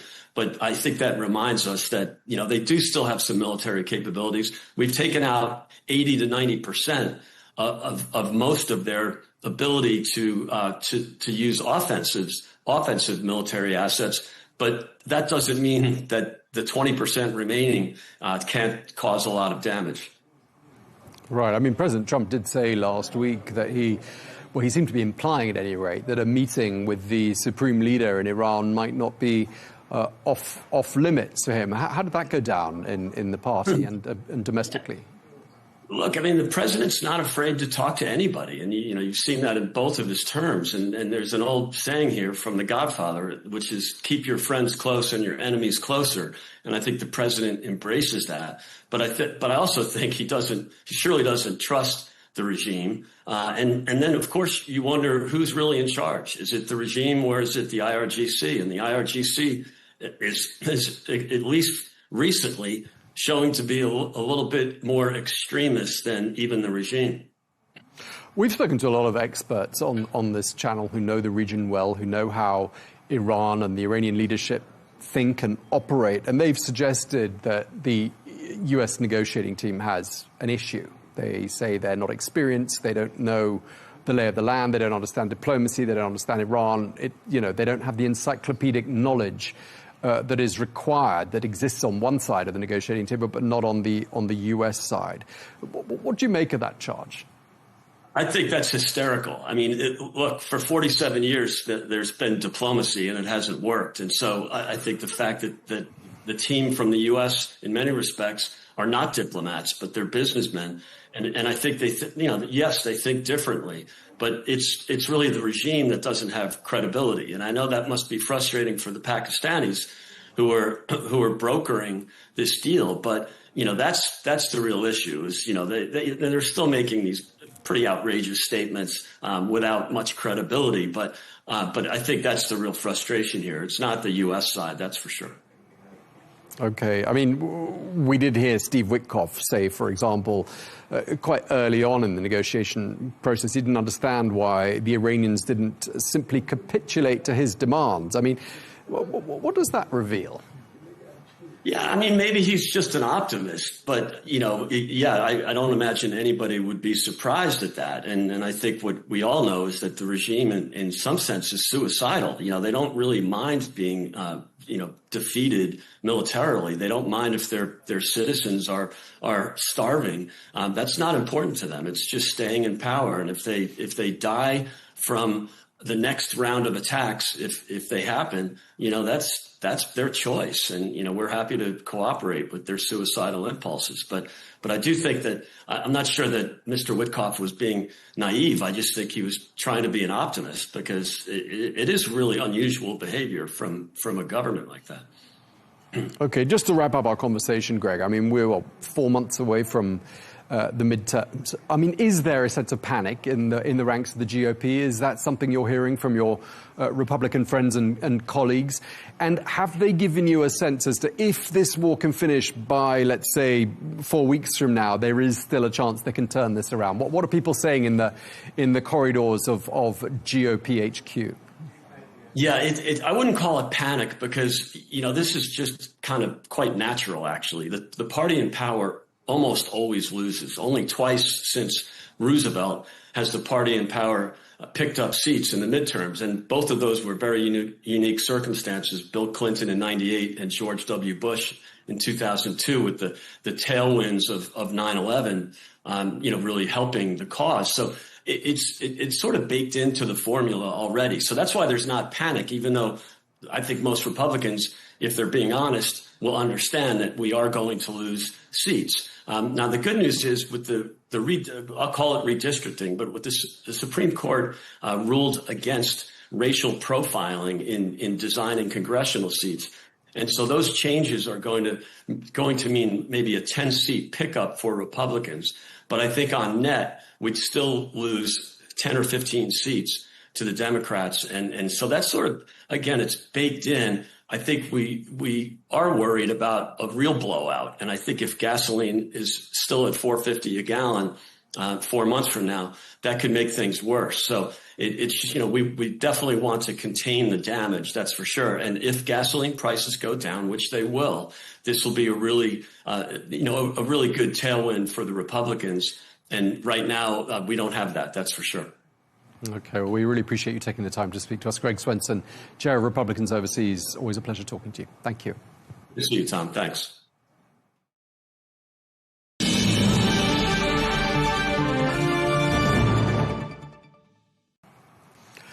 Now, turning to developments in Northeast Asia, the Chinese President Xi Jinping was given a full red carpet welcome today as he arrived in Pyongyang, greeted by a military band and a jubilant crowd. While President Xi, who's making his first overseas trip this year, typically only travels a few times a year. Well, this is a closely watched visit and one that's seen as underscoring Beijing's diplomatic priorities. It's his first trip to North Korea since 2019. While President Xi's visit comes hot on the heels of separate high-profile meetings with the US President Donald Trump and the Russian President Vladimir Putin in recent weeks in Beijing. Well, on the agenda, denuclearization, US-North Korea relations, and ongoing inter-Korean tensions. Well, we're joined now by Professor Steve Zhang, who is the director of the SOAS China Institute in London and an expert on China. He joins us from Nottingham today in the United Kingdom. Professor, thank you very much indeed for taking the time to speak to us. I'd like to start by asking you a very simple question. How would you characterize the state of relations today between Beijing and Pyongyang? China has only one treaty ally, and that is North Korea. But it is not the kind of alliance that China would like. China would like its allies to be much more supportive in following China's wishes, which North Korea does not always do. North Korea tends to go its own way. So you say Pyongyang is a tricky ally. Do you think Pyongyang is to some extent an embarrassing ally? It is both tricky and in some ways slightly embarrassing. It is embarrassing because China actually does not want nuclear weapons on the Korean peninsula, and North Korea is a nuclear weapon state. China would like to see China and North Korea and Russia being closed, but then with China in the lead, rather than have North Korea developing a stronger relationship with Russia on its own. So yes, there are issues there. And with regards to North Korea's nuclear program, I mean, as you say, and as China has always said in the past, it wanted a non-nuclear or denuclearized Korean peninsula. That doesn't seem to be mentioned this time. At least it's not in any of the official readouts. I don't know if you've seen it mentioned. If not, why don't you think China has tackled this issue head on? Well, China would not be wanting to raise an issue which it knows the North Korean leader Kim Jong-un will not agree to and may react in a rather negative way. And this is the first visit Xi Jinping is making this year, and he wants to be sure that his visit will have a very positive visual impact. So raising a difficult subject which will not get anywhere would not have been very wise from Beijing's perspective. How do you think this visit is viewed from a domestic point of view in China? How do you think the people of China will react when they see their president sharing the stage with Kim Jong-un, who, as you've said, is perhaps not the easiest of allies for China to have? I think the general public in China is a bit numb about seeing Xi Jinping's picture in the evening news on a practically daily basis.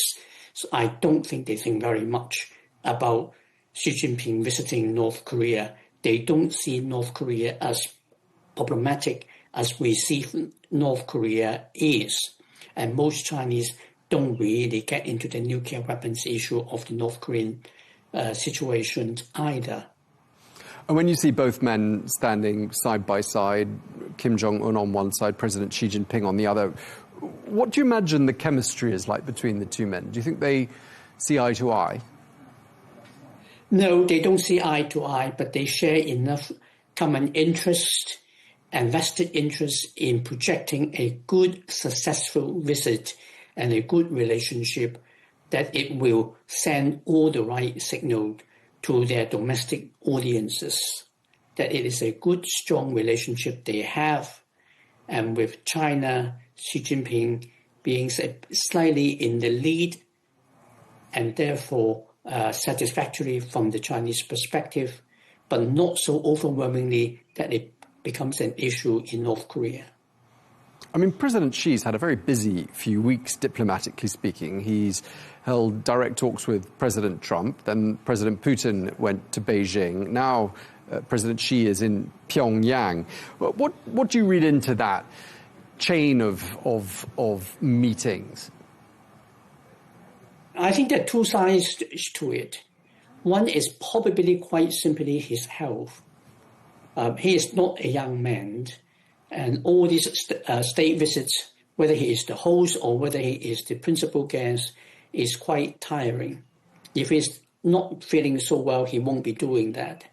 The second one is that China under Xi Jinping does want to project the image that China is restoring the old imperial paradigm when China was the center of the world. So having all these state visits one way or the other helps to project that image. Do you think Pyongyang is looking increasingly emboldened, or would you say that was an overestimate? I think emboldened would be overestimation. Confidence, certainly, yes. And the sense that they were right to bet on developing nuclear weapons, I think is something that Mr. Kim is very happy about. In light of what happened in Iran, I think they feel that they did absolutely the right thing. I mean, obviously not many people know really what's going on in North Korea. It's difficult to get access there, and there aren't too many journalists on the ground. But is all well with regards to the leadership and the power structure there in North Korea? What's your reading? I think we are looking at a counter regimes where the very tight control that is being regularly exercised means the regime is pretty robust. It could potentially be brittle, but unless critical weak points are being touched, the regime would stay as a very powerful and robust one. And there is really no indication that any of the weak points would be touched anytime soon. Mr. Kim appears to be in good health. What about his sister, Kim Yo-jong? Does she show any signs of being more cooperative, at least as the West would perhaps see it? Well, cooperative from the perspective of the West is not a high priority in Pyongyang. So I don't think that is something that really is in her interest or something that she would particularly like to project. Okay, what about from the perspective of South Korea then? Well, the South Koreans would like to see North Korea moderating its approach, but they are not seeing a lot of that at the moment. Can China do anything? Can Beijing bring anything to the table in as far as easing tensions between the North and the South Koreans? I don't think the Chinese will see a particularly strong interest in investing its political capital to do that at the moment. There are difficulties in the relationship between South Korea and the United States, and the Chinese are very happy about that. And they are not going to do things for the South Koreans that the Americans are not going to be doing anyway. Okay, what do you think Moscow makes of all of this? I mean, when Pyongyang, if Pyongyang had to choose, I mean, who's the senior ally out of these two key allies? Is it Beijing or is it Moscow? I think from Pyongyang's perspective, it would really prefer not to have to choose between China and Russia. They're different kinds of relationship. North Korea cannot afford its relationship with China to get really bad. But the Russian relationship is very beneficial to North Korea in a mutually beneficial kind of way. The North Koreans get training and more modern military technologies from the Russians, and the Russians get ammunitions and soldiers from North Korea when they need them. So it works well from the perspective of Pyongyang, and they would not want it to be a one or the other with China. I mean, with many relationships, especially ones that are complicated, sometimes a carrot and stick approach works quite well. I mean, let's talk about the carrots. What can President Xi dangle in front of the North Korean leader in the hopes that he's going to bring about a strengthening in relations and more cooperation from the Pyongyang side? Well, if you're using the carrot and stick analogy, then the Chinese offer will genuinely be carrots. It will be economic benefits that the North Korean economy will get from working with the Chinese, including potentially the supply of energy if the North Koreans are running low. So no sticks at all? Well, the stick would really be China requiring North Korea to actually cooperate and help us, the junior partner in this alliance, or else the Chinese would pull some of the essential economic relationship with North Korea.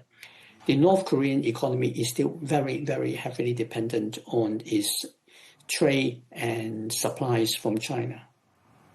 Okay, and just lastly, Professor, I wanted to ask you, in the build-up to President Trump's visit to Beijing, there was a lot of hope, there were some expectations that somehow or other Beijing had cards to play when it comes to bringing about an end to the war between the US and Israel on one side and Iran on the other side. Have you seen anything come out of that visit? And do you think perhaps they were overestimating and over-optimistic about what cards China might potentially be able to play with regards to Iran? Well, China has played the cards very well with the Trump visit, but it is not really about Iran. The idea that China would bail the US out over the Iran situation was for the birds. That was never on the agenda. China has no interest in doing so.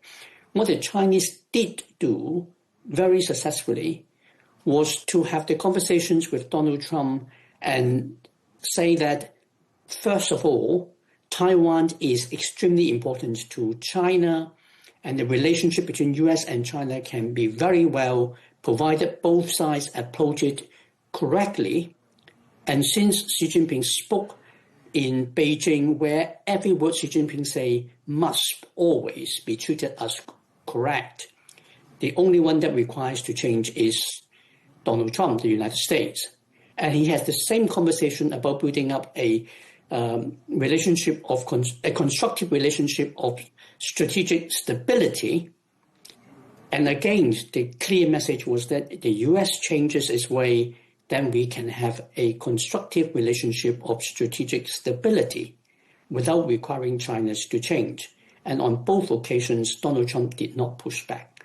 From Beijing's perspective, it was a big win. Okay, I mean, are you detecting any signs of pain as a result of this ongoing conflict and the closure of the Strait of Hormuz on the Chinese economy? And has it reached a point where perhaps the Chinese might really want to do something about it sooner rather than later? Well, the Chinese certainly don't want the Strait of Hormuz to be closed. But the American problems in Iran and the closing of the Strait of Hormuz cause America even more problems in terms of its global standing and its ability to shape global affairs. The Global South hates America for this. America's Democratic allies are very angry about it. And so China can actually look at it with a balance sheet. And the short-term economic disruption, particularly over energy, is in fact limited in China because China has the largest strategic oil reserve in the world at the moment and can deal with the disruption to energy supply for a few more months without any serious difficulty.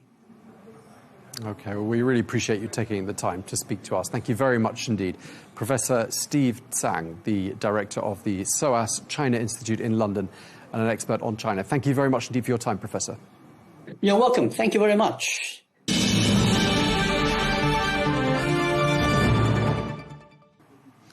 Well, we're joined now by John Everard, who's the former British ambassador to North Korea. He served in Pyongyang from 2006 to 2008. Thank you very much indeed for taking the time to speak to us. This is the first trip abroad so far this year for President Xi, and he's, of course, chosen to go to Pyongyang in North Korea for this first trip abroad. How would you describe the strength of the relationship right now between Beijing and Pyongyang? It's very strong. It always has been. The North Koreans depend very heavily on China, both for their economic prosperity, such as it is, and for their security. And although we've seen in recent years this famous and much publicized bromance between Kim Jong-un and President Vladimir Putin of Russia, that really has been a bit of icing on a cake. The cake is really China. Without China, North Korea would simply collapse. Okay, well, you've answered one of the questions I was going to ask you, which was out of Moscow and Beijing, who holds more sway? And you've made it very clear there that Beijing wins. Why do you think President Xi's decided to go to Pyongyang now? That is an intriguing question. Some commentators have suggested that this is all about reasserting Chinese primacy over North Korea in the face by what Beijing might regard as a Russian attempt to take over the #1 spot. But that doesn't make sense. If China were going to do that, they'd have done so, a couple of years ago when North Korea started to send troops to Russia to fight the Ukrainians. I suspect that the immediate trigger is actually nothing to do with Russia. I suspect that the trigger is Japan. It was noticeable when President Trump visited Beijing earlier this month that the one time when President Xi Jinping got really angry, really emotional, was when he talked about Prime Minister Takaichi's statement back on 7 November that if China attacked Taiwan, that Japan might regard that as effectively a legitimate reason to take military action. And I think it's possible that what President Xi is trying to achieve in going to North Korea right now is kind of, shoring up the troops, making sure that, never mind more distant foreign trips, that his immediate neighborhood is solid around him if he ever had trouble over Taiwan, and also clearly as a signal to Japan that if you go around saying things like that, then China is going to get closer to North Korea, which doesn't do Japan's security any good at all. So those that say that Beijing regards Pyongyang as being a strategic asset, it sounds like you'd agree with that. Yes, it's probably more nuanced than that. A strategic asset in the sense that we're all engaged in this great game of global chess, and Pyongyang, North Korea, is one of China's smaller pieces. At the same time, an asset, if you like, but also a liability. North Korea is unpredictable, wayward, frequently ignores strong hints from Beijing about what it should do, and is generally a headache. And I suspect that part of what President Xi will be wanting to do in Pyongyang will be to make clear to the North Koreans that he will not stand for any wayward behavior. Yes, because you'd have thought that Pyongyang is a somewhat embarrassing ally to have on the world stage, given, the state of a lot of things in the country and the direction the country's decided to travel in. Do you think there is an element of that? Yes, I do. The Chinese officials in private frequently express deep frustration and annoyance at North Korea, an ally fine, but a very troublesome one, as you rightly say. The single most troublesome element from China's point of view is North Korea's nuclear program, which the Chinese spent years trying to get the North Koreans to abandon, to little effect. And it's significant, I think, that in such statements as we've had so far coming out of this visit, the nuclear program hasn't been mentioned.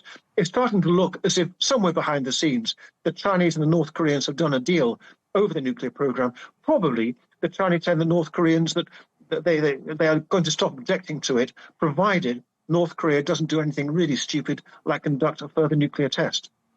So you think that perhaps Beijing regards the nuclear program as being something that is very unlikely to change? They accept it as a reality? Yes, I think that's right. I mean, a lot of, in the public domain, a lot of senior United States academics and commentators have been saying that the United States, in fact, is in no position to persuade North Korea anymore to abandon its nuclear program. And I suspect that behind closed doors, Chinese officials have come to the same conclusion, that you can't get North Korea to abandon this program. The best you can do is to get them to agree to, if not exactly freeze it, at least not to test any further. And you just have to live with that situation. I mean, as we've been saying, China used to say the denuclearization of the Korean Peninsula was its desired outcome. While we're talking about the Korean Peninsula, have you noticed any changes or shifts in the relationship between Pyongyang and Seoul in recent weeks and months? Wow. I mean, yes. Remember 2 years ago, Kim Jong-un declared that South Korea was no longer a nation full of Korean brothers. It was a separate and hostile state. And the North Koreans have been busy in the intervening period dismantling any last vestiges of the previous attempts at Korean unification. A lot of the symbols, a lot of the monuments have been pulled down. And the DMZ, the inter-Korean border, have been very heavily fortified. The most recent, if you like, was when, I think it was 2 weeks ago, one of the South Korean ministers expressed the pious hope that Xi Jinping's visit might encourage the North to talk more constructively to the South about reunification. And the North put out a very rude statement saying, effectively, forget it, that's just not going to happen. And sure enough, again, we haven't got full transcripts of any of these talks yet, but from what we've seen, the question of Korean unification has not been discussed between President Xi Jinping and General Secretary Kim. I mean, North Korea is at least its image is always changing, and it's had now 3 generations of Kim leaders. There's the current leader's sister, Kim Yo-jong, who is increasingly visible. Do you see any change in terms of who's calling the shots in Pyongyang? And do you see her as perhaps being a force to be reckoned with as far as the rest of the world is concerned? Kim Yo-jong as a force to be reckoned with, yes, absolutely. And she's become the kind of hard woman of North Korean foreign policy, whereas normal North Korean foreign policy statements are carefully and generally quite courteously worded. Her statements are violent and expletive-laden. So definitely a force to be reckoned with. Shifts in who runs the place, it's very, very hard to say. Frankly, we're dealing here with a black box. It's quite obvious that Kim Yo-jong exercises considerable power. Whether that is power immediately subservient to Kim Jong-un, whether it's some kind of rivalry, we really don't know. And to complete the mystery, we don't really know how Kim Jong-un's young daughter fits into this. We believe her name is Kim Joo-ae. And one of the things that I think everybody will be watching for is to see whether she makes an appearance during President Xi's visit. So just to wrap up, you haven't detected any indications from the changes of leadership in North Korea over the last decade and a half or so that would suggest that the Kim family's grip on power has in any way been diminished? No. The Kim family remains firmly in charge. They occasionally express anxiety that people may not be following their line all the time. You get a lot of mentions in government speeches, including by Kim Jong-un himself, about cadres who are misbehaving, showing various degrees of disloyalty, and who have to be whipped back into line. But I think you get that in most authoritarian regimes. That's a long, long way from saying there's any serious challenge to Kim Jong-un's power. Right now, as far as we can tell, there isn't. OK, well, thank you very much indeed for taking the time to speak to us. John Everard, former British ambassador to North Korea, thank you very much indeed for your time. You're welcome.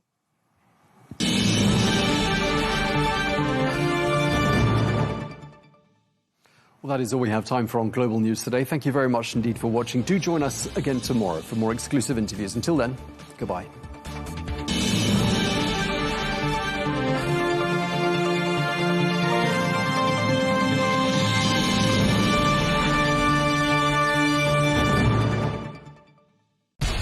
We have to take care of our people, and we're going to take care of our people first. For in-depth analysis and all the latest developments across the globe, make sure you join us every weekday. President Trump is trying to negotiate a ceasefire. With so much happening, so much information, and so much noise, International law will have no part in his administration. It can be hard to keep track. Tariffs will just fuel inflation. We're going to fight these tariffs. But you can count on us to tell you what you need to know. We stand by your side. Join me, Tom Burges Watson, for Global News Today, right here on Al Arabiya News.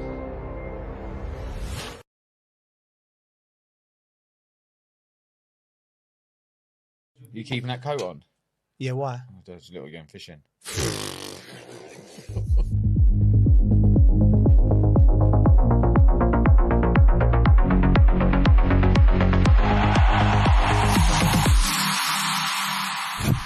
One of the Liverpool fans calls in, he goes, look, he can win the Champions League, I still want him off. I got called a Bulgarian lizard once. Bulgarian lizard? That should be the name of this podcast. Yeah, it should be the Muppet Show. Welcome to the Dressing Room Podcast. We're here a day late, chaps, because of bank holiday, and we've had a really, really relaxing one. Yeah. Thanks to this man. Oh, yeah. Yeah. Do you want to? It wasn't relaxing me getting there, though. I was rushing.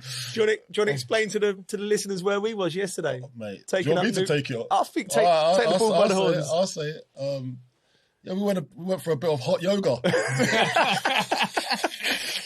and yeah, it was quite interesting. So obviously, when you go to these type of places, like I didn't know what to expect, but I know you have to go there relaxed. Yeah. And open to the elements, open to what can be. Yeah. So I've gone in. I'm obviously late, as I always am. That was the most stressful part. I know one of them is going to be late, and they lock the doors. Yeah. Somehow you got the doors. They started open. late for you. All the women of Cobham waiting for Colton Cole. Do you know what I mean? Yeah. And I got there, and it was very inviting. Yeah. And I didn't know what to do. I didn't have my towel. That was the main thing for me because I don't like sweating without having a towel to dab my face at least. So that was really uncomfortable. But when I got in there, everyone was very nice, isn't it? Yeah. Did you find calm. it tough? It was calm. Yeah. She messaged me the night before. Right. And said, "Oh, shall I make it tough?" And I Why went, would you do? Why not? See what I'm saying? Like, first time. I've never done yoga before, and I'm doing hot yoga, so we're doing extreme sports right now. At one point, I looked over and you looked like you was a pretzel. The way that your body was, like your arm was like, and I was like, hey, do you know what? Straining to your face. I wasn't far off it, mate. I was straining, man. I don't know. They done this. What was the downward dog? Downward dog, yeah. Yeah. Then there was what's the other the baby. words? There was the warrior pose. The warrior pose. What Warrior was that? 2. The warrior 2. Yeah. What was the other one when you're like in a plank? Yeah, that's I've forgotten the and name. then you got now. to lift up your leg. You go down. I've forgotten the name of it. And then there's the other one when you got to roll your body up from your chin upwards. Yeah. And you get dizzy, so you got to breathe out on the way up. He was breathing, holding on for dear life. You were breathing heavily, to be fair. I thought there was a buffalo next to you at one point. The breathing coming. Yeah. Oh, no, but we had a great time. The best bit Shavasana at the end, innit? Oh, yeah. Lay down and nice music playing. It's hard work, innit? I told you. What about this geezer though? Like to be Wayne Bridge in Cobham, people calling him a legend at 9:30 in the morning. He had his just to give people the view. Right? We went for a coffee afterwards and we bumped into Enzo Maresca, and he's seen us three sweating, and he's like, oh, where have you gone? Paddle? We've got yoga, and he looks at us like. He was like, that must be a sight. Man, like one big black guy and 2 white guys, and I can see. He was looking at me. He's like, "Have you lot influenced this guy here?" I said, "I'm open. I'm open to try new things, man. This is not my style, but I'm having a little go." It's good. You feel good afterwards. You do feel good, mate. And we will recommend it to anyone listening if you get a chance. Yeah. But you've done yoga before. I've done yoga before. But if anyone listeners get a chance, go and do hot yoga and write us in and tell us about your experience. You do feel good after. You do, man. What I would advise is to start just doing yoga first. Don't just go into hot yoga because I didn't know I was getting into. Yeah, it's good, but you need that because I didn't know what I was doing. And you made it strong. You made it strong for me. It's bang out of order what you done. No, that's all right. Man, you loved it. That's why you kept on laughing at me. Like, we're doing the plank, and then he just kept on looking at me laughing. I couldn't help myself. I was cursing in my head. I was actually cursing. I didn't want to say certain things, but you got to be calm in that situation. Yeah. But we had a great time in there. That was good. But we saw Enzo Maresca. Yeah. And then me and you, we thought, they actually look similar, didn't they? Oh, exactly. So we've got a photo of them together. We've got a photo. We'll put it in there. Yeah, we'll have to get it. He looked cool, by the way. Yeah. He looks like what you're supposed to look like. He had like these loose-fitting light blue jeans on, pair of Gucci t-shirt. Oversized t-shirt. That's what you're supposed to look like. All right, I want to be Enzo Maresca when I grow up. Right, okay. He's a nice guy. He's a good guy. I thought he was hard done by. Should we talk about football? People think they're on a yoga podcast here. Right, okay. Right, Arsenal, Bridgie. You was at the game. Yeah, what the Grim Reaper for Arsenal turning up again on the sideline. You see this guy, he had his big cloak on at the side of the pitch. Looked like he was dictating what was going on the pitch. You were the Southampton mob, wouldn't you? Yeah, but I took my dad, obviously, buzzing, just sat in the director's box, had my best mate Luke and Aaron come. And your dad looked amazing, by the way. I dressed up, waistcoat. He's actually lost loads of weight, and he ended up wearing a suit he ain't wore for about 15 years. Is it? Yeah, and then he had an old... and then he had my old Saints tie on. Oh, wicked. Little top hat, walking stick. Oh, mate, he was buzzing. Yeah, absolutely. And then to trot into the director's box as well with all the big dogs. Yeah, the atmosphere was brilliant, by the way. Yeah. So good. Yeah. Was it? Yeah, it's been the build up to the game was wicked. Really? Because I was surprised how it felt. 50 years to the year since they last won the cup. And 50 minutes in between both their goals. Yeah. So 35 and 85 minutes. Oh, my God. Yeah. It's written in the stars for the minute. My mate Luke's obviously fuming because you pulled City out the bag. I know. He's not happy. He's already told me. He's not happy about that. But you've got to beat them to win it. Yeah. So. We're going to talk about Arsenal because, listen, it's the theme of the last 3 months. Every time they lose a game, lose a couple of games, are they bottling it? The quadruple's gone. They're now out of 2 competitions. They play Sporting Lisbon tonight because we're recording this on a Tuesday. Do we think we're at the stage now where it's league or bust? Are they? What do you make of what's Saints going on? played well, by the way. They played really well. They did play really well. They did play really well. You know where Arsenal struggled with a long ball? Yeah. Struggled massively. Yeah, you were saying that, yeah. But the just first few long ball. balls, they were in all the time. Really? Just getting in all the time. Yeah. Sorry, but going back to Arsenal, Gabriel limped off, right? They've got a lot of injuries at the moment. They're coming into the most crucial part of the season. We've been in that position, Bridgie, like where you're. What was the crucial things do you think that we had that this Arsenal team haven't quite got yet that they need to show in these next few games? Because the pressure's on.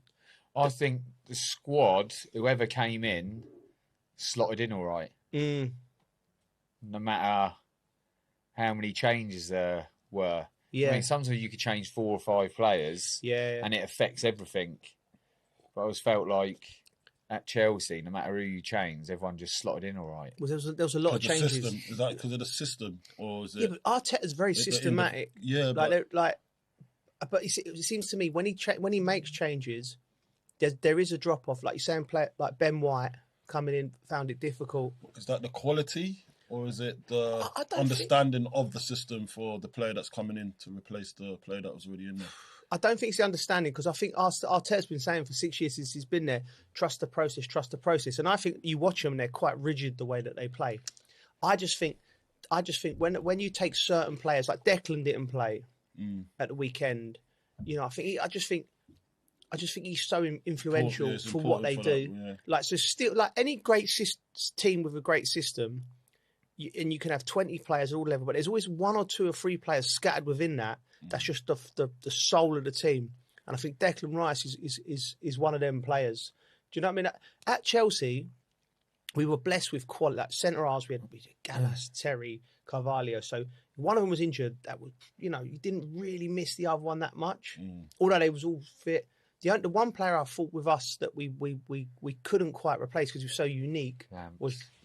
No, I think Lamps was because what about was Drogba? Drogba, because he was so like. I remember when we had to play, it was Drogba or Ida, so we had to make a conscious effort to change the way that we played. The approach to the game. Do you know what I mean? There was no like for like, and I think Arsenal with Declan, there's no like for like in the midfield where he could, because he does so much good work where he gets it deep and he drives through the lines, he breaks the play. I don't know. I'm trying to think of reasons why they drop off. I think Zubamendi's not been at it as well, and he's been brilliant for them the whole season, I'd say. Yeah. And look, takes a bit of pressure off Declan Rice as well when Zubamendi's at it. But I'd say the last 5 games, maybe Arsenal fans might disagree, but I think Zubamendi's not been at his peak form, and that midfield area they really need that to tick. Yeah. Do you know what I mean? Then you've got Odegaard that goes in there as well. He played deeper in that game, right? Yeah, that's what I'm saying. So, like, if they're not at it at the level that they should be, they can't replace Rice. Yeah, because Rice is at least. And I saw something the other day as well about how influential he is, but there was something saying that he's a bit too emotional as well, Rice. You're right. Okay. Because when it's not going his way or going the team's way, he'll get too emotionally involved rather than keep his head. And I think there's a thing in that as well where they need to do it. He has to omit calmness. Do you know what I mean? Yeah, but he can't be something he's not, Coley. Well, he's not been a winner yet. That's what I'm trying to say. So that's what they're depending on. But he doesn't know how to navigate that just yet. That's why they need to get silverware over the line so they know how to navigate for the future. They've just missed 2 big opportunities to get silverware. Yeah. I know they're still in the running for the 2. Yeah. But for their experience sake, they need to get some type of silverware over the line because that will create positivity when it comes to the squeaky bum time. They'll know how to navigate when the going gets tough, but they haven't been there yet. They've not gone to those trenches yet. It's almost like a trauma thing, isn't it? Like every year for the last 3 years, they've got to this stage. All of the media's on them, and saying they haven't got. But I think they listen to media as well too much. And all right, so here's my next question: What if you're Mikel Arteta and you're coming? How do you approach these next few games? What in terms of forget the tactics, or forget. What are you saying on Monday morning? How are you setting the tone with your coaching staff with everything, you know? Because do you remember the cup final we went to and Mikel Arteta made the Arsenal players stay and watch Man City the whole way? Like, it was a very performative. Do you know what I mean? Like, because he's thinking to himself, you know, this is going to be a thing. Like, we'll look back in 3 months, we'll win the league and go, remember when we watched them up? That will motivate them. So he's obviously thinking of things, Mikel Arteta. But what would you do, Bridgie, in that situation as a manager? I think you've just got to try and get them mentally right, playing relaxed, and like Arsenal fans, right? They're going to do the quadruple, right? Now they're out of that. Some of them are stressing. Yeah. Now they might bottle the league. Right. So the players could be thinking the same. So as a manager, one, you've just got to get back to winning ways. You just got to get them mentally right, training right. Yeah. And if you play with any kind of fear or worry, it just affects your game. Do you think his face I look at Arteta, I look at managers, I think he looks concerned, worried. Like, he's like, you know, like he looks gaunt at the moment. Do you know what I mean? Like, and you look at, and when you see players like... I think managers that's managers, managers. Yeah, if I was a manager, oh my God, I look old enough as it is. The only one manager, and he's the governor, and it's what he just, Don Carlo. Carlo. Yeah, with the cigar. Just chewing. And I've got to go. You never look stressed. I've got to say, to some extent, Vince Kompany. Yeah. He looks unstressed. But going back to what you're saying, Arteta, he's the one that's he's steering the ship. Yeah. Right? So he's the one. The buck stops with him. He's the one that's got to give his players the confidence to like have that belief. Say, Dad, all right, we've lost that game. Now it's time to draw in. And I think there's some training session they was doing yesterday. Did you see it? No. It was online. No. There was they put it out there as well. Like, I think it was in the Daily Mail or something like that. Yeah, but there was holding a ball on their heads between 5 players around the ball. Like, I'm thinking, what kind of activities are this? Like, it's cringy, man. Are we SEALs? Are we? I don't know. They had the ball, and all their heads are on the ball. About 5 of them around it, and I don't know what kind of game they were playing. But why would you even film that and put it out there? Do that in the sports hall when there's no. You're right. If you won the last 2 games, not after losing 2 games. Do you know what it reminds me of? Go on. Respect the ball. How did that turn out? Like, they're trying to get the edges every type of way, and they're trying to get that team bond and on the pitch as well. So I know what they're doing, but just leave that. Stop doing it for the media. Do it for yourselves. I can't see him losing the league. I can't see him losing. I can't see him losing. I can't see it, but mate, if it is, I've never been so wrong. I've upset him a couple of times. You've said this, I said it. Yeah. Bournemouth for a few times. So it's a tough game. Yeah. If they win it, I'll probably say it's done. Yeah, I still think they win the league. I do as well. Just a quick one before we wrap up on Arsenal. Southampton winning, your old club, Bridgie. Does that you said it was a great atmosphere. Does it feel like the magic of the cup was back there? Oh yeah, 100%. Yeah. It was brilliant, especially the 50 years since they last won it. Where did you go afterwards when you was with all the boys and your dad playing darts? Oh yeah, we were singing songs to you, weren't we, down the phone? You could hear my dad the most, couldn't you? Yeah. We ended up back at my sister's house. Right. The husband's got little pool table and dartboard and that, so we were up for a few hours. The governor of Winchester. Weren't we? Yeah. The governor of Southampton Winchester, fans mate. are happy. Then the FA Cup's mate, back. buzzing. They've been on fire as well. They haven't lost in life. Have you got the keys to the city over there? No, Matt the Tiz has. Me? Matt the Tiz has. You should have, mate. You promote that place properly, mate. But yeah, Southampton are massively thinking they can go all the way here. Because they have to come up to Manchester City. They have to get. Is it away to Manchester City? That's Wembley. Yeah. Oh, is that Wembley? Yeah. So okay. We'll get out. Yeah, so it's a one-off game. Yeah. So you never know, you know. Yeah. That's what you do. Never know. Mickey have his suit on. Anyway, we're going to Are move you on. going? I don't know yet. Maybe. It's on both your teams. He'll be working. I'm working on getting him a job. Oh, get me a ticket then. He actually made a phone call yesterday trying to get me to a the job. bosses at Is TNT. it? I only told him I want to do it. Man City versus Southampton. Yeah, that Played makes for sense. both clubs. Yeah, that makes sense. Yeah, bringing do him that. in. Yeah. Tells after his commission. I said, no, I'll take that. I set this up. I'll set this up. Right, here we go. Right, moving on. We got Liverpool now. It was a drubbing. When you consider they were the 2 teams at the top for so long, that it looked like a gulf apart. With Man City fans were singing "You're getting sacked" in the morning. With Xabi Alonso available, you know, and which I found interesting. The murmurings from the Liverpool fans are like, "Let's get him in now," and all that. Liverpool fans, I feel, always stick with their managers through thick and thin, and they're quite loyal like that. But I think the lure of Xabi Alonso being available is making them. What do you think on Slot? It's a hard one, isn't it? Because he's won the league with them, but that's on the back of a Klopp team, and he's ridden that wave because they was in that wave. And I always go back to they go in the summer, they go on holiday, come back to bad news on tragedy. Tragedy. Diogo Jota, one of their teammates, one of their highly respected teammates in the dressing room as well. That trauma can carry on for you don't know. And there's nobody out there that can say how to deal with that as a team. And I always say, and then on top of that, I don't think they went into the season prepared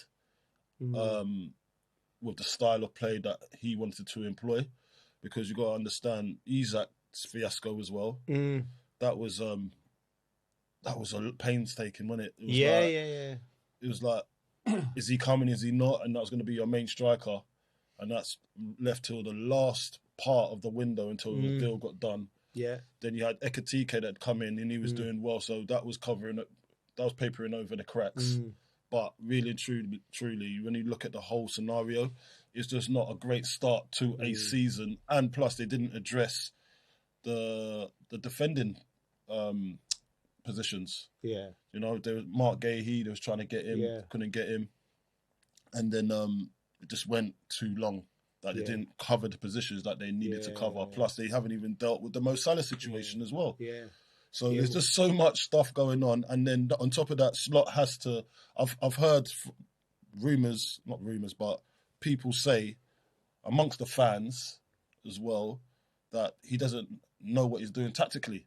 So some of the substitutions that he's making, some of the tactical elements of his formations when he wants to try and tweak things, he's not doing the right things. And you know how Liverpool fans are. They know that they can suss out a fraud quick.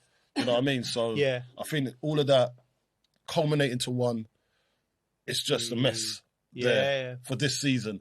It might, and the signings hasn't set the world alight as well. Some of the top signings, they ain't done nothing really of note. So, and I do like Wirtz, by the way, but I think he's got more to come. But Ekatike's done well as well, so give him that. But there's a few of them that haven't.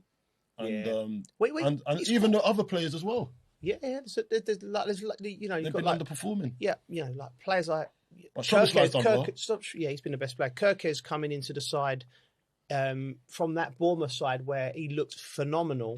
He hasn't hit the ground running. When you break it down like that, it's like you're in real time. You're doing an appraisal on why it's gone wrong. You can see it all, right? So.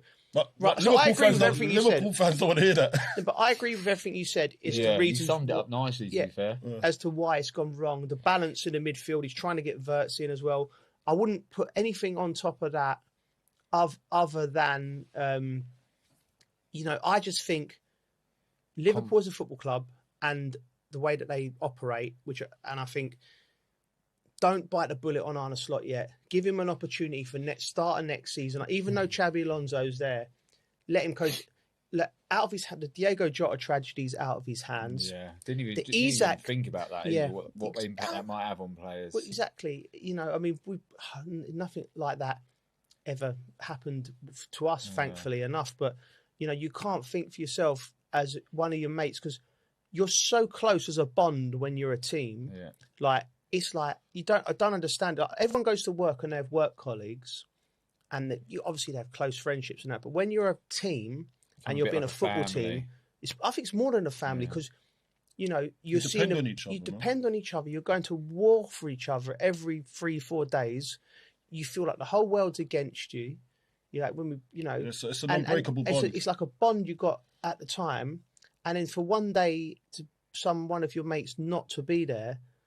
Like traumatic. that, it's traumatic, and then it's sort of because like football, we all know how important football is, right? But in the scheme of things, it really is not, is it? Right? When life and death and things like that are happening. But to be able to go to war and put your body on the line, you as a group have to think that you're the center of the universe, and you're going to go to war. And we've seen players get injured. We can see players get injured, and you go through things, right?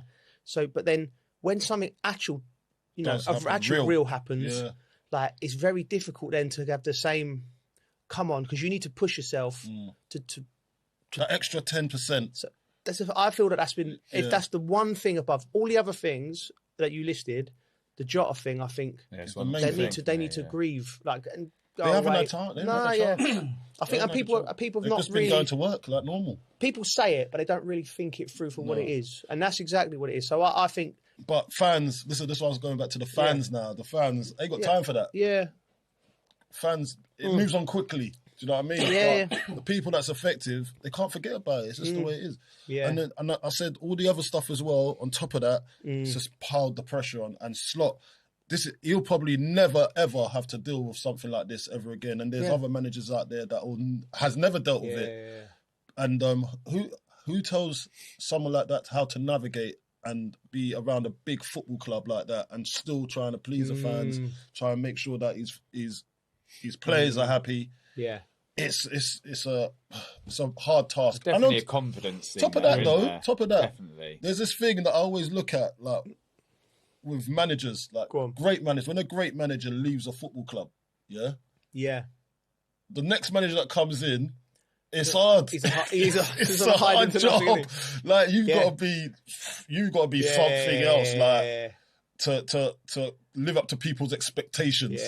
Because you're not Klopp, you're Slot. Do you know what I mean? And they're always going to have that against you. It's true. It's true. Like you look at David Moyes, who's a great manager, going in after Fergie never worked. Unai Emery, did he go straight in after Wenger? And Unai Emery's clearly a great manager. It's so hard.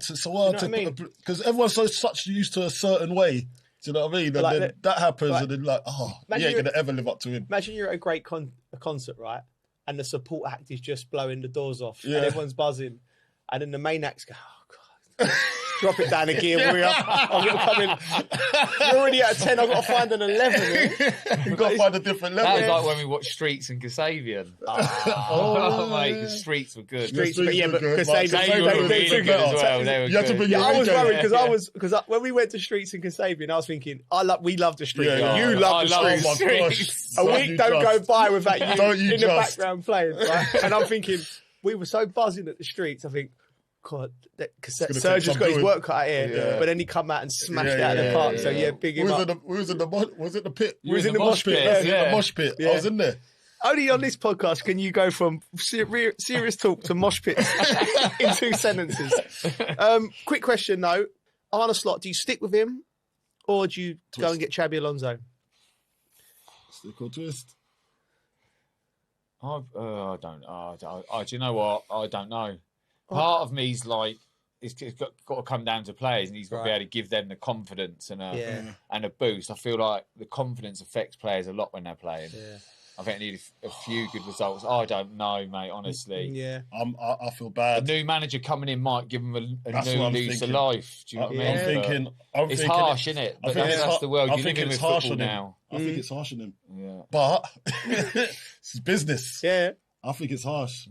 But it's business because... I think get Alonso and they could be flying, mate. I think the players need a change. I think the players need a change because obviously this traumatic event what we're talking about, I think they just need a new scenery. Let's start again next season. Can I say I want to throw my 2p worth in it. I think go to the end of the season and then sit down and I would probably do it if he's available. Not now. Let Arne Slot try and win the Champions League because he deserves that. So. Not now. That's a question in its own, Coley. Go on. If he wins the Champions League... He's got to stay. He stays. Of course he has. All right? Of course he has, right? Do you agree? Yeah. Okay, I was on the radio the other day.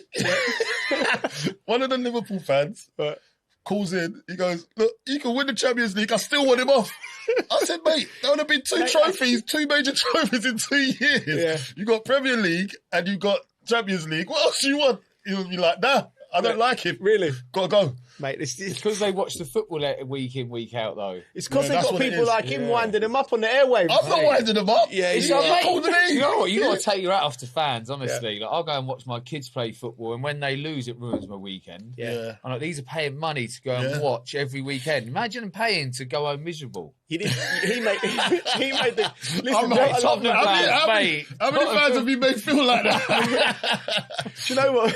You said something right. And this is when I say you've got this weird way of looking at things. Yeah, I can't argue with you, right? Yeah. He said, I can't remember who it was. I think it was at the final when you went, I hope nobody. It's going to be horrible. Someone's going to lose. We was in the box, and because we're in the box of both fans. And he was like, "What?" He said, "Why would you bother going to football?" Right? He said, "Why would you just not go to a gig or a rave or something? At least you know when you pay your 50 quid, you're going to have a good time.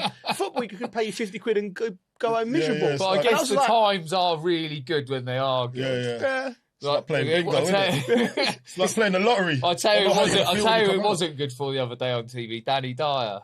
Oh yeah, what happened? Where it kept panning to him every time with the West Ham. Oh, yeah, I saw that. Thought they scored, then they hadn't scored. Mate, he went for a lot of pain. We will get onto that. So listen, anyway, Liverpool.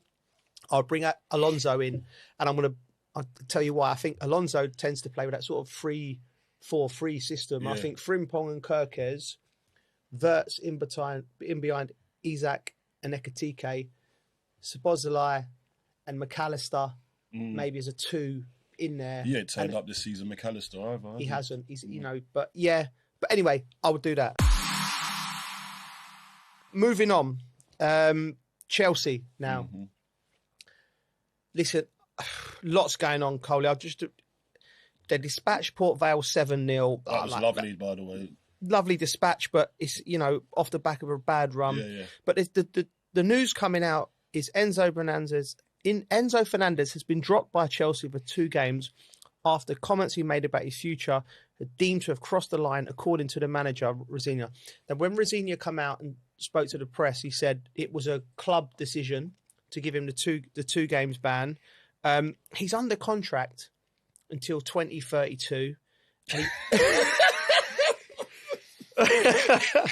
And he wants to leave, right? It seems like he wants to leave. That's funny in itself, isn't it? Right. While he was talking, I was thinking his contract's up at the end of the season. Yeah. 2032. So it's on us, right, as ex-footballers, to like try and give the fans a perspective, the listeners, to give them a perspective of did he cross the line? Is his punishment fair? What are Chelsea thinking? So first of all, I think Enzo Fernandez is a great footballer. He's a great footballer. And when he's on the pitch, Chelsea are a better team. And he's clearly, when he signed for the club, he would have been clearly sold this dream. We're going to go back to the top. It's Chelsea Football Club. It's global. He's thinking to himself, fantastic, 100 million player from Benfica. I'm at the big league. And he's been there 2.5 years now. He's probably looking around and he's playing with young players, not really competing with your Arsenals, your Man Cities.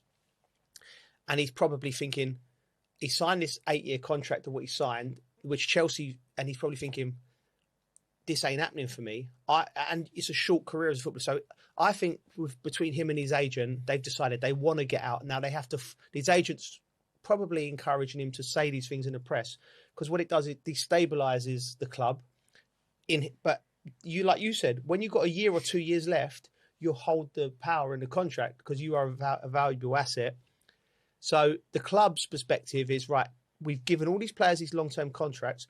We've had some where we've given it to Mikhailo Mudryk, who's had the drugs thing, can't get him off the books, paying him a lot of money. So that's a negative for giving him a long-term contract. Your Cole Palmers, your Enzos, you give them a long-term contract and it secures the value on the asset.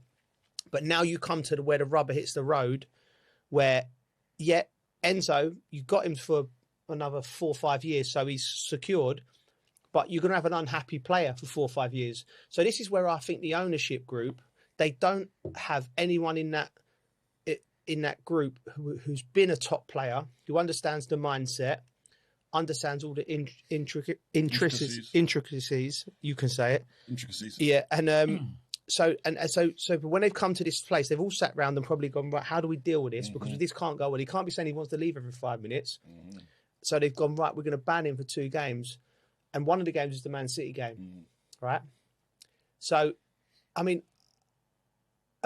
if there's someone in the room, you need to preempt this type of stuff because you can't just be banning players for talking about their opinions. If he wants to leave... Sure, they would have had a chat with each other before they decided to ban him for 2 games. They said it was a club decision. So for that means it's the owners, maybe the board, maybe the directors of football. So how's his one such a big deal and Cucurella's one not? Good point. I think with the Cucurella point, I think Enzo's done it before. I think there's been some he's got misdemeanors previous. He's got previous. This guy, every time he goes away on international, I bet. Yeah. But the thing is, you have a little breather. You have a breather. I don't know, man. I think it's pretty much. Listen, he's just you're not. If you're sitting there going, I'd like to go and live in Real Madrid. No, Madrid. Mate, it could be Rayo Vallecano. By the way, it don't have to be Real Madrid. It could be Getafe. That's in Madrid. Yeah. So it could be these other teams. He might not just say, I want to go to Real. It could be Atletico. You know what I mean? It ain't Chelsea. You know that. You know what I mean? Chelsea ain't in Madrid. That's true. That's true. Right? So... Far from it. Right? So, the question's here, did he cross the line? You shouldn't come out and do it, should you? Really? You shouldn't come out and do it. But if you're thinking... I wouldn't mind to live in Madrid, but he's saying it was... he was saying it was innocent. Like, says, the weather reminds me of home. Yeah, but that's just... That's the lyrics. That's the lyrics he's coming out with. Yeah, you know what you're saying. Well, if that's the case, then I would say, listen, Enzo, you need to come out. If my dealings with it would have been... First of all, I think you made a rod for your own back with these long-term contracts because I think they sound good in essence, but they haven't thought about what happens when you get a player, a top player who wants to go, and how that affects. They must have had a chat with him before banning him, surely. Well, it's an easy one. You say, "Listen, Enzo, why are you saying this?" And he'd go, "Oh, sorry, I didn't mean it." Go, all right, then no problem. What about this statement saying you're committed to Chelsea for the next 4 or 5 years and you're not interested in leaving, no matter where? You know what I mean? And then you go, "All right," but that would have been the first move. Then if he says no, then you know he's not said it accidentally. And you go, all right, this is where we're at. And then it becomes a thing, well, then listen, I just think I could have said this was coming down the line 2 years ago with his long-term contracts. 100%. That's how they're going to try and get out of it. Of course, players are going to try and navigate. We see Isak in the summer. I just if you're going to do it, fine him. Yeah. Don't ban him for 2 games if he's a player that's going to play. You're hurting yourself. And still give you everything. Because no matter what, whenever you go on the pitch, you're still going to give everything. You're never going to go out there and not give everything, are you? Yeah, we would think that. I'm assuming Enzo is that type of character. But we have seen some wrong-uns. We have seen some wrong-uns. But would you forcing yourself out of a club is it's so ugly, isn't it? It's so ugly, hardcore, right? Do you know what I mean? Like, because the only people that pay the price are the fans. Yeah. Do you know what I mean? If they're not happy, you've seen what Chelsea do. Exactly. Well, it doesn't matter how good you are, what kind of background you've got, or what kind of reputation you've come with. Yeah, you get put in the reserves. They've gone hardline Chelsea on all of these type of issues. They've gone any of the players that they've give long-term contracts out, and they won't leave because the players can't get the money that they're on at Chelsea and whatnot. They go, right, you're going to Siberia, the bomb squad. You're going out there. You're going to train with the kids. You're going to make your life difficult, which is completely wrong. Yeah, because every one of them players were bought in good faith, and it hasn't worked. And it's not just the player's fault. If a player's not worked at a club, the player has to take the most of the blame, but it can be the manager, it can be just the situation, it can be no one's fault, right? Mm-hmm. But you can't go, right, we wanted you, go and get over there and do that. I've been vocal, but I don't think that's... You've been in that situation. So just talk me through that. What was it like? Bomb squad? Yeah. He's been at... Yeah. It was a bomb squad of 6 months. So was I. Shay Given, Adebayo. I was in bomb squad in Indonesia, though. That's a proper bomb squad. Proper bomb squad. Oh my God. Mate, they put me in bomb squad in Indonesia. I didn't do nothing wrong. It's crazy. Imagine being in Indonesia, segregated. I could have dealt with it differently when I look back, maybe, but not like loads differently. Go on. But I could have been a bit more positive. But when I was with them, there was Craig Bellamy, Shea Given, Adebayo. There was like a group some of big us. dogs in there. We were coming back for pre-season. Just got a phone call saying he don't want you at the training ground. Just from who? I can't remember. We don't want you at the training ground. So it wasn't the manager? No, management Weasel. called me. He'd never call me. That's a proper weasel move. Who was it? Mancini. Come but on, like, man. so I Pick up the end up coming back 10 days later. Yeah. But when he called me, I was just when I got that, I was like, I thought I was going on holiday again. Yeah.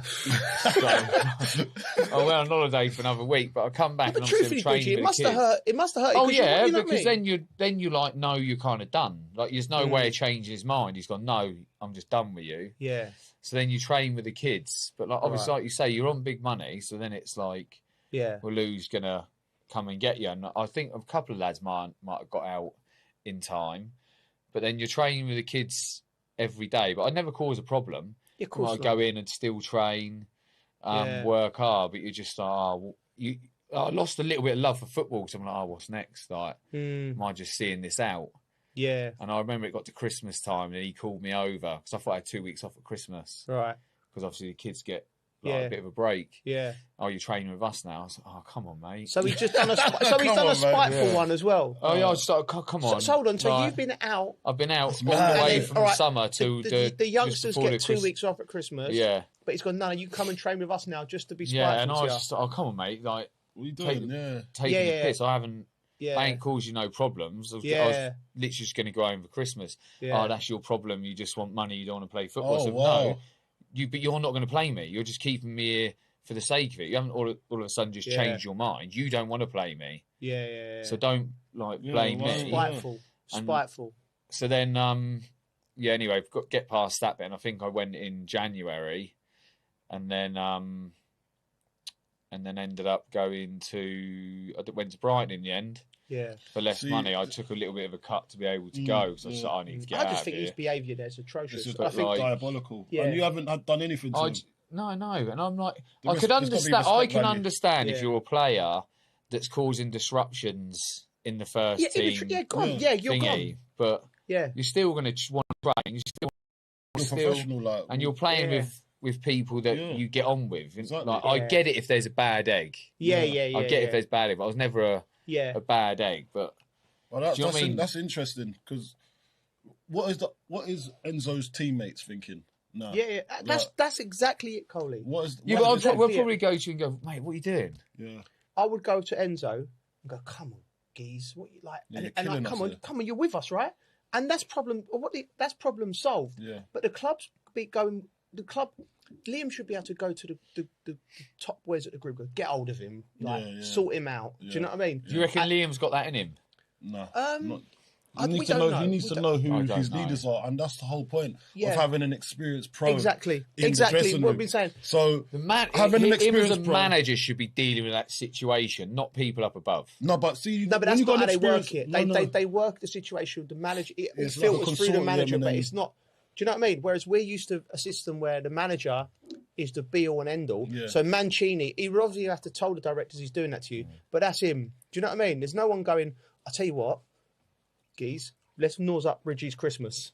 Let's make him come here. There's no one there. He just that's all him being a donut. Yeah. Vindictive, yeah. But what I'm saying is, this problem was always coming down the line, and Chelsea have just got to it and gone, right, let's go hard line on him. And then the teammates go, oh, if they're going to do that to him, they can do that to us at any moment. Yeah. Do you know what I mean? If we say the wrong format, so I just think it's a mess. I really do. And I just think if he and I feel for Liam because I know Liam. If he was left down to his own devices, he wouldn't have handled. I don't think he would have handled it like this. I really don't. I mean, I might be wrong. I don't know. Well, we don't know. We don't know, but I'm not sure. Yeah. As a manager, you've got to try and keep him on side. Right, just for the record, before we move on, Enzo has said that no talks have taken with Real Madrid or Getafe or anyone in that region. Yeah. and Liam Rosini has come out and said that him and Enzo are in a good place. Oh, that's all right then. So that should have happened before a 2-match ban. Nip it in the bud now, isn't it? Yeah. Well, exactly. It had to be talked about. We're going to go over to West Ham in a minute. I did the game. It was a brilliant game. But before that, we're going to go with England. We've done our England 11s last week. And there's some comments from people. Here we go. We posted. I've been on there debating. Yeah, I love the fact Coley's engaging with the people. Yeah, I like it. It's good. Sticking up for us. Yeah, no, it's not even about sticking up. It's just like, like everyone's got a view. Yeah. As long as you look, I've got to say this now, right? Yeah. So I'm looking deep into the camera's eyes, lens, whatever you want to call it. Yeah. Listen, when you come onto our comments section, right, you don't have to be rude first to start a conversation. Don't come and say, look at these Muppets, and then go on to say what your point is. If you want to get my attention that way, then I won't engage with you in the way you want me to engage, but I will engage with you if, you come with a little bit of respect. Do you know what I mean? Or else I'll call you a Muppet back. How about that? Muppets. The Muppets. That should be the name of this podcast. Yeah, it should be the Muppet Show. Right, that's our new podcast name. The Muppet Show. Here we go. Right, so listen, most people like Bridges' team. So 19% Coley, you was at the back. Yeah, I've got 35%. And that's the team that will win, you know. Okay. Right? We'll never know because it won't happen. It's tactically, it's a spiritual team, that is. It's in the unseen world. Okay. All right, I do pick my teams on spirituality. Did you second? No, I was second with 35%, but Bridgie smashed it, 46%. Is it? Now, Colton, you had Madueke in your team. Yeah. Craig said starting with him was mad. Like, defend your thing with Madueke. Or just admit you got it wrong. No. Look, it could have been a toss up between Madueke and Bowen for me.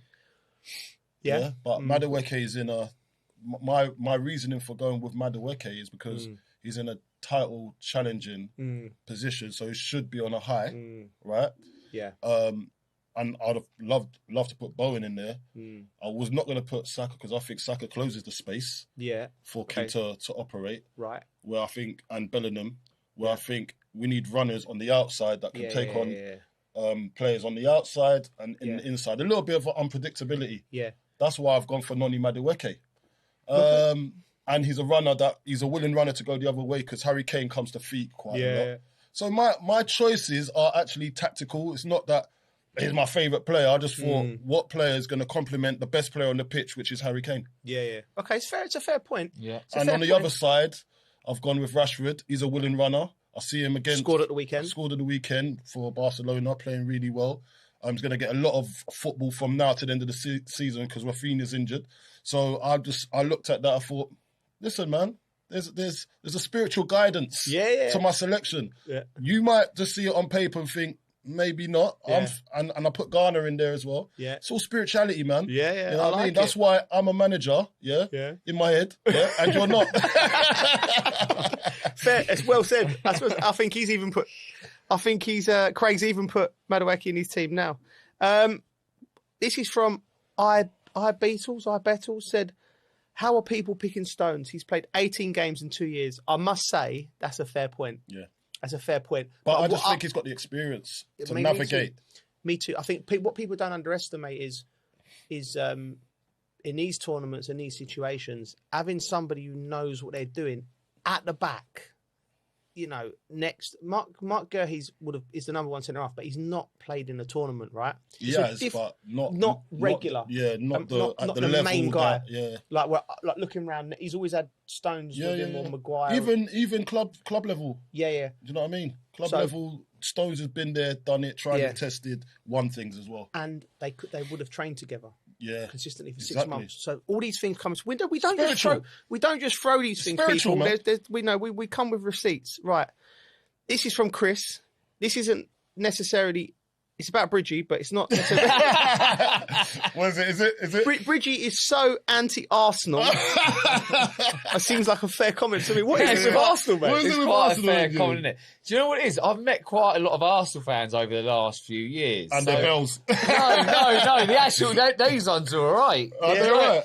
It's just, when like you've played against them a few times, you get abused a lot. And then just all of a sudden, you don't like some of the players you play against. And all of a sudden, you're just like, do you know what? Name names.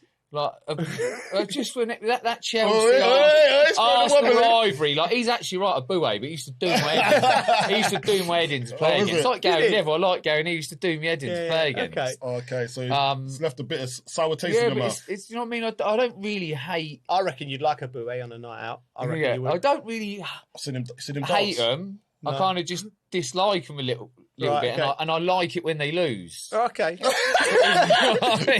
you don't like them then? Mate, they're good. You're happy when they're miserable. Yeah, but it's just certain things in your life, and you just. But like, there's like if they went and won the league, I'd actually be happy for the people that I like. That we love. Arsenal, the people we love would be happy. But everyone else, I won't be happy for. Okay, you know what I mean? We've got a guy that follows us, and he's quite vocal. I didn't know Marlon King was an Arsenal fan. Really? Ex-Watford striker. Okay. James Puentes as well. He follows us religiously, but he's an Arsenal fan. But they're reasonable Arsenal fans. Right, okay. We've got Simon Swifty. Right, okay. Simon James, my mate, Arsenal fan. Very unreasonable fan. So this is why I do it, for fans like him and get under his skin. And I don't think it's a hate thing either. Do you know what there's something about them? They always celebrate and they're always texting. And it's their season, they're going to win this. Digitally active. So early. Yeah, they're digitally. So early than any other team I can think of. They go. So like, then I'm just like, I'm just going to see you eat these words. You know what I mean? Listen, they got to win something. Banter is funny. They got to win something. They're going to win the league. Time will tell. So what else have we got on there? Time will tell. No, that's pretty much it. Like, so like, well, we're gonna. You was getting the Cristiano Ronaldo one last week. This is weird to me, right? I don't even remember. I said something about Cristiano Ronaldo. But you said there's if you say something bad about Cristiano Ronaldo, mate, there's a he's tribe got all that these come little after you. minions that bounce on and do all that. You said something about him, and someone came for me about it. Yeah, that's true. I don't you're know. just dropping bombs, and you don't even read it. That's the worst thing. Yeah, he don't read it. Yeah, so stop coming on our page looking for him because he doesn't care. Carlton reads it all the time. Go for Carlton. Yeah, come for me. Like, I don't mind bouncing back and forth with you. Lot. Yeah, I just found it weird. Like, anyway, Cristiano. You know, I don't mind him. He's all right. Leave me alone. I think a lot of these people as well sometimes, you know, like they see it and they think of a reply straight away rather than slow it down. And think, It's all about it. Just chill out a bit. And then write something if you really want to. Really? They've just gone boom, straight in two-footed. Didn't see it, anyone. Yeah, don't even see it. So there you go. I'm hurting. Coley's my guy. Yeah. I'm going to start sending them all to you. Okay. Thanks, mate. No, my mates do that. Like, I got like I got called a Bulgarian lizard once. My mate thought it was brilliant. Yeah. I said something about Liverpool on telly they didn't like. And this geezer, it was quite funny actually. He went, look at him, he looks like a Bulgarian lizard. I don't even know what a Bulgarian lizard looks like. But there you go, we're moving on. We do now. Yeah. Right, moving on. West Ham, I was there. Can I say, Colton, what a game. Like, it was a good view. It was, do you know what? A good view for the mutual.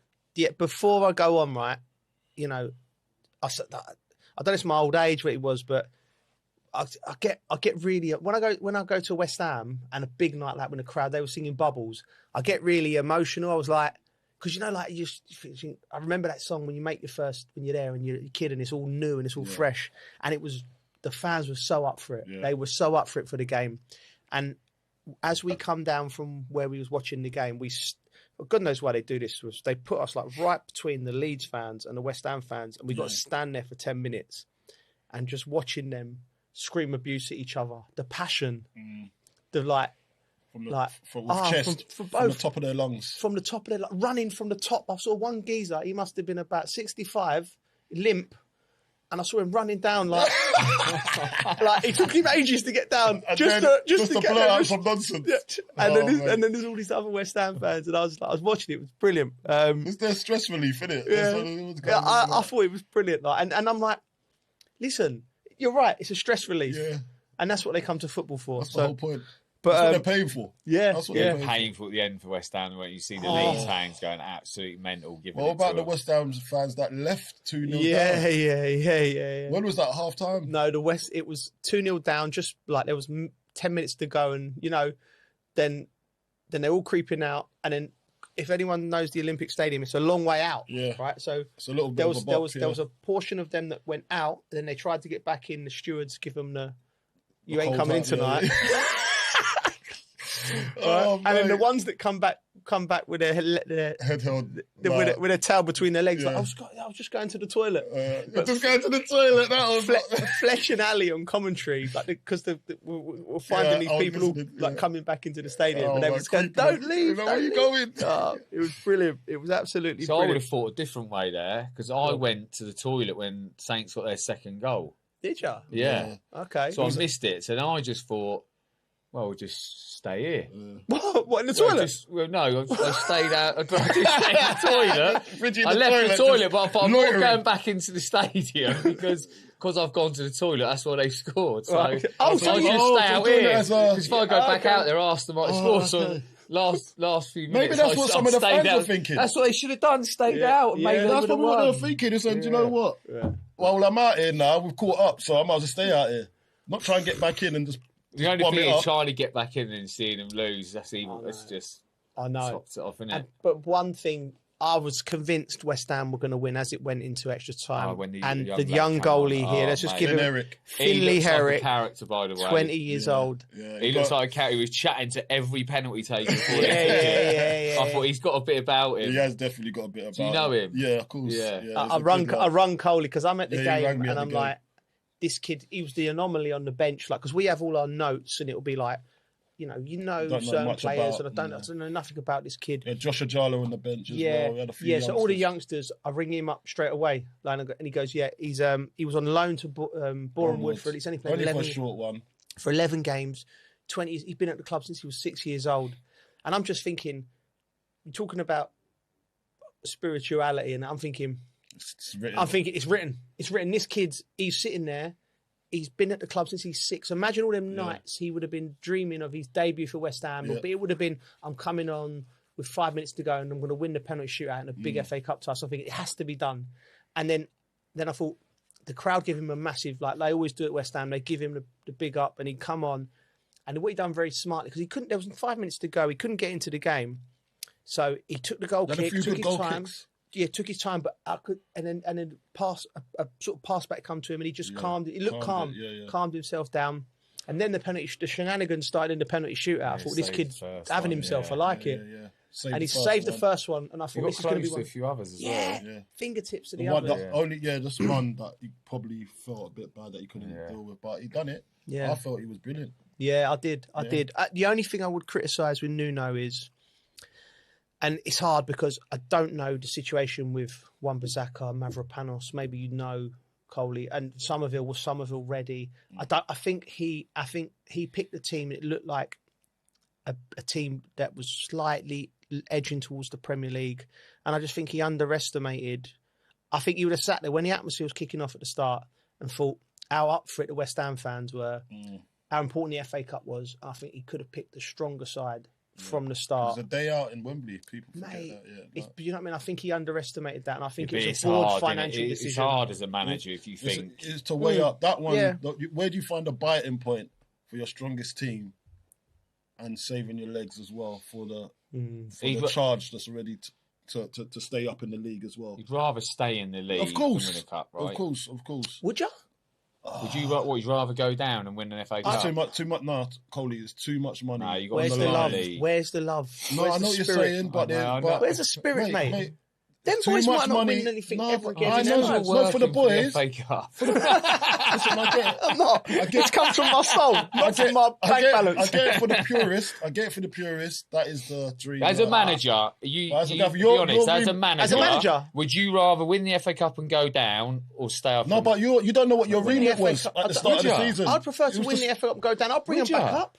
Listen to this. But I'm a romantic. No, but winning the FA Cup, when you were signed and you're trying to save us, trying to save us. It wasn't. We should put this out there. But your remit wasn't. Ask people what they your remit to rather win the FA Cup and go down. No, stay up. Your remit was to keep us up. That's it. Not go and win the FA Cup. That weren't on the forms. That weren't on the forms, mate. When you're signing that contract, the owner was saying you better keep us up. And then we'll give you a nice... It's not to win the FA Cup and go down. Corporate greed. No, but you have to... He's doing his job. He's doing his job. No. I'm not having it. No, you're not having it. I'm not having it. He's doing his job, mate. I'm not having it. Listen, I'm not Mate, having it, mate. The FA Cup would have been a bonus. Cup. It would have been a bonus. It's no bonus. All right. Okay. I think you'd rather stay up, I reckon. Okay. You're just saying it. No, I'm not. 100%. Mate, I'm not having it. Well, we can ask the people. Stay up. Because Your money go down, they'll come straight back up. Money comes and goes, Colin. I like what you're saying there. I'm going to remind you about this. Listen, I'm the romantic. These capitalist people next to me. But listen, it's one for the viewers, other viewers, listeners. We're going to do a poll. Would you like to go down and win the FA Cup, or stay up and not win the FA Cup? I think it's a no-brainer. There you go. But before we move on, Friday night, Coley. Yeah. Is this the biggest game of the season for West Ham? Wolves at home. The biggest game of the season so is far. every game. It's every game. It's been the biggest game. I think what you'll see for this game, it's a big. It's not. It is a must win. Really. Every game's a must win, but we got to go and put a good performance out. That's all I care about, because we got to keep that momentum, and then hopefully Lady Luck's on our side. But what it does, if we do win this game, it puts a lot of pressure on the teams around us to win theirs. So the likes of Spurs, for instance, they're going to have 2 days to mull over it until their game. And then that's going to put a load of pressure. And De Zerbi, he's come in, obviously, but I think fans are probably going to look at that thinking, that's going to be our boost, that's going to be our bounce. If they don't bounce and it's a flat ball, then and we go and win. Yeah. I think psychologically we win, and we stay in the Premier League. You think it's that big, yeah? I think it's that big. Oh, wow, that's massive. What about you, Bridgie? It's a must-win game, isn't it? But who else they've got to play? They've got to play. They've got a reasonable run in. I think it's Crystal Palace away. They've got Leeds. They've got Leeds. There's winnable games for West Ham. Yeah. I'm looking at it. They're all much of a much. Because you know what, these games, when people and punters, West Ham fans, Spurs fans, Forest fans, and even Leeds fans will be looking at it going, oh, that's a winnable game, that's a winnable game, that's a winnable game. But when you come to the end of the season, 2 to 3 games at the end of the season, pressure comes on. But also, say, for instance, if Leeds win the next 3 games and they're completely out of it, then West Ham played them at the last game of the season, you'd like to think they're going to be on holiday. So it changes. So you just got to win the next game. Need to win it. They've got to win it. Moving away from football, we all love our golf. It's the Masters dinner. Rory McIlroy will be choosing the meal this year. I'm just thinking, if we had a champions dinner for our teammates, what would yours, starters, mains, and desserts be? What's your thing? A prawn cocktail. Prawn cocktail? Yeah. I was not expecting that. Never expecting that either. What's like chicken wings or something. What chicken wings? Why are you stereotyping me, bro? I'm not. You like chicken. You like chicken. I want a prawn cocktail, bro. No chance, mate. You're not having a prawn cocktail. You didn't put me in a chicken wing box. What, black people just like chicken, yeah? No. Oh, that's what we're doing now. I'd have chicken wings. I'm having prawn cocktail. Oh, chicken wings. I'm having a cocktail. I'd have a burrata. A burrata. Oh my God! This guy, man. I think you're so foreign. Mate, you're from where are you? Canning Town. Where are you from? Kentish Town. Kentish Town. Yeah, like. Do you not like burrata? Yeah, I do like it. Yeah, but what? Why? I thought I said caviar or something. It's a bit of cheese.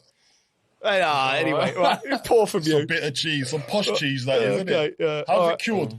I don't know how to do it. Right, mains. I'd either have some fried chicken. Proper fried. No, he's doubling down on the chicken now. Who does this guy think he is? I swear, Dad, this guy. No, I like fried chicken. Fried chicken? Yeah, like proper fried chicken. Yeah, you can't have starters and mains. I want cornbread and fried chicken. Popeyes. You might as well just go Popeyes. I like chicken. Just say he just wants KFC. No, not KFC. Proper fried chicken. All right, okay. Proper homemade fried chicken. I'm going mains. It's a bit of steak. Yeah. And fritters. Yeah. Okay. Steak and chips. Medium rare. Medium. Yeah. Where you going? I am gonna go with fish and chips, but a good one. Yeah, like not haddock or. I like place. cod. I like cod. Okay. Fish, chips, and mushy peas. Coley. There's a fish called coley. Do you know that? Is there? Yeah, Okay. there's actually. Mate, we need to go and sample that. All right. Okay. I've never heard of a coley. There's a coley fish. Yeah. There's not a coley fish. Where? You can get battered coley fish. I swear down. Really? You think I'm joking? True. Go and search it up. Go and search it up. He's deleting. I'm a man of knowledge. I'm a man of knowledge, man. There's coley I've fish. never heard of him. I've never C-O-L-E-Y. been to Sainsbury's and seen salmon, trout, coley. I've never seen. It's not in them type of. It's not in Sainsbury's. Oh, rare? Are we rare? It might be in Waitrose. Okay. You know what I mean? This has gone sideways. This No, way. it's not. It's not. Okay. So what? You want a bit of So haddock, battered haddock. Cod. Cod, mate, yeah. I like cod. I like cod. Yeah, and I bought a really good one. There's a great little one in It's one in called the Seashell. I used to go as a kid. So it's in Lesson Green, Edgware Road, just down there by Church Street where I used to live. And I used to go there every Friday night as a kid. So, like, you know what I mean? That's my thing. Anyway, dessert, Bridgie. I think I'll be full up with all chicken. You're going to get chicken for dessert as well. Oh, what chicken do you want on this plate, bro? Oh, I don't know, dessert. I'm not really like a dessert man. Like chicken maybe strippers. like a little Chicken chocolate strippers. eclair or something. You know, the profiterole towers. Profiterole towers. Yeah, okay. maybe one of them or something. When you eat, right? When I eat, I eat. Yeah, right? when I eat. Yeah. If most things I do, innit? He eats When like I'm doing he's bulking. it, when I'm doing it, I do it. Yeah, type exactly. thing. He eats Yeah. like he's bulking. Yeah. Training for something. I'm going to go old school. Was it old school cake with custard? Yeah. Okay. So the school, remember the school? Yeah, school cakes. Yes. Cakes. Yeah. Yeah. The old school sponge cake kind of thing. Yeah. With the sprinkle on top. Yes. Go with that. Love that, mate. I don't mind cheese board, to be fair. Cheese board is good. Until the chicken is consumed. Until the chicken is consumed, he wants a cheese board. Chicken and cheese, Bridgie's sweet as enough. Right, okay. Right. I'd have apple. What drink? Apple crumble. What drink? Apple crumble. Apple crumble. What drink? All right. All right. Okay. This ain't even on the notes, but I'm enjoying this. What drink would you have? Oh, I don't know. I'd struggle to stick with one drink. I'll go over Peroni. You know what I'm into I'll probably at the moment. one beer. Tequila. Mezcal. Mezcal and ginger ale. Not mezcal. Don't like. It's the only drink he doesn't like. I love it. Smoky tequila. Smoky tequila. For anyone out there, it's just beautiful. Well, that was fun. Right, next week, Carlton's away in Bangkok. Yes, okay. Going to be looking for some train stations out there. Carlton's away days in Bangkok. Will be a bit different to Braintree, but we'll see. Yeah. Okay, right. So, but we got another Premier League great. Yeah. One of our friends, Ida Good Johnson, the Iceman. So, if you've got any questions for Ida, email them in to the usual things. A reminder, we drop every Tuesday apart from this week, and you can watch us on YouTube and listen to us wherever you get your podcasts. Please follow us on socials. We'll be back next week, so please like, review and subscribe. I'm on absolute flames today. See you later. Flowing.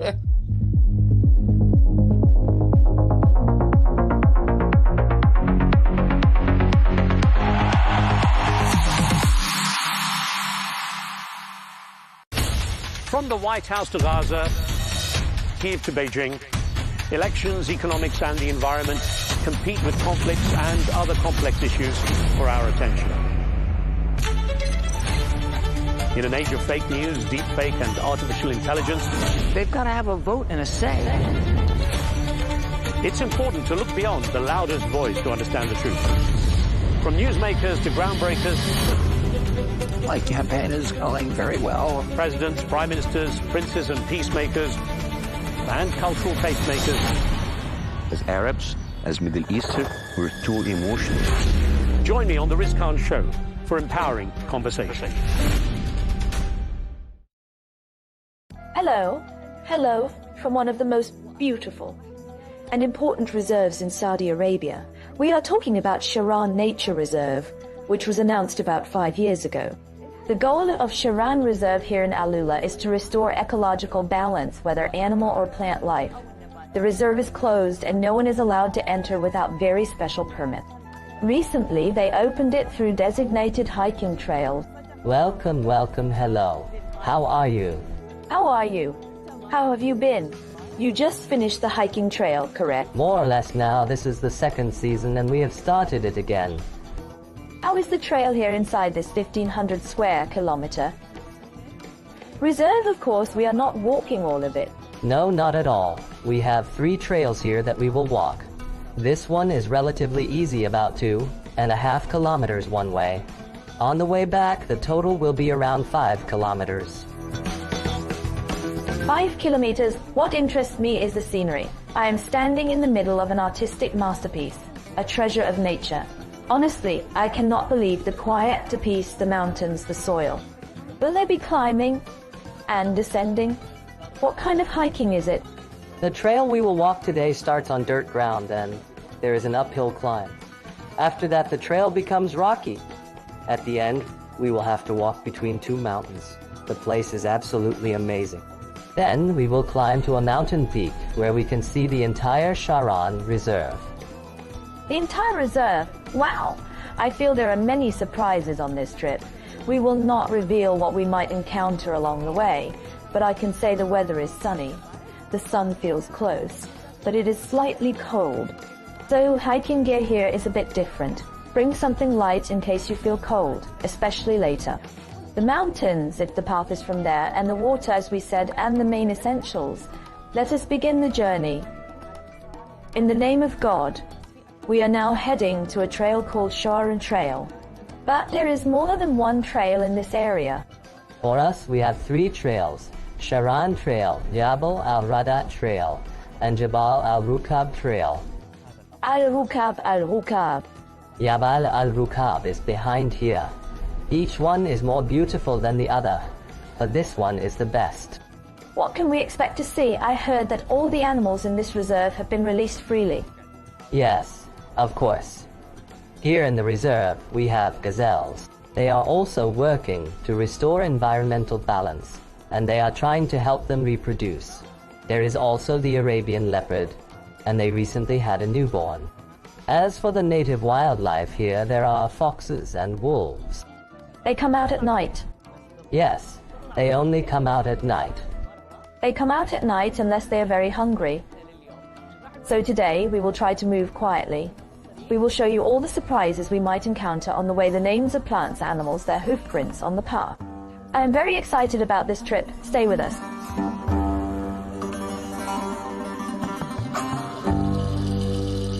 This is a natural plant that camels eat. A plant? What does it look like? Eggs, really? It looks like spears. From a distance, it almost looks like eggs. So you might think, wow, so many eggs. But actually it is a plant. Right now it is dry, but when it is fully green, it looks like small watermelons. Subhanallah. It looks like pomegranate inside or some kind of citrus. Do humans eat it or only animals? Only camels.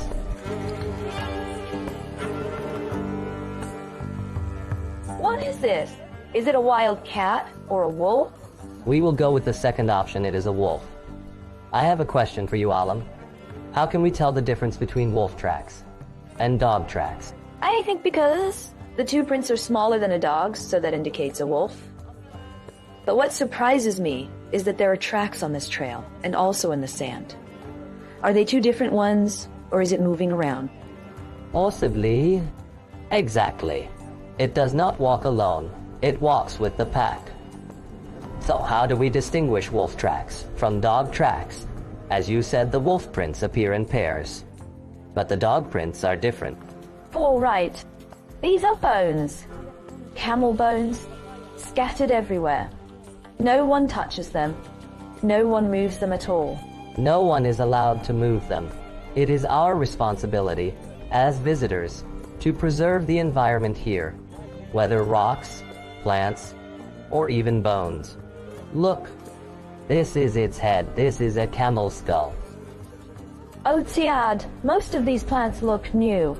These plants regenerate with every rainy season.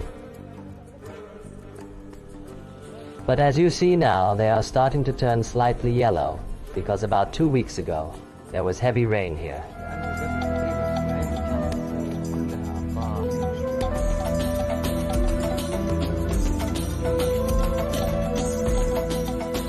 This plant is called al-mak. It is used for Nandi. Do you know it? Yes, of course. Yes, it grows here as a desert plant, and it is very common in this area.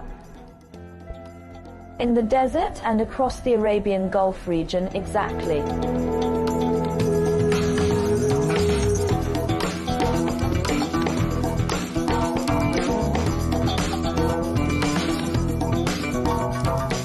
I love most about hiking in Saudi Arabia is the diversity of terrain.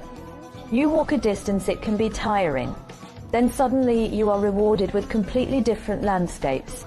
Your mind refreshes, the oxygen feels different. We were just on dirt terrain. Yes, we started on dirt and under the sun with dunes and heat. Now we are on a rocky path and in shade. Between two mountains, look how magnificent this place is. Amazing, incredible, truly incredible. But walking here is difficult, right?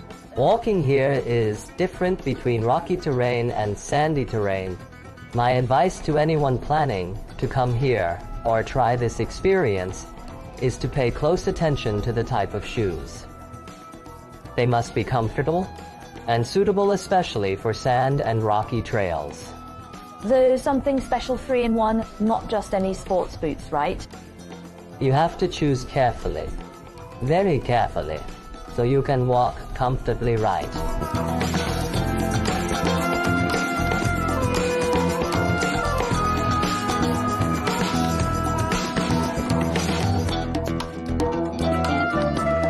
Well done, Alam Mashallah, well done. I have now completed trails in the south and the north. Where is my certificate? One of our team members will make sure you receive your certificate. I am officially part of your team. The trip was truly beautiful.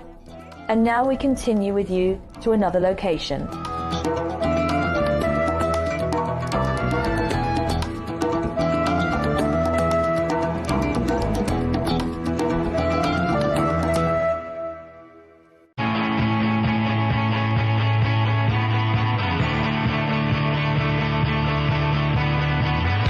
Welcome to the metropolis, the big city. This is where tech, trends, and culture meet. Meet the people. See the sights. Walk the city streets. And experience the lifestyle.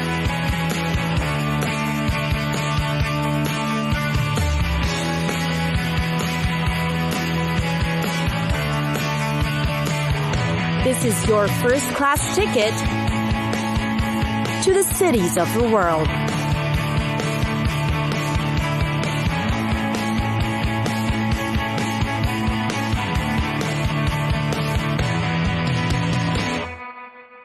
Luxor, the famous city of Luxor, Egypt. On the outside, the city is admittedly not all that charming. So what is it that will make you visit the city, with its scorching hot weather and dust-choking streets? Dare to explore deeper into the sun and sand to find its hidden gems.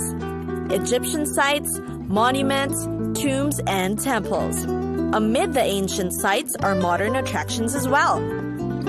First is the Temple of Karnak. It's a massive ancient site that has several different temples that are dedicated to specific gods. The hypostyle hall is a pinnacle part of this temple. The pillars, so grand, will make you feel like you're in the middle of a canyon with cliffs surrounding you. Visit this majestic place that will make you want to learn more about the ancient gods and their beliefs. Next is the Temple of Luxor, a rather easily accessible place right at the center of town. It was founded by Amenophis III, but altered in later years by Tutankhamun, Horemheb, and Ramses II. The secret is to pay a visit at night, as you'll see the illuminated yellow lights that paint nicely on the ruins and statues. It's a calm and curious place to sit by and hang out, or watch the people or little children playing. There's also the Luxor Museum, another breathtaking tourist spot. It houses some of the most important relics collected from temples and tombs around Luxor. The Valley of the Kings is also worth the trip. You can access it from across the Nile from Luxor.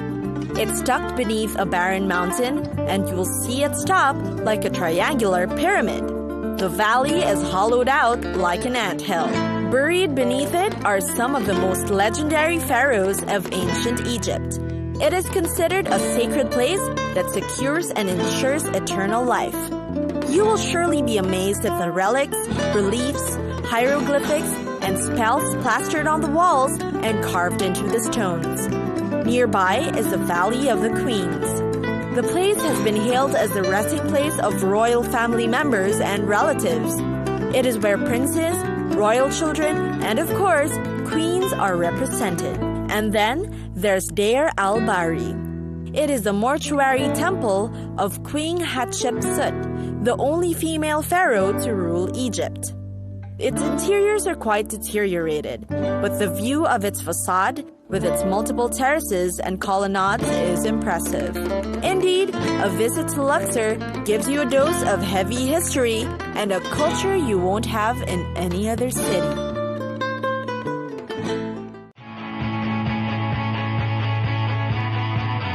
It's time for us to go. Pack your bags and get your tickets ready. And we'll see you on the next destination. Catch us again next time on Cities of the World.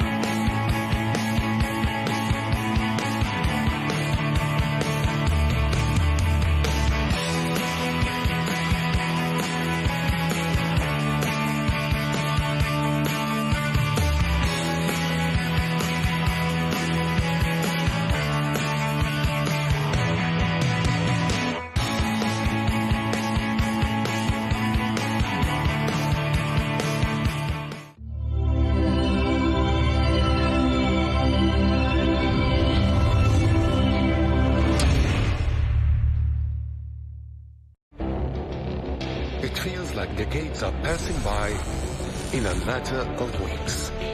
Seismic shifts in the world order. Never, ever will be part of America. With so much happening and so much noise. Whether it's political upheaval, Canada has been ripping us off for years. Economic shifts or social movements. And no one wins from tariffs. I think America can be more friendly to the rest of the world. For in-depth analysis and all the latest developments across the globe. To have an inclusive policy together. The meetings with Hamas gave me some hope. We're in another nuclear arms race. The most important development straight to your screen. Welcome to the dressing room. I'm on my own. I need backup. And an insightful look at the issues shaping our world today. It was not going to happen, that war, and it happened. Join us on Arabiya News, where the world talks.